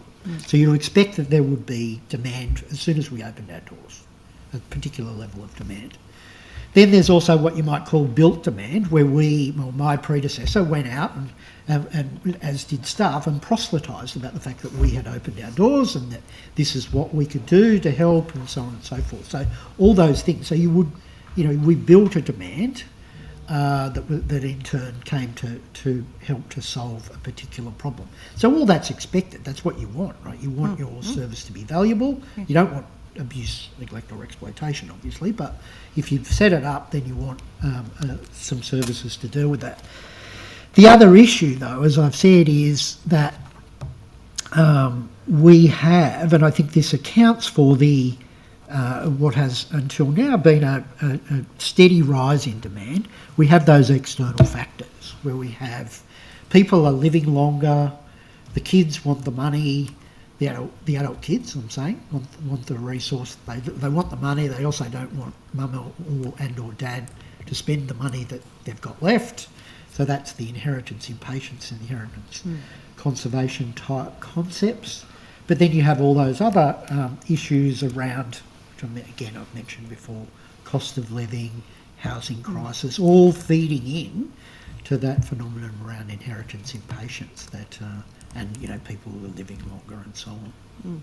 So feeding into that, the cost of living and the housing crisis, in the current circumstances, you're definitely seeing rising levels of that particularly being reported in the last period. Well, we're definitely seeing, I'm not sure we can pinpoint it to that, but we can definitely, we're seeing high levels of financial abuse, for example, high levels of behaviour where the adult children of older people are misusing and abusing the enduring power of attorney, when they're behaving as if the money is already theirs, notwithstanding that the older people are still alive, and a whole range of behaviours there around entitlement to the presumed inheritance.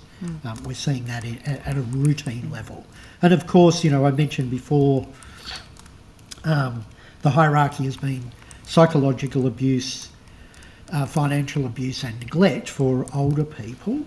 But often, in the overwhelming majority of the matters that we see, those things are, particularly the first two, are commingled.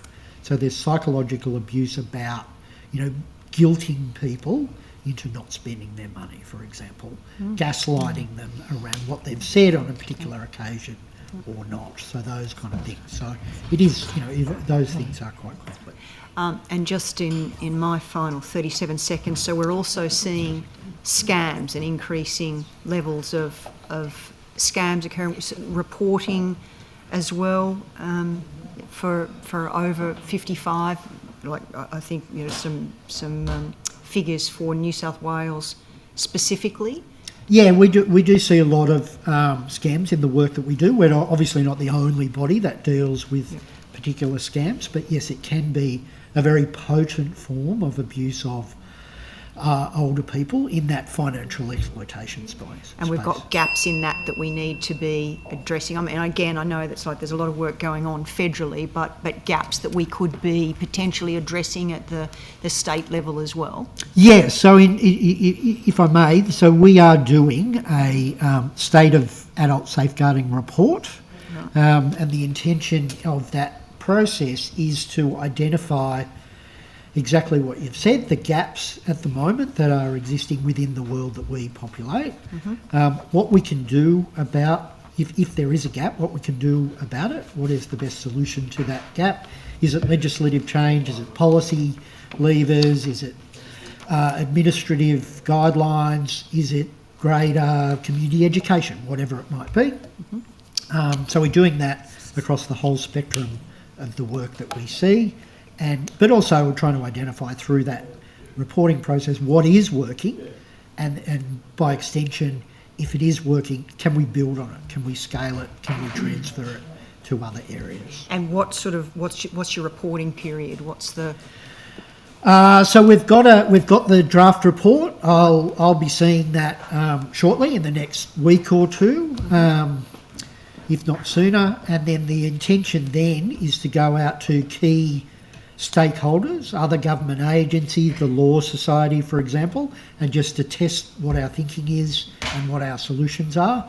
So I would hope that we would be doing that, we would be publishing that before the end of the calendar year. Okay. Thank you. We've got about another 12 minutes, so I might go back to the core and cluster, and that's before we have an afternoon tea break. So at the last estimates, we were told that projects for 25-26 included Broken Hill, Glen Innes, Port Stephens, Queanbeyan and Wollongong. Of those 20, I assume Port Stephens, Queanbeyan and Wollongong have been completed. What's the status of Broken Hill, Glen Innes? Just give me a sec and I'll be able to tell you. There's one in, I actually got when it's due. Broken Hill.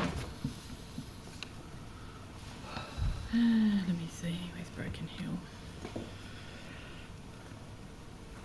Broken Hill, that's the Salvation Army one. The construction has commenced and it's due in Q2 of 26-27. So 26. And what's the delay? I think again it's probably to do with DAs. I can take on notice the specific reasons for delay. And then Glen Innes? Pathfinders. Construction's commenced on that and it's due in Q2. Okay. And if you can also take on notice what the delay is. The next group that you update us on at the last estimates were to be completed 26-27, and that covered Goulburn, Newcastle, Northern Beaches, Singleton, Tamworth, Inner West, Maitland, Wollongong, Coffs Harbour and Penrith. But I assume the Wollongong one is the one you referred to before that's already completed? Yes, that's the sassy one, yeah. Is that the same with Goulburn? Goulburn, there's two in Goulburn. Okay. Let me just find it here. So Goulburn Anglicare, and that's due to be completed in Q4. Okay. And then the other one is complete? Let me just double check that for you. Goulburn. Wait a minute, I can only see one Goulburn. I only see one Goulburn. It's just... Yeah, I've only got one Goulburn. I wouldn't Goulburn. imagine there'd be more than one. Because it's called Goulburn Mullery. Yeah. And is that behind schedule? Look, it's very hard to tell from here because it could have been due in 26-27. Okay. Yeah. And Newcastle? Newcastle is Home in Place, the Compass one, and that's due, construction's commenced and it's due in Q2 of this year, financial year. Okay. And Northern Beaches? Northern Beaches, construction's commenced, and again it's due in Q2 of this financial year, 26-27. Singleton? That's the Housing Plus one. Construction's commenced, and again it's due in Q2, 26-27. Tamworth? Okay, Tamworth. Tamworth, yes, it's Housing Plus, Secretary. And again, construction's commenced and it's due in Q2, 26-27. Inner West? Inner West. Salvation Army is here. Just here. That's due in Q3 in 26-27 and construction has commenced. And Maitland? Maitland is Carrie's Place and Housing Plus. Construction commenced and due in Q4, 26-27. And there's also Coffs Harbour.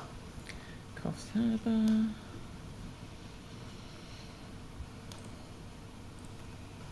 Oh, here we go.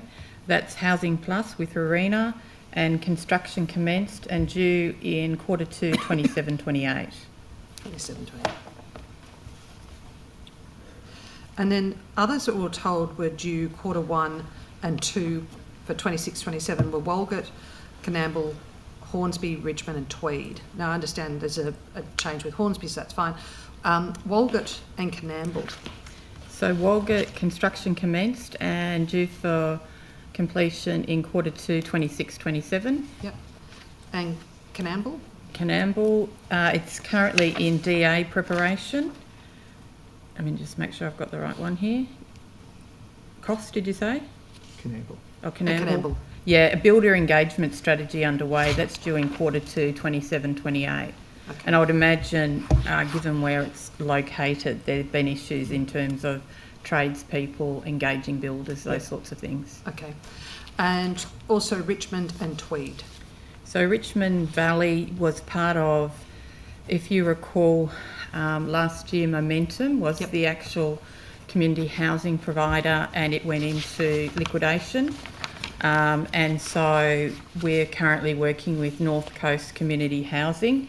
But in terms of Richmond Valley, the DA has been approved and we're just waiting for North Coast Community Housing to do its due diligence, given it's inherited those locations. And that is for Richmond Valley, Clarence Valley and Ballina Shire.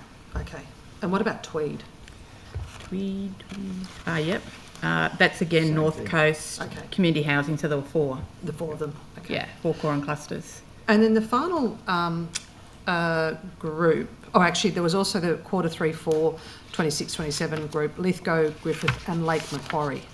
So Lithgow, Housing Plus, it has an interim service operating. Yep. I should have mentioned there's 11 of those that have interim services where there have been delays. So the builder engagement, it's underway and it's due in Q1, subject to everything going perfectly. And this is, as you know, can be tricky, in 27-28.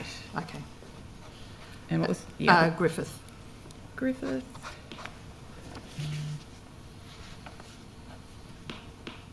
That's linking communities. Construction's commenced and it's due in Q4, 26-27, so this financial year. Okay. And then Lake Macquarie. Lake Macquarie. Here we go. That's Wandiali and currently in DA preparation, and that's in 27-28, due Q2. And then in the last estimate, we mentioned a final group which all it covered was Windsor Caribbean Central Coast. Was that in addition to what's already been delivered for the Central Coast? And then what's the Windsor Caribbean one? The Windsor Caribbean one is Hume Community Housing. It's currently under DA preparation and it's due Q1, 27-28. And do you know the location? Windsor Caribbean. I don't know specifically, but I'll take it. It's the LGA. For me to go and bust all about. Somewhere in Windsor Caribbean Shire. The Central Coast one, if that's the one. Let me just check. That could be. There's a Central Coast. Oh, I know this one. This is the Eleanor Duncan. and there's been a few issues with that one. I won't go into. Yep, that's fine. And currently the DA's been approved. Okay. And But we're still working through that particular one, given some of the feedback from the DA. Okay. And do you know the location? I might take that on notice. That's- I'm not sure where it's all landed, 100%. Did you have any foreign cluster questions? No, I finished mine. Yep. I might. Just the last few minutes before break, just around the men's behaviour change program and the target or the expanded areas it will go to. Do you know the locations? We do have that. Let me just find the note. Unless, Miss Quincy, you've got that electronically handy. Let's see who can get there quicker. Paper or computer. And if any of them are... paper and pen, you see. I'll stick to this. Okay, I've got, these are the, and we're talking about the 7 new locations that were expanded in the 24-25. Yeah. So we've got the locations for Nowra, delivered by Anglicare, Ulladulla, delivered by Anglicare, Lithgow, which is Plus Community, Forster, which is Manning Support Services, Gloucester Manning Support Services, Blacktown and Maitland, both of those are Relationships Australia and New South Wales. And where are the existing ones? And I'm happy to take that on notice if we don't have it. No, I do. Hang on a second. So, existing locations. So, Anglicare delivers in Parramatta, Nowra and Ulladulla. Baptist Care delivers in Campbelltown and Penrith. Catholic Care Broken Bay, Watea and Tuggerah. Catholic Care Sydney Fairfield. Catholic Care Wakanya Forbes delivers in Forbes and Parks, Burke, Narromine and Lockton. Centre Care New England Northwest deliver in Tamworth. Everyman delivers in Queanbeyan. Gowra Aboriginal Corporation delivers in Albion Park. Plus Community delivers in Orange and Lithgow. Kempsey Families delivers in Kempsey and Nambucca. Manning Support Services deliver in Taree, Forster and Gloucester. Men and Family Centre deliver in Lismore and Tweed Heads. Mission Australia Central and Far West deliver in Broken Hill, Dubbo and Central and Far West. North East Men's Behaviour Change deliver in Albury. Relationships Australia and New South Wales deliver in Illawarra, Newcastle, Sydney CBD, Blacktown and Maitland. Warrena Domestic and Family Violence Specialist Services deliver in Coffs Harbour, and then Relationships Australia, Canberra and Region deliver in Wagga Wagga. Okay. And are any of them youth or adolescent focused? Not specifically, no. We do have a new pilot that's focused on, that's focused on children and young people, but that's not specifically a men's behaviour change program. Is there any work being planned? I think there's some work with Youth Justice where they focus on that cohort. And one of the priorities within the Build a Better Responses strategy was definitely a focus on children and young people, but at the moment not specifically a men's behaviour change program for that cohort. We're looking at different avenues to support that cohort. Okay.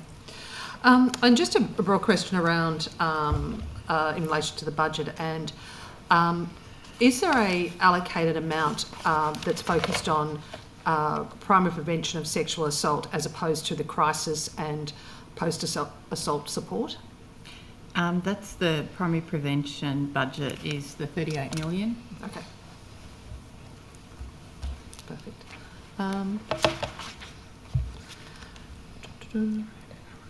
I've got a response if you want me to. Oh, on the risk assessment? Yes. Perfect. So the provider is responsible for the selection of the site and the preliminary risk assessment as part of their proposal that they submit to the department. We review the information provided in the proposal, including risk, zoning, bushfire and flood risks. As part of the evaluation of site suitability, DCJ sought further information from the provider and the Department of Planning, Housing and Infrastructure as we needed it. If any additional measures are identified through development application, DCJ works with the provider on those. Okay. And as part of the contract for the service kind of delivery, the ongoing service delivery, they've got to meet, particular standards within the contract that DCJ issues around standards of service delivery. And I'm happy for you to take on notice of all of the 49, how many have had a risk assessment done that the department has identified as having a challenge. I'll and take a that on new notice. new site needed to be identified. We've had a few that have moved sites, and particularly I can recall in one location down I think it was in the Wollongong or South Coast area, where there were concerns about the proximity of this proposed site to people with quite challenging behaviours, men in particular in that location. So we then negotiated with all the parties, and that was relocated to another location. That's one that comes to mind, but I can certainly take that on notice. And I'm happy for you not to identify organisations or anything. If you need to redact that, that's fine. Okay, great. Thank you. Thank you. So let me check. Are we okay to let Mr. Smith and Ms. Tonkin off on an early mark? Yep. Thank you. Knock Much yourselves out. appreciated. Or Thank stay. It's up to you. I Keep us company. So everyone else, we're going to take a short tea break. We'll be back at 3:45.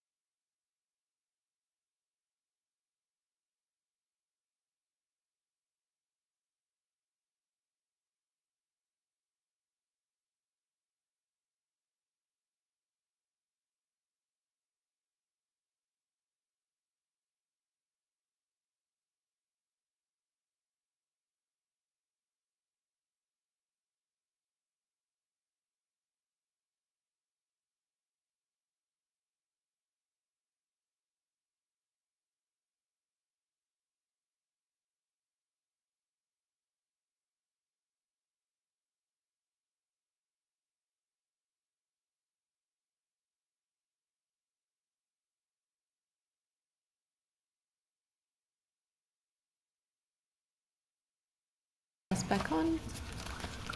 Great, and we're back. Questions again from the opposition? Thank you very much. Just in relation to the domestic and family violence sector workforce development strategy, interested to know how much has been allocated in the budget for that strategy? For this financial year, and correct me if I'm wrong, there is no new money. Yep. But there was 2.5 million in the previous budget, so 25-26. And that was over the 4-year? Yes. And I'm interested to know what specific measures are in the strategy to address the burnout of frontline workers, particularly in rural and remote areas. I'd probably hand to Ms Quincy, but just to note that a number of the initiatives are about, improving the quality of supervision and support to frontline workers. And I know DV New South Wales are developing, a whole range of products that Ms Quincy can talk to. Yeah, so I think that would cut across a couple of different themes. So one of the themes is around prioritising workforce safety, health and wellbeing. And so one of the things that we've got at the moment is drafting a supervision guide, and that's to promote regular high quality supervision for frontline specialists. So that's across New South Wales, but would obviously impact regional and rural. And there's going to be some training, development and delivery of that as well this financial year. There's also a First Nations workforce sustainability guide as well, which is an Aboriginal community-led guide to support the retention, safety and wellbeing of Aboriginal workers in the DFE sector. And so we've got a final draft of that is due November this year. And then also there's a statewide induction program, coercive control training, and then also kind of strengthening peer support and collaboration through communities of practice. In relation to the training, is that going to be a module or a face-to-face type training? The training for the supervision guide? Yeah. I'll take that on notice, I'm not sure. And is there anything that's going to be done or being done to actually look at workload and case management? Case management. That's more intensive to support caseworkers that are on the front line as opposed to sort of guides of how... Yeah, so something more practical for them. Yeah, so I think all of these, the intention is that it will have that flow-on impact. So I think that the uplift funding is there to kind of think about that, the increase in the capacity within individual workers and that strain. But there's things as well where we're looking at grouping specialist roles together to help with workforce planning, and then also the quality standards that have been mentioned a couple of times. The intention there is making sure that all of the conditions around the workforce are supporting them as well, and then work to increase the pipeline of workers into the sector as well. And so that's something that got mentioned earlier today as well, was the funding of some qualifications within TAFE to support either existing workers or new workers to get qualifications to work in the sector as well. And has any modelling been done around workforce capacity to meet demand? Not specifically. I think that's part of the work that we're looking at when we look at kind of the programmes, unmet need, unmet demand and prevalence as well. And then it's looking at that overlaid with the workforce survey that we did in New South Wales a couple of years ago, as well as kind of analytics on what online jobs are telling us about the market and where demand is and how that's changing. And then there's a national survey coming out as well. So I think all of those pieces of information help to answer that question, but there's not a particular project on that particular And question. is there a time frame for when that body of work will be done? Yeah, so the thinking about how we look at the demand for programs, that's being rolled out at the moment because we really want to understand the impact that uplift funding has on the programs and on unmet need, unmet demand. So that will be rolled out as that funding is rolled out. And then the workforce survey has been completed, and that should be released, I think, shortly, sometime this calendar year. And we're waiting for the national workforce survey to come through, and I'd have to check the date that's due. Okay. In relation to the monitoring, evaluation and learning MEL framework, at last estimates, I think we're advised it would be released this year. Has that been released? Probably just need to take that on notice. It's in regards to the building better responses. That hasn't been released yet. That's going through approvals, and it's due to go to the Domestic Family Sexual Violence Board later this calendar year, and then will be released subsequently. Do you have any dates or time? I think it went to the steering committee last month, and we're getting some further feedback from FACSA and Boxer, and then it will go to the next board meeting, we're hoping, which I think is in November, and so then flow on from then. Okay. And is there a budget for that implementation? For the building better responses? No, for the actual for the MEL framework. No, and the implementation of it. That will be done within existing resources. Yeah. That's fine.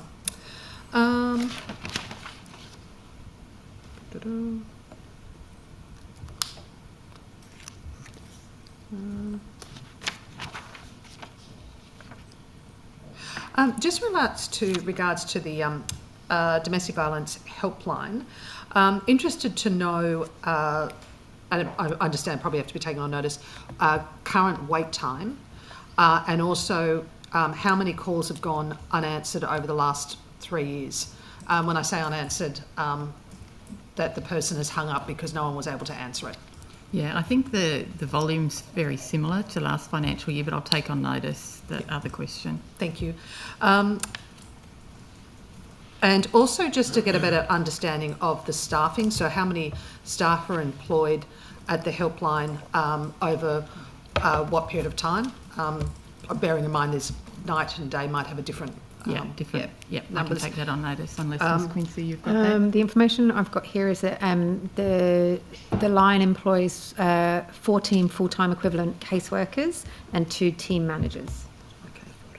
And then how many calls did it receive in the last 12 months? I haven't got an annual figure here. What I've got is that it receives between 1,500 and 2,000 calls a month. Per month? Per month, yeah. Okay. I just want to have a better understanding of the Nepean Blue Mountains Family Service. Now, I understand that the staff are child protection staff, yes, but would be interested to get an understanding of what you can, because my understanding is the service actually provides a domestic and family violence. Are you talking about the Mount Druitt one?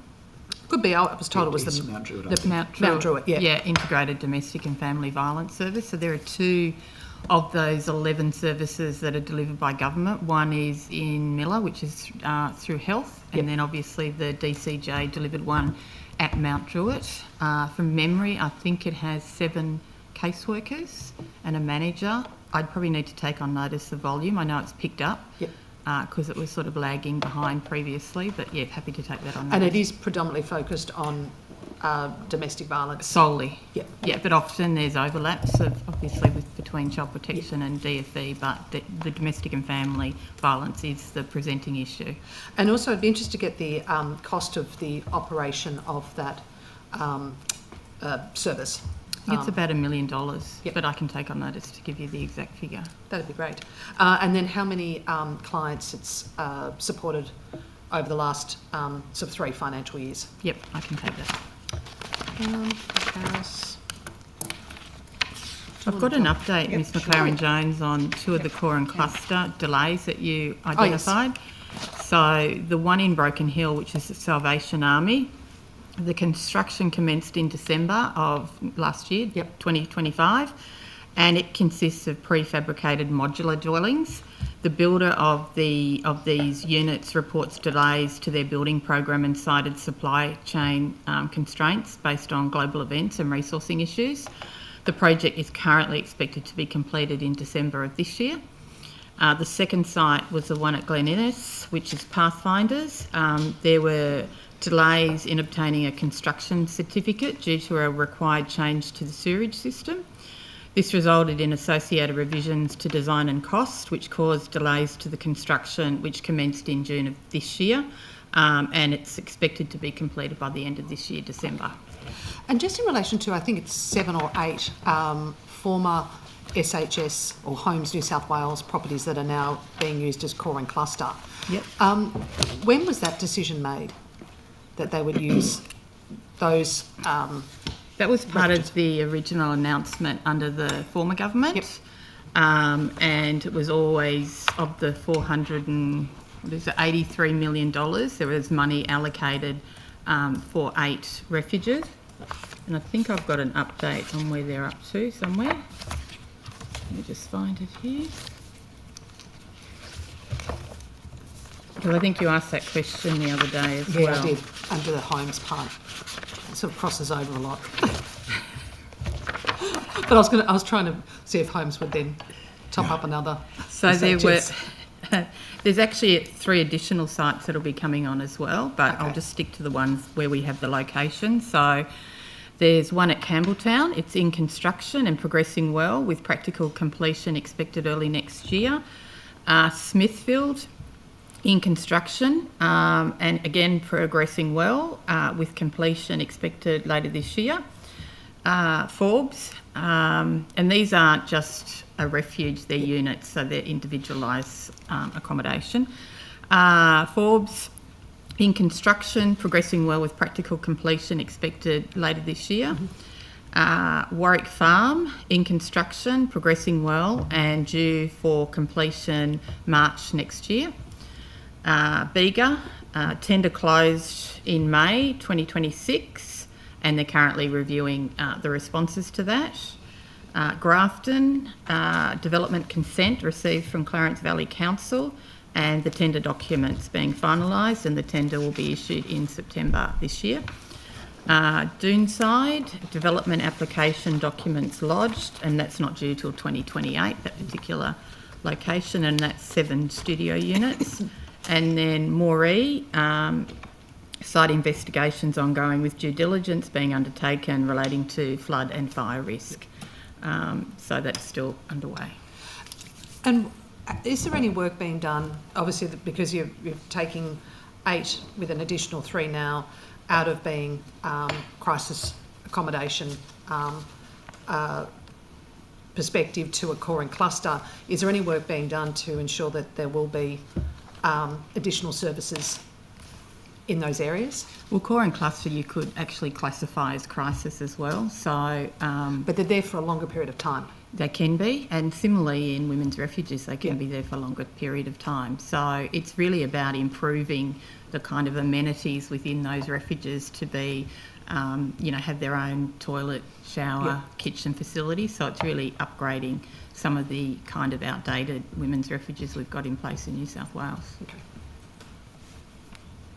Okay, good. Okay, quickly, just the independent midpoint review on the ageing well strategy. What were the findings in relation to the percentage of actions completed, whether there's anything potentially delayed, change in scope, or experiencing delivery problems, anything that it highlighted that we need to be addressing?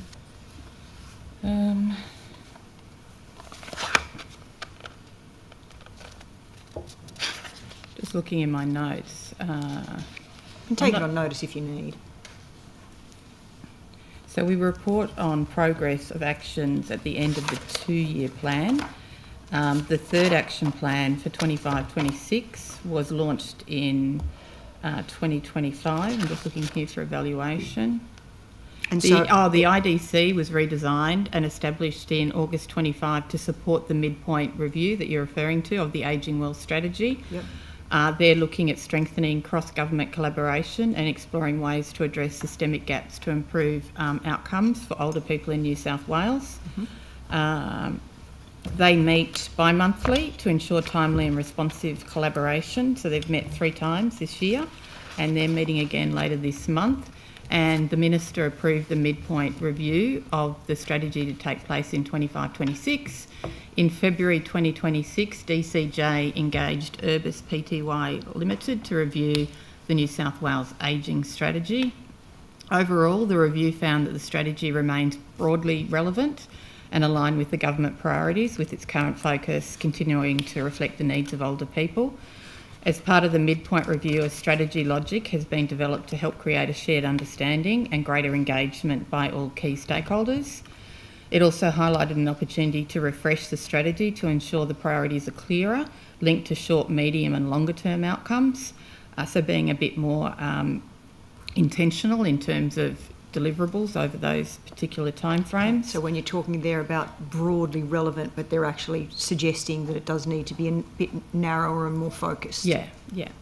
And a refreshed strategy will support more focused future action, planning agencies' engagement with the strategy and I guess increasing accountability about delivering under this refreshed strategy. And it will be going to, I assume... Will be resolved by the end of the year. By the end of the year. Okay. Has to go through some processes though. Right, so it doesn't mention any specific figures then, so when you're talking about accountability, it was the previous report card, is that correct, that showed 33% of actions had been completed, 19% either delayed, changed in scope or experiencing delivery problems? It doesn't update that, does it? I'll take that on notice. It's Okay. not in my notes. It just said it includes and it may 80 not, I don't actions. know. Yeah, I'll take that on notice. And if it does, or if there's any way of determining those that have been identified as having delivery problems, will anything not be delivered as originally committed to as a result of that? Okay, I'll take that on notice. It may not be available in that. Okay, thank you. Now the Connecting Seniors and Carers newly changed and invigorated program. The government, so it's $3.6 million over 3 years delivered through 4 organisations across 16 LGAs. Is that accurate? 3.3 million, excluding 3.3. GST, over 3 financial years. So that's 25, 26, 26, Excluding 27 and 27, 28. Okay. In leading up to the implementation of that new program, was there any assessment of seniors' needs or changing needs to lead to that reinvigoration? And was there a comparison for regional New South Wales? I'd need to take that latter part on notice, and I know there was a review of the previous program, and that's why we've got the new program and some change specifications, so I'll take that on notice. Right, any detail on that? And if it indicated, you know, where there's the greatest demand around seniors' needs? Can I, which seems to be my unique contribution for the day. Sorry, Mr. Jimwell. I've just been through such a sea of competence. The review found that the Connecting Seniors Grant program was achieving its intended objectives. It also identified opportunities to strengthen long-term outcomes for older people by adopting a more coordinated approach within the current service system. Okay, more coordinated approach, but only in 16 LGAs. Okay, thank you. Kind of clarifies it marginally. Now, at homelessness, seniors homelessness, I hope it's something that you can still answer in the absence of Mr. Smith, that we did talk about at last estimates as well.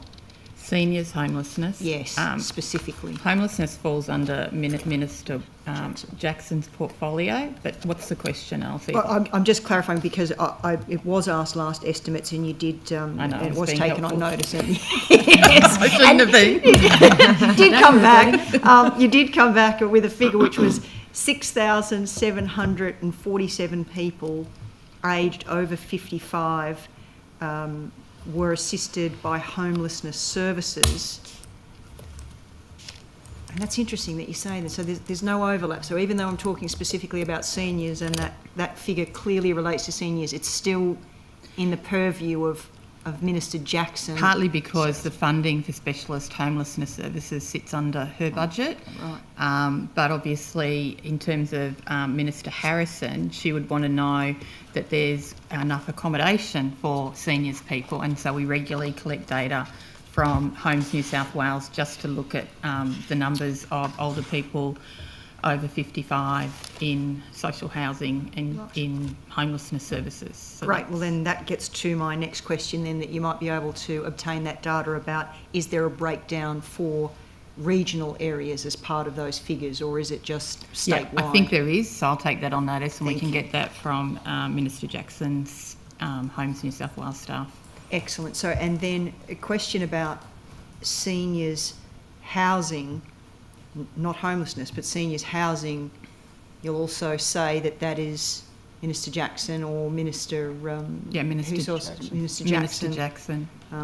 In relation to seniors' homes specifically. You don't do any crossover or data? I've got some information here that might be of assistance that we obtained from Homes New South Wales. Yep. I'm looking at, so... I'm trying to look at specifically seniors. Yeah, so new seniors' homes across New South Wales, that there's been an announcement of 1,100, I understand, and looking at completion rates and how many are in regional New South Wales. I might be getting beyond I think my that's ken. Yeah, I think that's beyond my capability here Right. today, but I'll take that on notice. But I do know there's a specific program called the Social and Affordable Housing Fund, that's known as the SAF program. And within that program, they have a significant focus on housing older people, with 2,316 social and affordable dwellings providing homes for older tenants, including Aboriginal or Torres Strait Islander people 45 years and over, as at the end of March this year. So, yeah. Okay, thank you for... I've only got one more, depending on if you've got anything. I've only got one as well. Yeah, I've got one that I can, otherwise I can, yeah. Oh, good. My one's, and I know this might be more for the AG, but just around coercive control, trauma-informed training that's being delivered. I just wanted to get an update on the rollout of that and what's, I suppose, how it's being monitored and measured to actually that it's achieving its results. Okay, well, I'll try and find my note here. It's at least at the front of the folder. We have a coercive control task force where members were appointed by the Attorney General, and the secretary on my left here is actually the chair of that committee.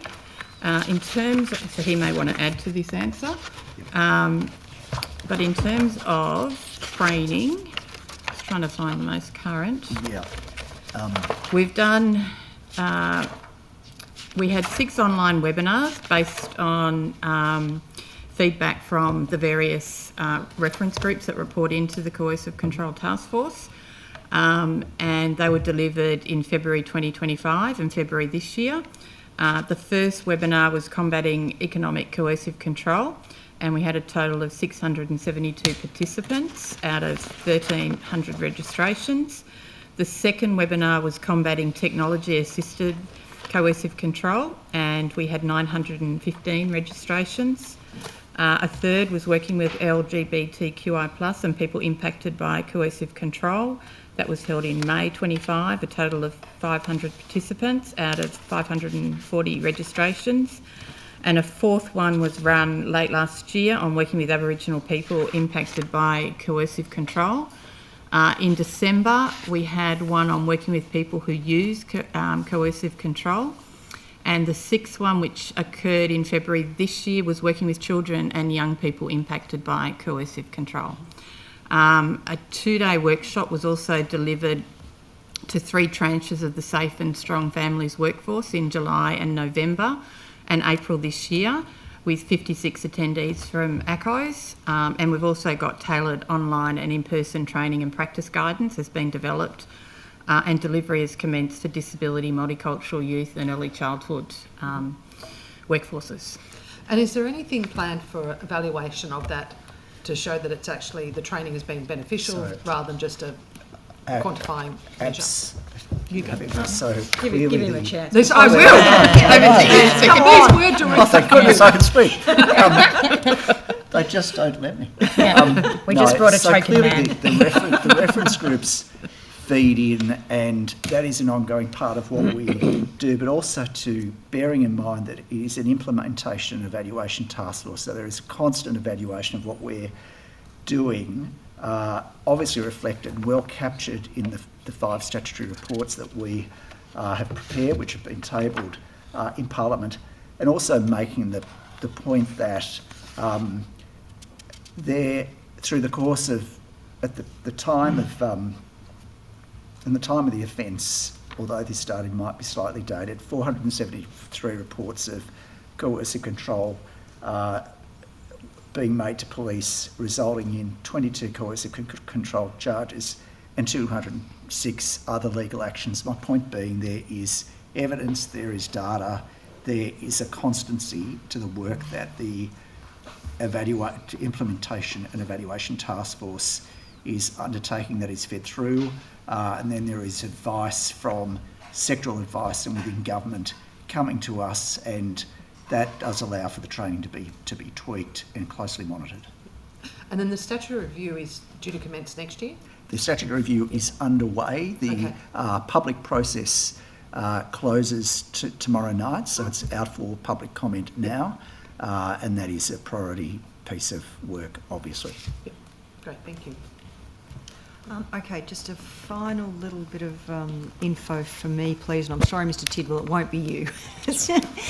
Miss Quincy, for you, please. I think you'll recall that last time I was very interested and remain very interested in the men's behaviour change programs.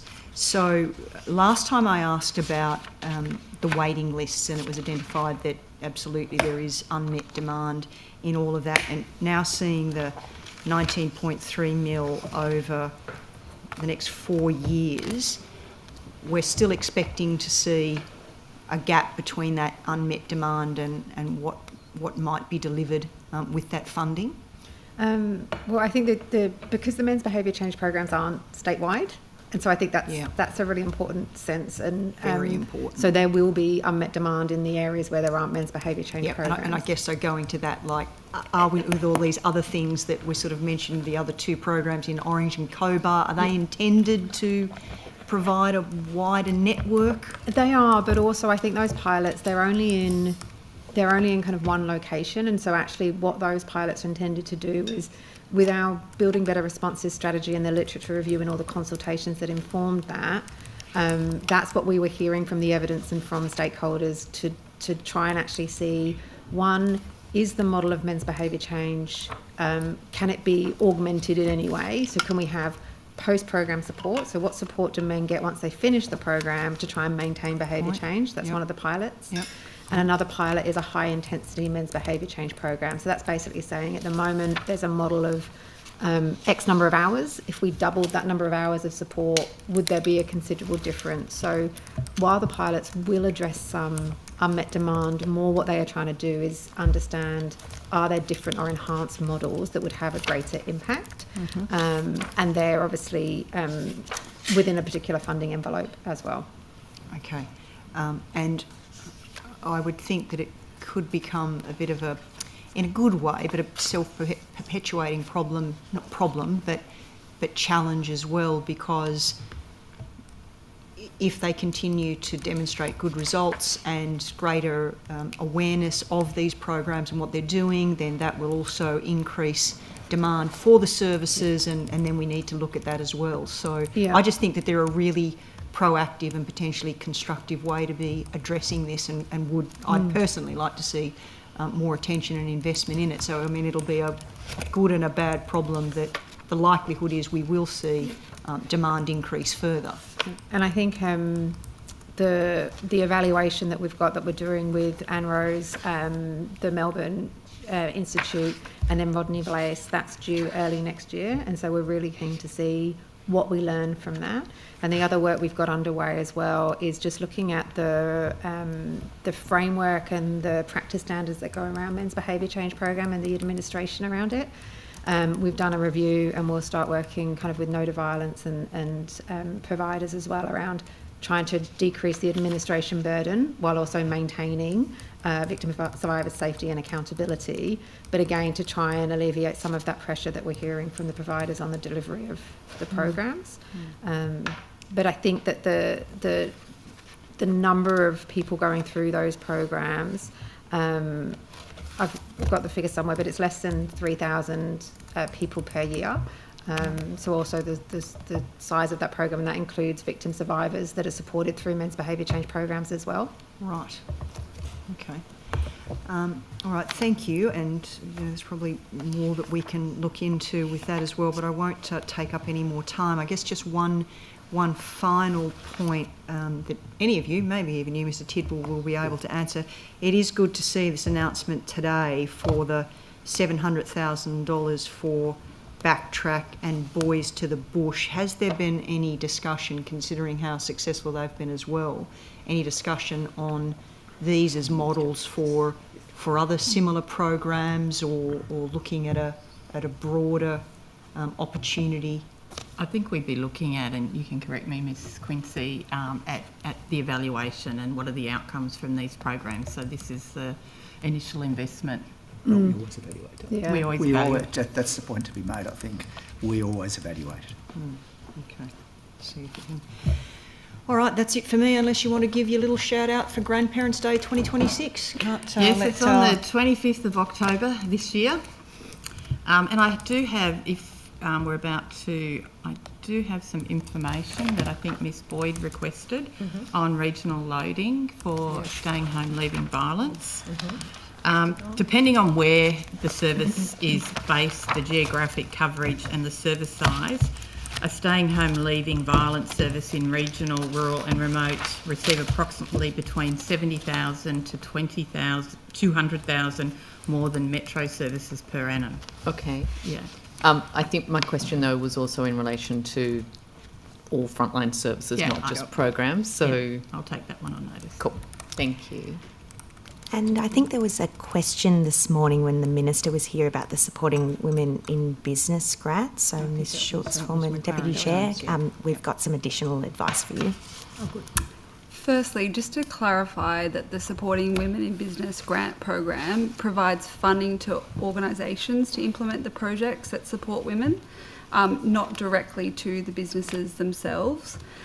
To date, through that program, 1,499 women in business have been supported.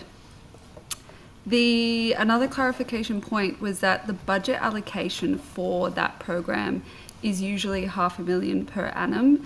However, in the 24-25 year, there was an additional uplift up to 1.08 million, and this was due to reallocation of unspent and returned funds from previous grant rounds, and additional funding drawn from Women New South Wales program to support women in business. So there was an initial uplift just for that year, and the other years went back to 0.5 million per annum. Additionally, in the 2024-25 year, there were 5 organisations that were successful in seeking funding to support women in business. And in this year, it was run via an open and competitive grant process. In the 25-26 year, there were only 2 organisations that were invited to apply for funding to support women in business. And in terms of why this round was run as a closed or non-competitive grant round, advice was provided by Women New South Wales in line with the principles and requirements prescribed under the Grants Administration Guide. In particular, there's a requirement to deliver value for money, which can include the need for, I guess, timeliness and cost effectiveness in the decision making and grant allocation process. So for that round, the grant amounts were between $150,000 and $250,000. So for only $500,000, you're only going to get 2 to 3 organisations that will be able to be funded. So therefore, running a closed, non-competitive process supports the delivery of a more targeted and timely grants program. Can you provide the guidelines that behind that principle, or behind that decision? The Grants Administration Guide, or the guidelines for that particular program? The guidelines behind the tendering that Women's New South Wales used to make the decision to have it as a closed tender process. We can provide an explanation on notice. Yes.